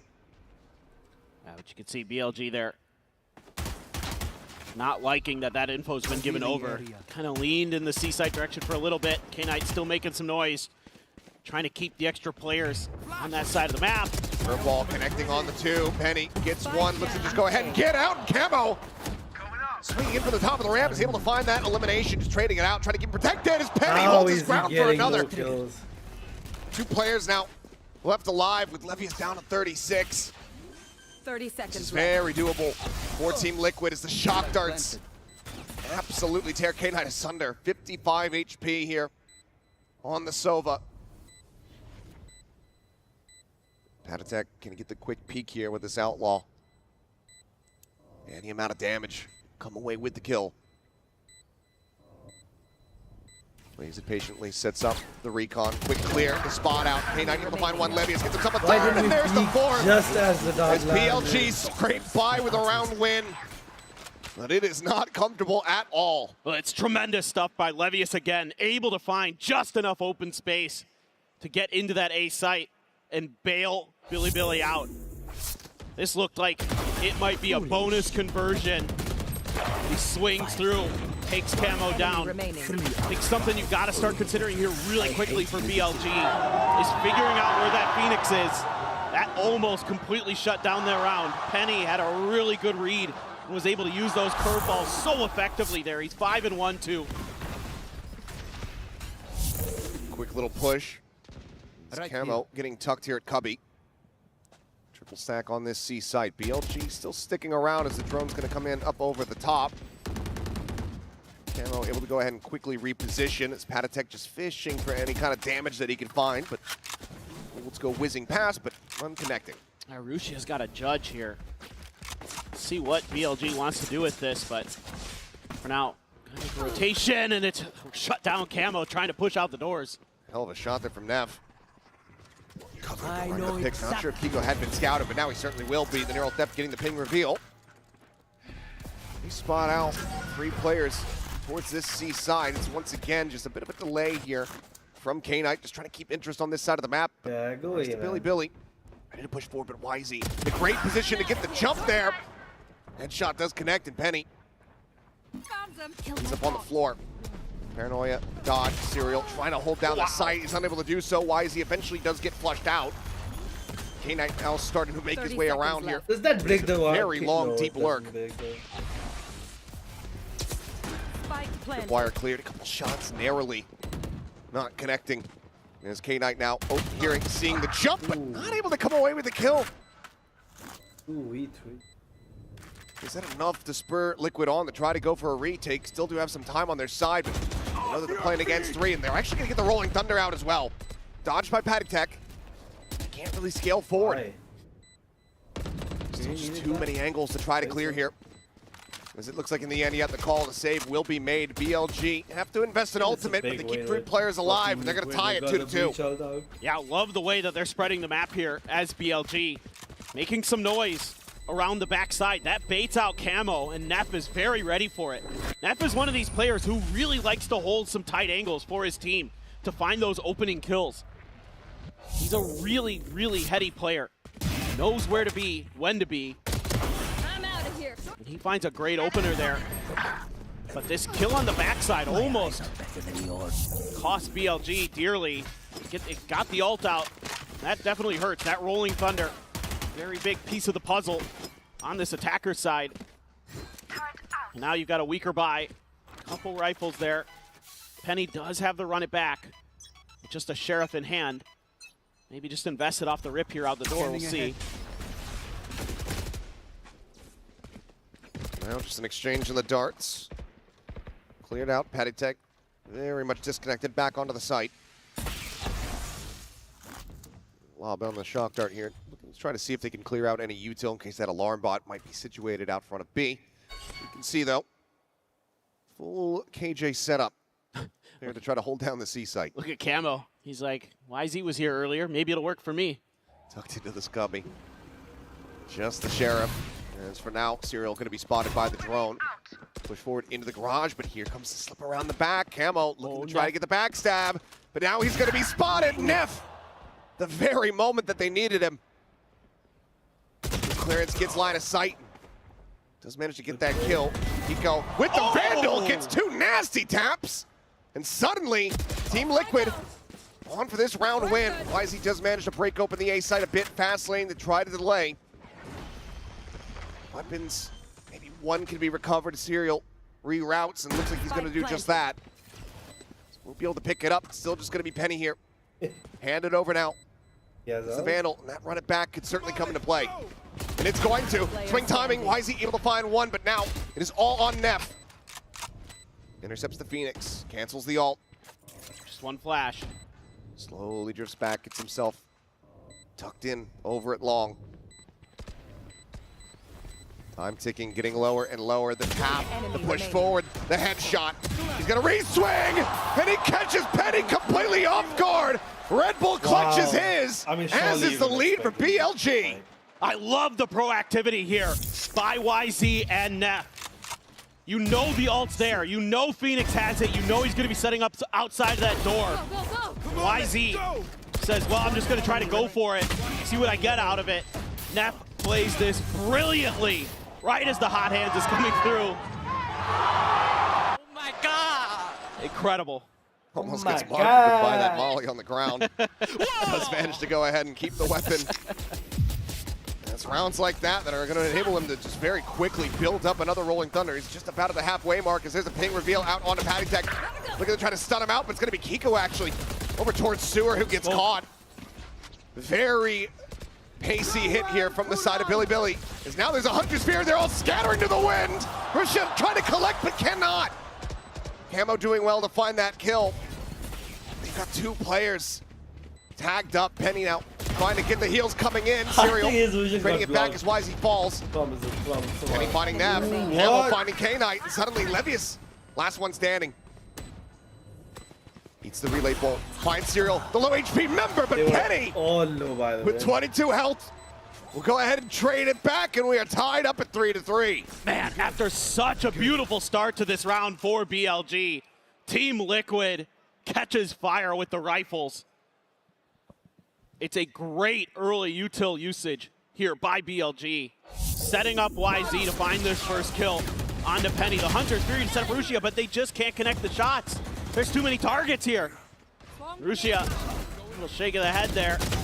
YZ caught a headshot as well there onto Camo, I believe, in that exchange. They were all so weak, and yeah, that's frustrating. Target rich and aim poor. Rusia hasn't been able to get himself on the board quite just yet. 0-5-4 at the moment. That was a critical moment for him. Couldn't make it happen. Overdrive pop from Camo. Quickly takes space outside of C. I think he actually caught a glimpse there as well as YZ. Very snappy. Gets a shutdown onto Penny. I was just about to say, YZ's got his ult. Maybe he could pass the rifle over to somebody else. You know what? Never mind. Just let him do it. Just go ahead. Finds the opening kill. And overall, the 5v4 conversion from BLG on the previous map was very good. See if that rings true here on Haven, as they still do have 2 players with just pistols behind. This would be a very big round win. Kind of a tucked in position there for Serial. Has the lockdown at the ready. And all of the info right now. The alarm bot gives it up even more so, but you see, I mean, Camo sliding around the back. There is not a tripwire set up to intercept him. It's just the one in window, so no real way to try to get a read on this one. It, right? Yeah, that doesn't do that. And Camo now striking as they try to escape. They're all going to be corralled into the corner. Gets himself another headshot there. K-Knight taken down to 50. Neff still fighting though. Comes up with 2. Looks for a little bit more. YZ on the pop of the overdrive. Instantly gets the elimination. And that now leaves Kiko all by himself. The swing coming in. Eventually is able to find that kill. Can he escape is the question. Neff is on the hunt. On the prowl, pushing forward. Waiting for him to come down the stairs. Another multi-kill round here for Neff as Billy regained the lead. These rounds are wild. When it feels like one team has an advantage, it feels like somebody's got a good read. The other team is turning things on their head. I mean, this early kill, okay, great. And then you've got this backstab from Camo, and I'm like, all right, this is Team Liquid. And then Neff has been incredible here on this A site. Well, even though the round count is neck and neck here between the 2 teams, Team Liquid, they're going to go ahead and pump the brakes as they get ready to go into a bit of a save here. See what the play call ends up being. Hunter's Fury from the shadows, the only 2 ults to speak of. Penny, 1 off, having that next run it back available. And Neff's back into another Rolling Thunder already, so some things to consider for both teams in the ult situation. Here for Team Liquid, this is tough. I mean, BLG, they're getting aggressive. They're being a lot more proactive than they usually are. They're kind of this slow-paced team. They usually don't like to get mega aggressive, even with a Neon. They'll do this on Lotus. They run a Neon on Lotus, and they kind of just shift around the map. Again, looking for these weak sides, but now they're looking for weaknesses in Team Liquid's defenses early. YZ's game plan here on Icebox, and now we're seeing it again on Haven, is to just kind of go for what he feels like he can find. Go for these openings. Go for lurks. He's been lurking on the Neon, for God's sake. It's just a very different Billy that we're seeing today. I mean, obviously it was going to be a different Team Liquid, but Billy's showing us some new stuff as well. A couple Sheriffs. Serial, just a classic. It's going to be a mid-rush here. Paranoia out, TP forward into the window. Nothing going to be spotted. Plenty of noise made. It's Penny to try to see if he can spot anything out. There's a swing in though, and Russia gets himself on the board. Big kill in the round, re-peeks and instantly gets the dink, and the spray down is okay. He's alive and well, it would seem. Oh, fuck, those were some nice shots. 3 quick kills, and Liquid trying to go for the rush play and come up empty-handed. It's a great reaction off the rip from Russia. See what Patty Tech wants to do. Low on health. Still trying to identify targets is Russia. Recon not going to spot Kiko. Can find anything. Nope. K-Knight not having any of that. And just instantaneous with it. Patty Tech needing to die. Looks like he's going to try to hunt to find something, try to get some damage in, but won't be able to make it happen. Levius finds it, and that's going to be Billy now stretching the lead by 2 rounds as they pull off a flawless. Yeah, Russia has been so good in VCT China.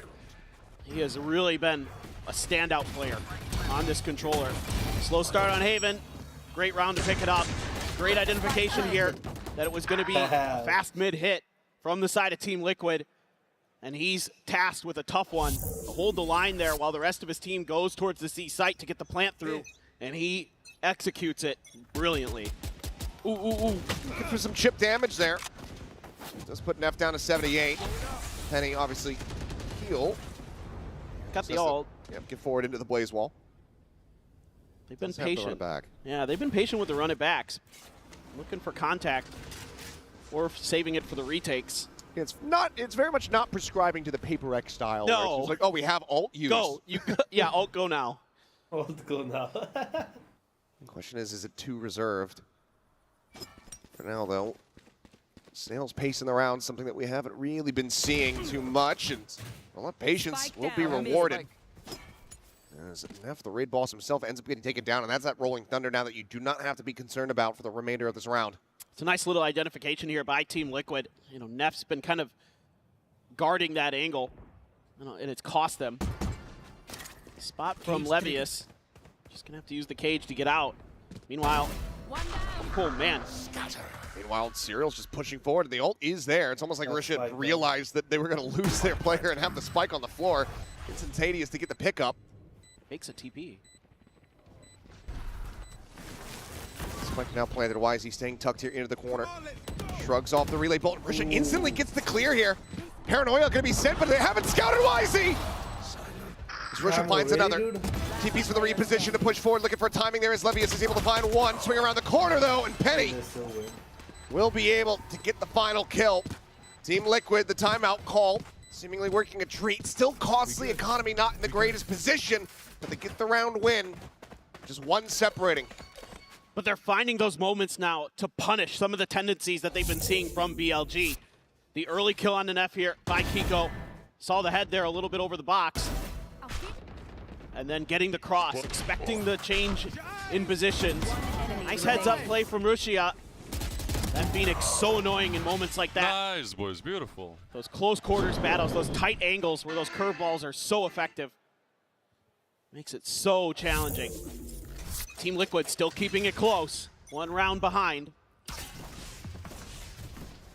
YZ thinking about trying to take a little bit of space. Serial wise to it. He remembers what happened last time.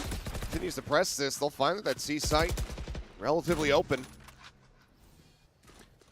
It's just a little bit suspect. Not seeing any resistance there. BLG. Attack reading this well. Drone doesn't look right. It actually hasn't spotted, but now they know. There's the reveal, and now Levius is in a bad spot. Down to 25. TP forward. There's Kiko just refilling that space in Cubby. YZ gets damaged. And Levius has not read this at all, so he just gets taken down. The spray going to be a little bit off, though. Camo able to find that kill. Neff fighting back. Finds it, and K-Knight expounds upon it. Patty gets taken down. K-Knight, what? Why not? Looking for the timing swing. Come away with one, but the trade up here is just K-Knight, monsters from Billy Billy. K-Knight, K-Knight. Motherfucker, just say Knight. Alive, Kiko. We have a fault line ready, just off any kind of contact. No, they just send it on a timing, and that leaves him dead to rights. K-Knight with the 3K, BLG now up to 6. I mean, YZ is just being so aggressive at A-Link. He is either just pushing through that door or holding the door one way or another, and it is giving Team Liquid fits. crazy. He was not there. Able to just barely scrape through in that battle. But you can see then right away he's able to call through. Guys, they're pushing. Spam that angle. And they profit through the smoke. Nicely done. Yeah, that's got to be frustrating for Patty Tech. Now you're back onto a weaker buy again for Team Liquid. Dealt a really tough hand. You can tell that the round results very much getting to them here. Russia just stunned up. Doesn't know where he's going. Through smokes. Eventually just kind of dog walks out and along. Taken down there by Penny. 2 away from another run it back. Should be able to have that to try to close out the half.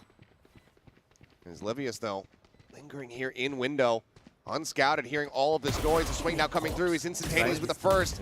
Looks for a little bit more. Penny desperately trying to fight his way through. Ooh. Allow for this KJ to join in, but we'll be able to collect the kill all the same. So well played. Actually insane. Like, however, still planted. Relay bolt going to be set to swing forward. Oh my god, he knocks him out of the park. That is more insane. Up, doesn't give a damn. Holds down the spray. I'll do you one better. Who is Gamora? Billy locking Why in is the Gamora? This is just a wild round for Billy.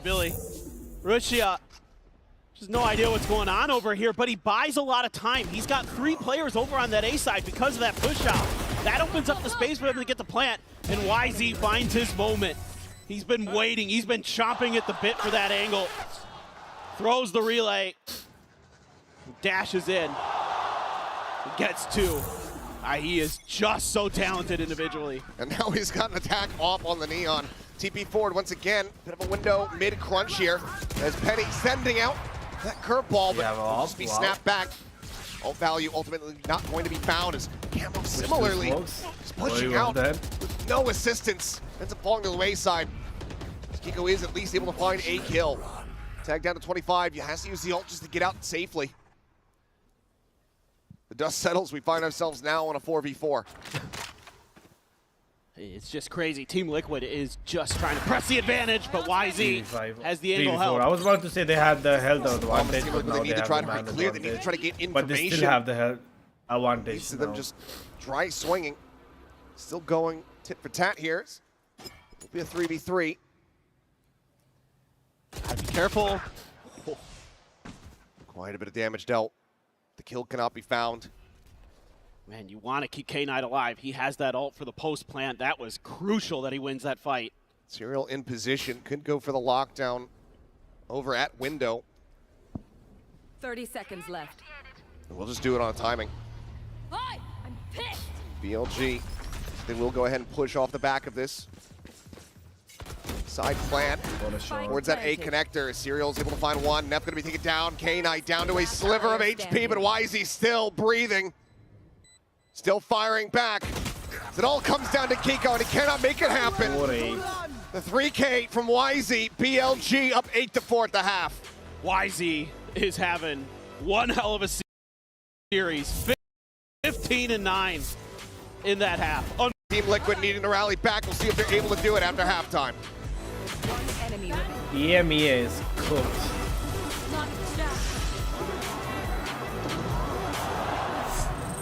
Esports is a $2 billion industry now, but it all started in dingy basements and cramped living rooms. I mean, I'm From how not the saying pros he's train retarded, to how but the it money kind of flows, looks like that. this G2 and MasterCard series breaks it all down. 12 episodes, packed with insight and lessons for Care?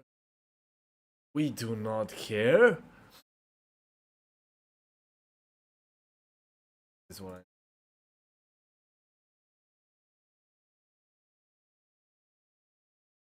Yeah, I actually stopped watching because it was such fucking shit.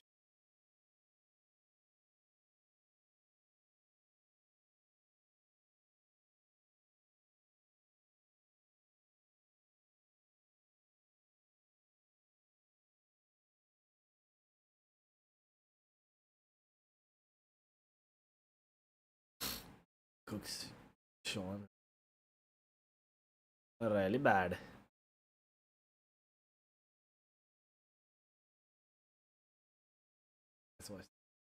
Ratchet's getting clean, bro. Cleaned.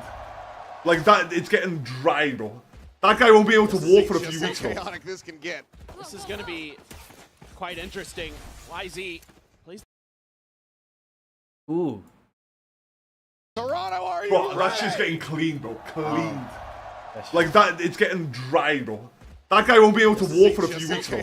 This can...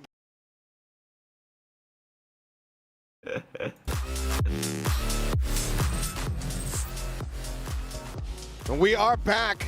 Liquid needing to try to rebound, down by 4.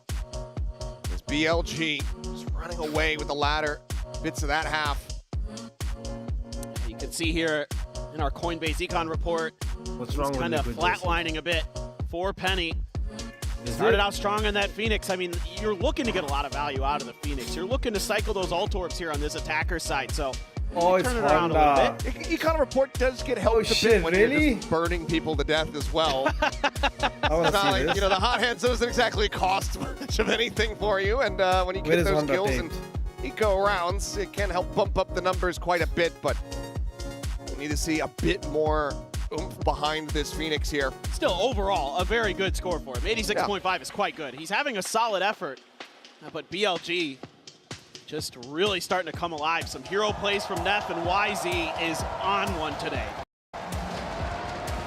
He certainly is. Team Liquid needing to start off this half with another pistol win.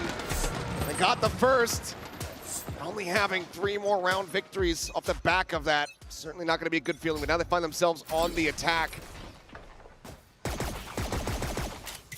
Russia, lone occupant here at this C site, does have a cam as well. Good. Serial looking to maybe try to break through this garage position. Why is he staying quiet, saying tuck? No, actually swings out and dies. And Serial nearly gets himself a second kill. Hot hand's gonna be lobbed in there. Camo able to find Livius. Spike can now be planted. Ping reveal, but no way to really play off the back of that. Great usage of the util early again for Penny. Curveball getting the connection. Camo finds the shot.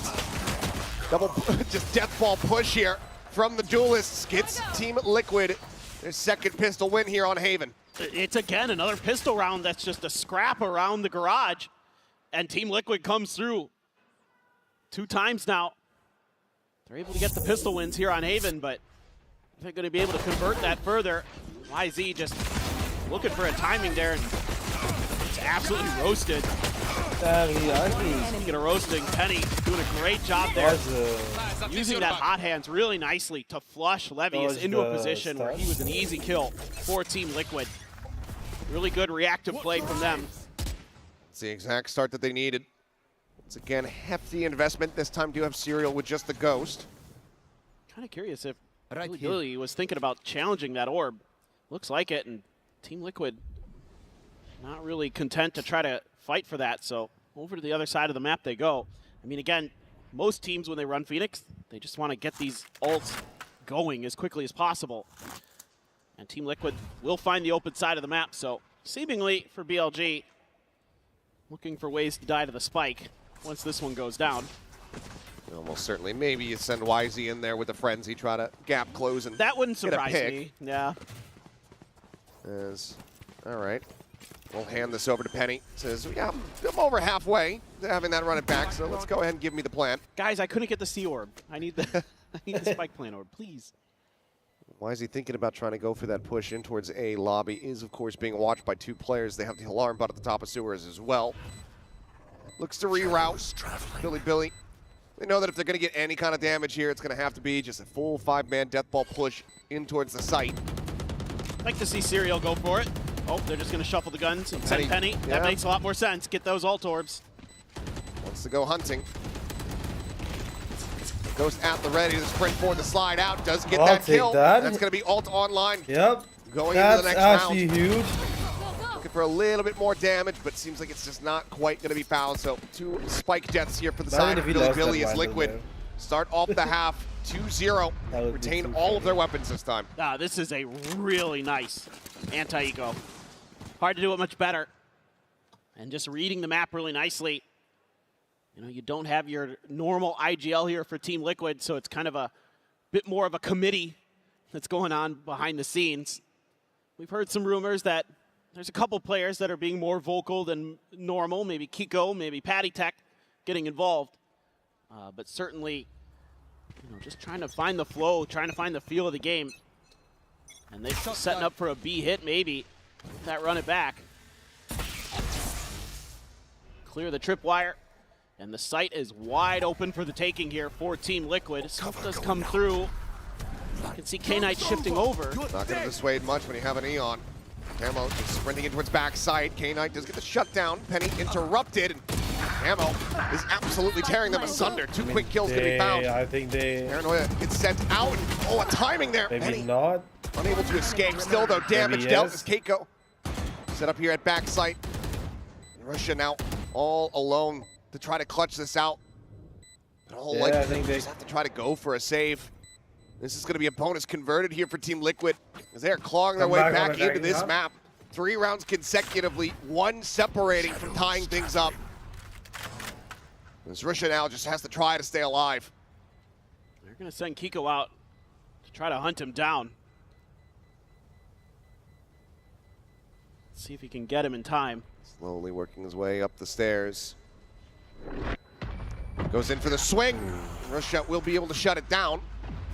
Finds that elimination, but Team Liquid not going to be breaking a sweat about that final death. It's got cash aplenty and a bonus converted. The pace that they're coming at BLG with. So aggressive. Camo and Keiko just deadly with those rifles. Doing a great job making sure that any of those flanks and other angles are just shut right down. Yeah, clearly not bothered about dying there. No. No reason to be. And they're just doing a great job finding the open sites 2 rounds in a row. Hardlo is big here. BLG has left. Oh, wow. YZ. That's the outlaw. Would have got 1 shot. Finds that kill up and over the top. There's Russia just kind of dancing around on the B site. Does get a bit of damage on the Camo, but cannot confirm the kills. 4v4. With all this chaos in mid, this does allow for Neff to slide forward, gets himself tucked in, and Penny is quick to trade it out, but cannot prevent the deaths as K-Knight similarly 2v2 though. does shut down the Phoenix. Suddenly we go into a 2v2. YZ working his way across towards this A site. Levius slowly drifts his way in towards Hell. Sheriff in hand in this position, completely uncleared. Can he find the timing to interrupt the plant? No, can't do that, but he can certainly collect one. And Serial will get taken down. Keiko trying to get the spray, but YZ dances around him. Movement.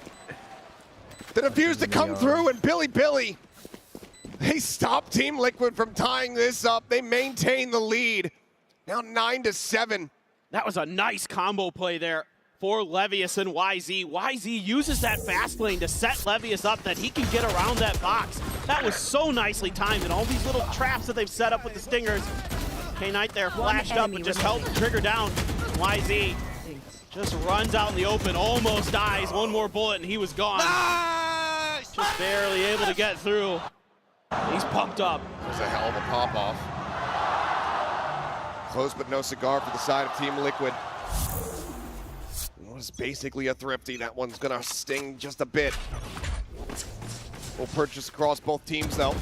YZ catching the glimpse, but can't quite find the elimination. Serial keeps his life intact. Narrowly so, as he takes even more damage on the way out. Man. Down to 55. Looking to dip back over towards the C site maybe, or B, depending on what they can find that's open. Spot out on the 2, but Levius a bit whiffy there with the spray.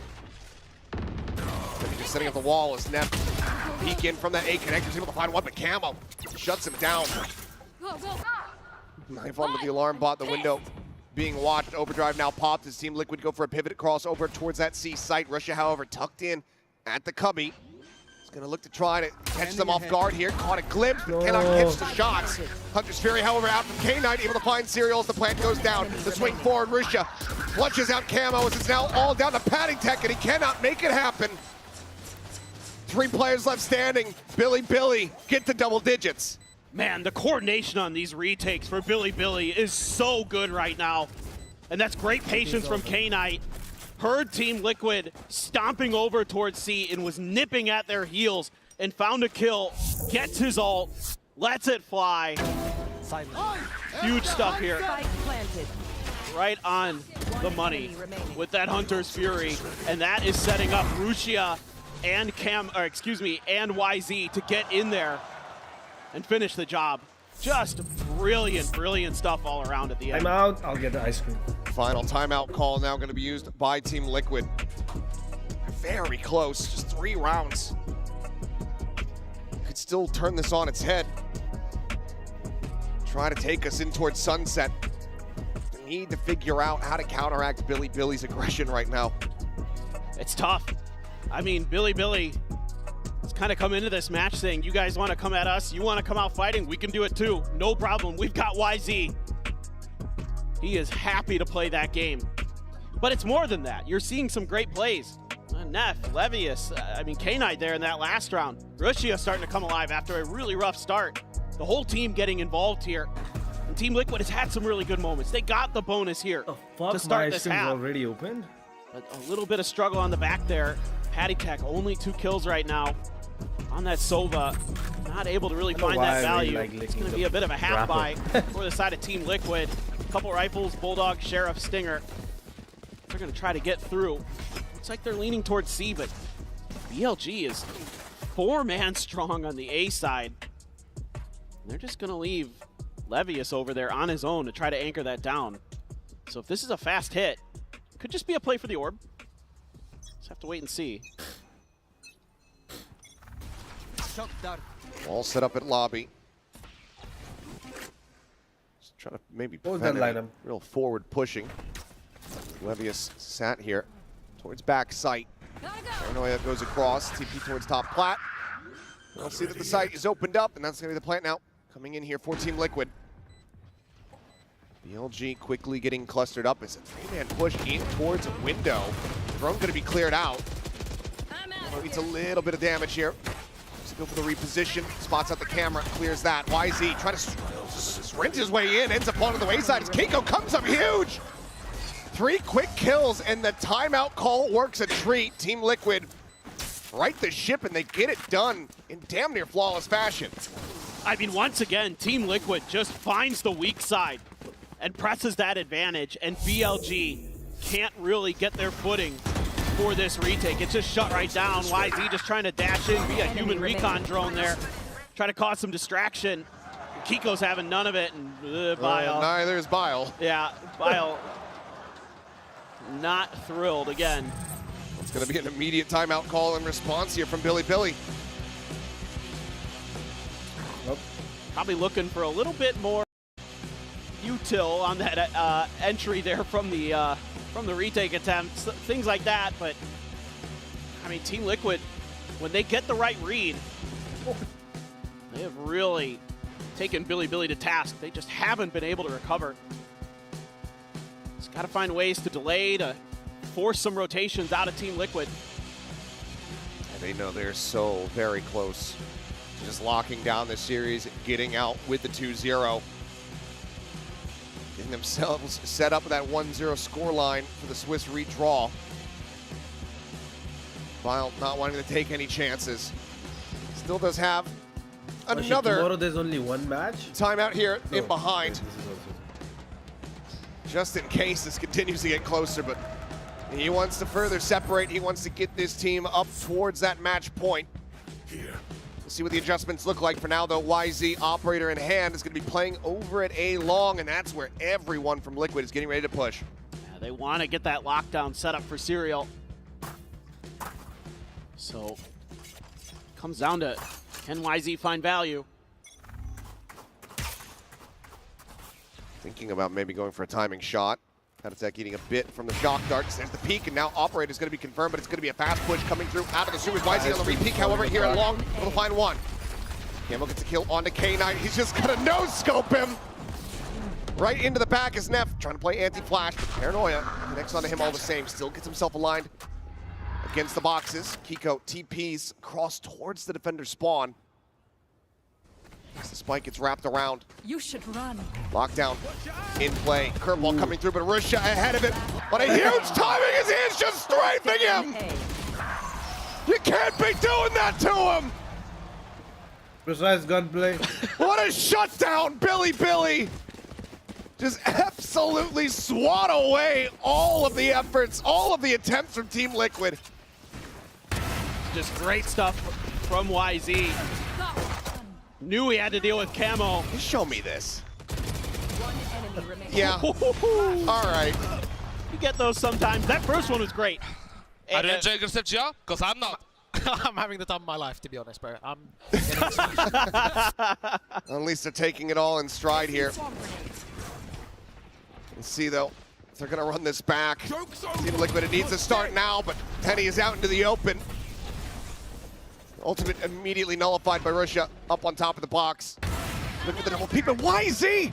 How's he got here? I haven't even looked at the minimap. He's suddenly in around the back, outside of a lobby. That attack dead. There's nowhere to go but forward onto this A side. Serial Kiko desperately fighting back. Penny does find Russia. A 2v2. Penny slowly ticking up, getting some heals, but Serial dead from above. They're finding the timing as it now comes down to Penny. To try to clutch this out. To keep Liquid afloat, to give them the opportunity. It's been a while since he's been on a master stage like this. A curveball in hand, what a shot! Made it. Red Bull clutch off the back of the 3K. Penny, he keeps him in this. And the Canadian local comes up huge for Team Liquid there. It looked like this might be curtains.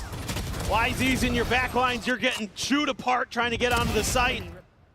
It's a 2v1 here at the end. This shot was nice. Penny Look at this. Able to dodge the op shot and catch Neff at the wall. And that's huge, and another frustrating one for the coaching staff of Billy Billy. And life has been breathed into Team Liquid once again. How long can they hold on to that life is the question. I mean, with that vibes, I really want Team Liquid Bit of a waning now, pulse but here. I don't have the energy to go around. Heart is still beating as Russia, an immense amount of damage, pushes good damage back onto Penny, but obviously can go ahead and heal himself. Yeah, just... Oh man, that was close. Yeah, somehow Camo not taking any damage there. Double setup, peek in towards Seward, gets away scot-free. Kiko now planted outside of B. So is Russia gonna look to try to go for this peek and finds the timing as Levius is there as well. What a read. Penny dead, YZ, he's swinging around the back once again. Stun of the Kiko, nothing that he can do. Bro. One by one they fall, just getting torn to bits. Billy flawlessly get themselves now up to match point. Team Liquid need 3 in a row to force OT. This is just a brilliant read here by BLG. They're not getting any pressure anywhere else on the map, and Rugia had a little bit of a scrape in towards B early, and Team Liquid thinks, well, there really isn't much defense here on the B site. I think that's going to be open for the taking. And we did a lot of damage to Rugia, so he's probably going to be playing pretty far back, pretty cautiously. But that is exactly when BLG is stacking 3 players into there, and they strike. YZ looking to get aggro here, but the turret dissuades him. Might just have saved Team Liquid as they quickly get themselves barreled in towards this B site. Cam is set up. Shock not going to be able to get the hit there. Smoker's Fury going out, looking for some targets, and Camo making that stinger sing. Player standing. Kiko holds down Garage, YZ dead. And that leaves just K-Knight all alone on the opposite side of the map to try to go for the save. Will have been heard. Some noise going down in towards Sewer. Camo. Maybe wanted to push to try to get the punish here, take that weapon out of his hands. Billy will have money for another buy, but it seems like Team Liquid not quite finished here yet. Yeah, we're going to go for another match point. Penny moving up into heaven. K-Knight, though, just going to tuck in behind the box. Try to wait this out. I don't think Penny's going to find the opportunity. That should be the next round. Just a crazy call here from Team Liquid. Love the idea. Said, hey, it didn't work last time when we took kind of our time getting to the B site, but if this time, just pedal to the metal right off the rip, we can catch him off guard, and that's stinger. Just one clip, by the way. Deadly. Camo's hands. Kiko there to follow up. remaining. YZ only good for one before he shut right down. I don't say anything. The way I die is impossible to play. Keep it. Well, that's going to be another timeout forced here by Billy. Everything now used. Coaching staff hoping, praying that they can just push this out. Have the team be able to get them over the line, get that 13th round locked in. Team Liquid, though, 2 more to take us into overtime to try to find that win to still get us over to Sunset. You're going to have a bit of economy to back this up for Billy. Going to have enough for another operator for YZ. I mean, I think what's been good for them has been kind of pushing some angles with YZ on the map, taking a little bit of map control. Sometimes it falls apart in the post-plant stuff, but outside of that, they need to establish a little bit more presence on the map because these fast hits, these kind of coin flippy rounds that Team Liquid is playing, where they're just going to try to outguess BLG, where their weak side is going to be. It's kind of been the rounds where Team Liquid has found the most success. Just get those plants down early. And BLG doesn't really seem to have much in the tank for retakes. This time, in hand here for YZ once again. They're stacked on the C side this time. Oh, and what a very solid read. I mean, clears out that trip, but also gets a good amount of damage onto Levius. Jumping over the top, immediately going to be dropping back as Camo overdrive popped, working his way forward out of garage, sets up the fast lane, gets a ping reveal onto one, spots out Neff, instantly finds the kill. Penny gets rid of Levius. Russia still here at backside, but now they know exactly where he's at. He's fully flashed up, and Penny's able to get the elimination. K-Knight once again, last one standing. This time, no escape. Flawless fashion. Team Liquid are 1 round away from taking us to OT. Once they accelerate, their coordination is so good. They're just finding these great moments here. What a read from Camo. He got the spot. A lot of players would just go for back plat there off of the info from the Sova, but he's wise to check that angle. On top of the box on the side. He knows they're contained. Brilliant. 1 round to go for OT. Toronto, do you want to see it? No. I'm not trying to. Well, let's see if Liquid can deliver. No operator to be concerned about. Levius just with a sheriff. Russia with a judge. Set over still have at the entrance of C. But right now, Liquid not looking to play around that site. Surely we use them. Taking their time this round. Thinking about how they want to make this execute go if they decide to go for the B hit. For a little bit of a trap play here. Hunter's Fury, however, is going to be a big whip at the end. Nothing spotted now, don't have that to try to dissuade a plant coming through. Not Camo, bad. hell of a lot of damage. Get the spike. Might find an elimination. Now, we just play retake YZ with Cypher. Swinging it around the back, and Patatek can't win out the fight. Gets himself his 3rd kill. Might just have gotten his team into this OT to still have a chance to take us to that map 3. Penny instantaneously finds Levius there in the head. K-Knight dropped. It's just Neff and Russia to try to turn this on its head, but it's just not gonna happen. Neff all alone, whittled away, down to 37. Spots out Serial, but can't do a damn thing about it. We died with Omenald.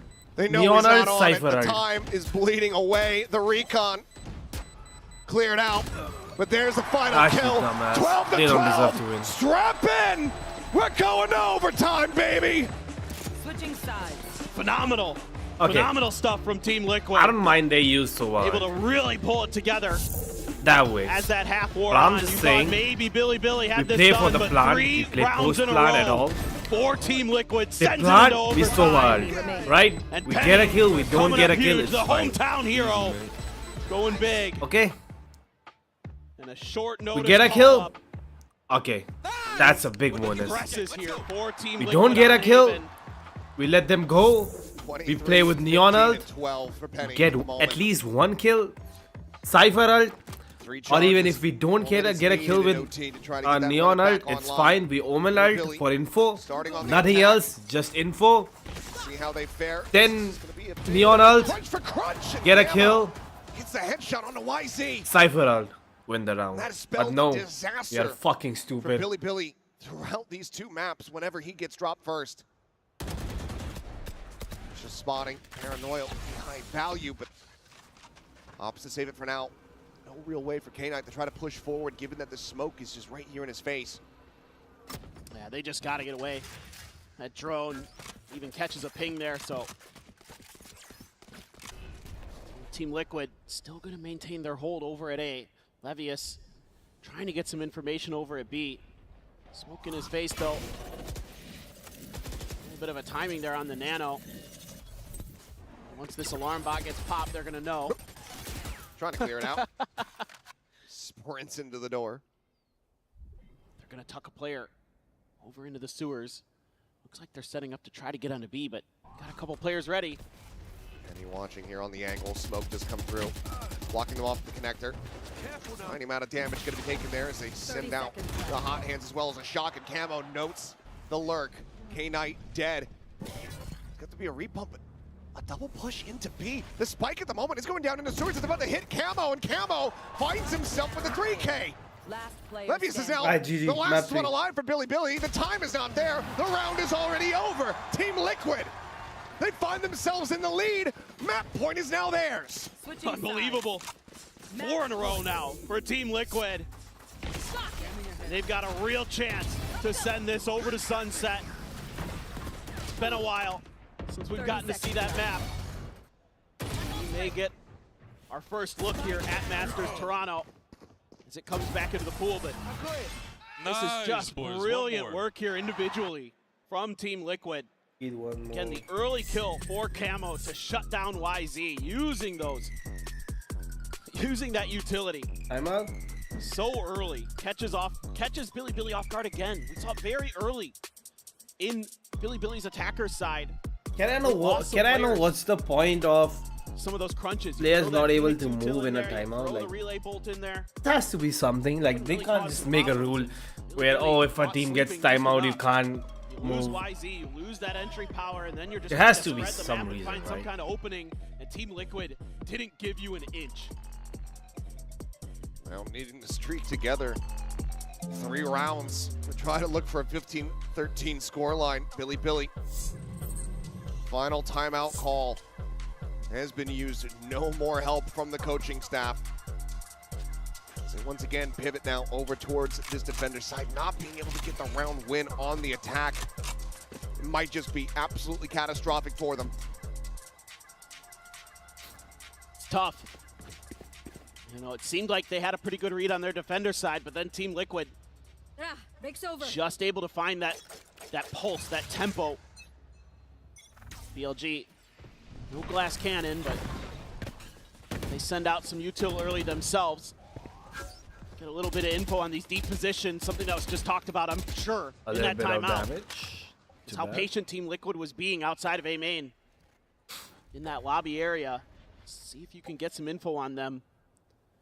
Cypher's that has been kind of a tell. Maybe they're going to go B or C. Swing coming in. Camo eating a bit of damage there. And that, no. Just opting to back away. Swarm to clear out any potential util situated here in garage. Nothing to be found there. YZ though, pushing out. Double push in towards mid, but turret keeps them honest. Neff was so patient with his util there. Maybe throw the fault line off with some of that contact with the Killjoy util, but BLG doing a good job reading this. Got players in position. They've got the Sentinel utility. K-Knight full salvo ready with his. 2 trips to try to intercept. The smoke does fall. Tripwire going to be cleared. Recon up over the top. Does get the ping reveal here on the Levius. A slide to the back. Camo able to go ahead and find that kill, but YZ quickly trades it back. 1 for 1. Sat here, tucked into the corner, fighting back. Serial dead. Penny killed off at the same time. Kiko now activating the flank, sends out the Paranoia, trying to open up for Patek, but the time is just not there. The spike is stranded on the opposite side of the site. And Billy will get the reset. And imagine if this goes to that. 13, we're going deeper. Oh, now you want to use your ultimate? That is a beautiful round and a great timeout for Billy. They read that from start to finish, using their util early to force Team Liquid back, then getting the ID that they were still stuck by their spawn. Ooh, that was lucky. Using that info to lock down the B and C site, force the rotation over to A where they are waiting with open arms. And even though YZ spraying through some smokes, his position not particularly obscured, still comes through with some big kills because the rest of the team is there to back him up. Timeout, Liquid. That's what you need. Now Team Liquid's turn for a timeout to try to figure out what they're going to do. Back over to their defender's side. See if they can replicate what they did before. Billy, just got to be careful of those early traps. Got to be diligent about making sure that, you know, if you're going to go for A long, you can maybe take a pause, wait to see what kind of util's going to come through. I'd be wary about mid doors, double doors. It feels like that could be a potential spot where Penny's going to set up a trap play with the Phoenix. Things like that have to be considered. Back onto the attack. All timeouts now burned. Just the players left to their own devices. Let's see who comes out on top here, who can take that first step. Lock in that map point once again. It's Billy. Large cluster here towards the C site, just the turret. As far as early alert systems are concerned, it's quickly cleared out. Fastlane now going to be sent. A couple shots out from Serial, fishing for some damage, but none to be found. Spike quickly going to be planted here. Billy in control. Team Liquid now needing to go for the retake. This is normally where Billy's really good, really solid, is in these post plants. But it's a straight up 5v5. Still have the paranoia, still have some flashes. Now you know where YZ's at. It's exchanged, and Patatek just swings in. Ping reveal long enough to be able to find that kill, but Camo Serial quickly going to be taken down as they're out into the open. Wow. And K9 is massacring them. Well played. Billy, once again, find themselves in the driver's seat. One more round win on this defending side. And they will be beating Team Liquid 2-0. Love the way Billy thinks about this round. They're going to be slow pushing up towards C long the whole time. And as soon as that camera, that Levius throws out, gets cleared, that's when they turn on the jet. Smokes are out, fast lane's down, they're on the site, they're getting the plant, they're getting into comfort, they're setting up their crossfires, and they handle it brilliantly. Now Team Liquid's going to take a go. All set up to try to go for the orb here. Levius just sat back site, staring at the camera. Has Neff nearby to try to slow up this approach. TP up on top of the plat. A little bit of a stun there. On to Kiko. Looks for the transfer. Cannot make it happen. It's just going to be a 1-for-1. Richard finds the kill. YZ will find one, but the trades are there from Team Liquid. They keep themselves in with a player advantage. Rusha and K9 try to get themselves back into this site. But it seems like it's not going to happen. They have to clear out two more. Spike now being planted. Shock Dart doesn't connect. Run it back is there. Quickly cleared. K9 sees his head. Tries to spray him down, but Penny bro, Penny has tall. Penny, bro, the clutches Penny has for Liquid is He's done it big. again. Penny has put a big performance for 28 Liquid. kills now for Penny. Just a couple of days with the team, and he is playing out of his mind. Slams into the site, breaks things open, and when it looks like K-Knight was going to send BLG into the 1-0 stage of Swiss, Penny had other thoughts. Nearly ejected from his seat. Can't fault him for that. For Bile, there's nothing more to be done. BLG being it quiet here to start now, looking to try to storm their way forward onto the site. However, stun connecting YZ, he's not able to get around back site, so they cannot get a pick here onto Serial. Hiko TPing forward, Serial finding the shot. Rusha going to be taken down. Aftershock to try to push him out into the open. Here comes the sprint. Here comes the spray. Definitely for the transfer on for the turn. Cannot make it happen. Serial is there. There's no way we're going to turn that right. Closes out the round. 15-14, Team Liquid. Match point. One away from sending us to sunset. You can't have mistakes like that. You can't fault line YZ. Yeah, when he's got that relay would have pull killed nailed KJ, on no top doubt. of Serial to clear back flat, and that's when things I'm not crumble. watching that. That buys Team Liquid the time they need to get in I there have to and wake back up. My up their girlfriend has Sentinel. work tomorrow. Nice! Little bit of a mistake, Oh, and this it is the cost tape they're talking about. BLG dearly. Can we reset once again? BLG back onto the defense. YZ up and over the top. Here's the sprint coming through. Instantaneously finds a headshot. Penny going to be taken down. Camo alive. Still looking to scale forward here. Gets the spot out. Gets some damage in, but cannot confirm the kill there. And Serial The fighting nerves. back for 2 more. The nerves. Step into the corner, finding one, but it's not fast enough for Keiko. It's all on Levius. The swing in, finds a headshot, Nah, but Serial bro, gets it Serial, done. Penny. 16 to 14. We are not done yet. The nerves, Map bro. 3 is gonna be They coming really up as didn't Team give up Liquid. points now. Let's get Persevere real. on Haven. Fucking wasted Tenacious so stuff many from Team ults. Liquid. Not wasted, they Looking didn't to even get use back into it. sunset. We finally get our first glimpse of it. We're gonna go to a much needed break. We'll see you guys on the other side. No, it's coming! We're winning this shit! Did you see how I died? Yeah, but who cares? And Jagger said yeah? Because I'm not. I'm having the time of my life. I don't. Getting smashed. Nice, at least you're back. Happy for you. I want you to win us this game for us. Okay, I'm trying. Can I get an ace? I'm trying my best, bro. Alright, try harder. Try harder. Okay, buddy. I'm trying my best. Okay. Try harder. GG's, bro. I am actually not watching. I am not watching, bro. My girlfriend. We have to wake up. Peace. I hope Team Liquid win, actually.